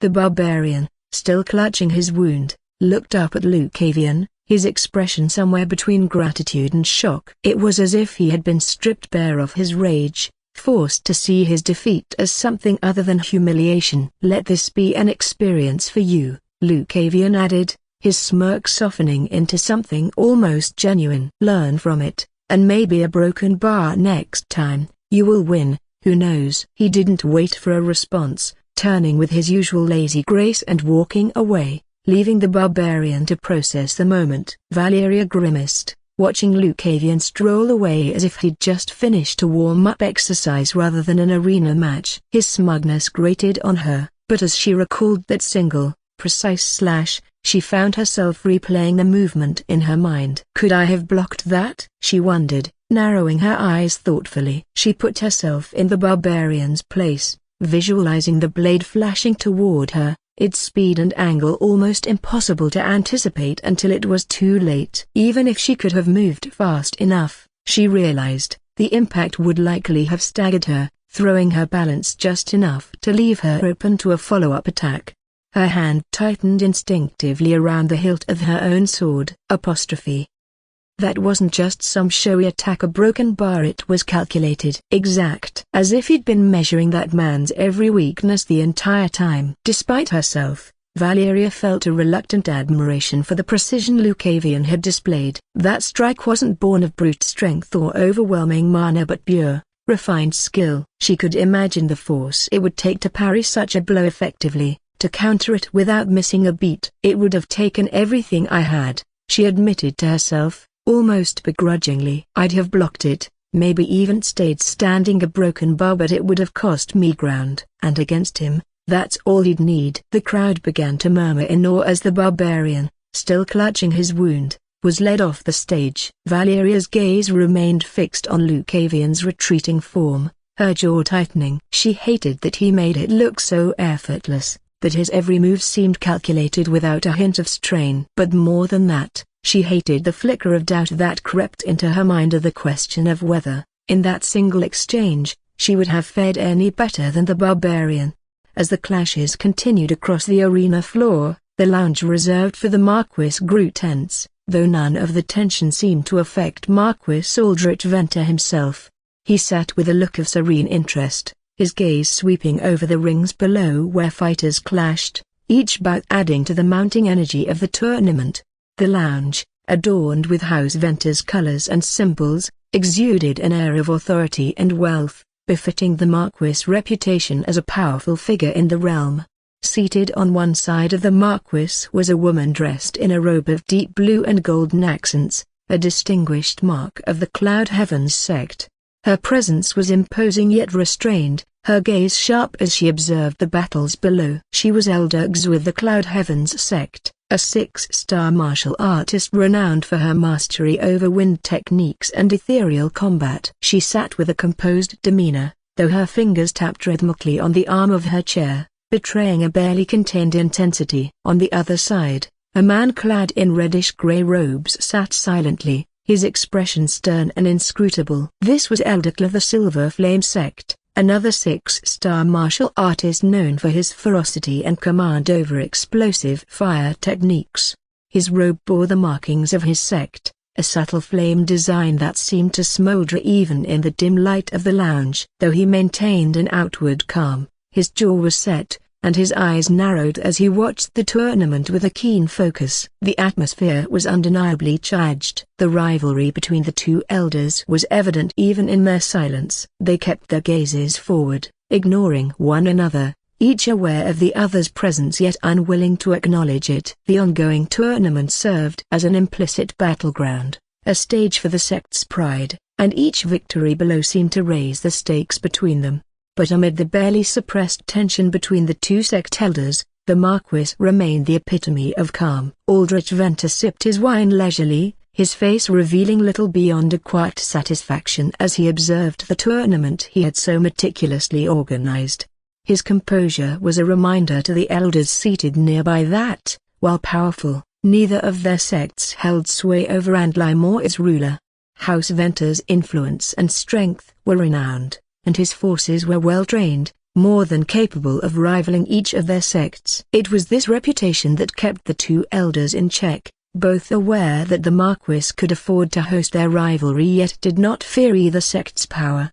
Marquis Venter leaned forward slightly, watching a match between a Cloud Heavens disciple and a Silver Flame warrior unfold. The fighters were young, full of spirit, each move embodying the fierce pride of their respective sects. He spoke, his tone even and measured, but with an edge of curiosity. "It seems the young talents from both your sects have risen to the occasion this year," he commented, his voice carrying a calm authority. "The audience has been drawn in by the clash of styles. It is a fine display of skill and tradition." Elder Xu nodded, though her response was clipped. "Our disciples have trained rigorously for this moment. The Cloud Heavens sect spares no effort in preparing them for excellence." Elder Kl let out a quiet, almost dismissive snort. "Indeed, I see them flitting about. Though our methods may differ, the results will speak for themselves." The Silver Flame sect values strength and impact above all. Marquis Venter's gaze flicked between the two, the faintest smile touching his lips. "Strength and elegancy are both admirable qualities." The Marquis smiled as he looked at the arena. Someone was slowly stepping up at that exact moment,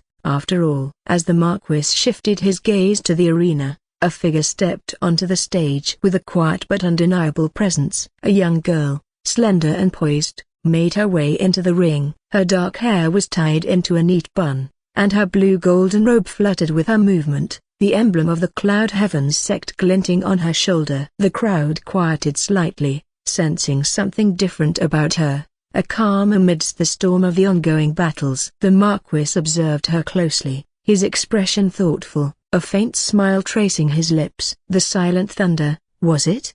he mused aloud. "Lyra Velen, if I'm not mistaken." Elder Xu's gaze sharpened, the hint of pride evident as she nodded. "Yes, Marquis. Lyra Velen is one of our recent rising stars. Her talents have distinguished her quickly among her peers." The Marquis's gaze lingered on Lyra, his expression revealing little beyond a faint, thoughtful smile. The girl carried herself with calm poise, though he knew the whispers and rumors that trailed behind her like shadows. "Interesting," he mused silently, his fingers tapping against the side of his glass. "The Cloud Heavens sect continues to turn out talents, but their standards are more flexible than they might care to admit." He glanced sideways at Elder Xu, noting the pride in her eyes as she watched her disciple take her stance in the arena. Despite the stringent image the sect projected, he was well aware that Cloud Heaven's internal culture allowed certain broken bar liberties among its disciples, a freedom often masked by their rigorous training and public image.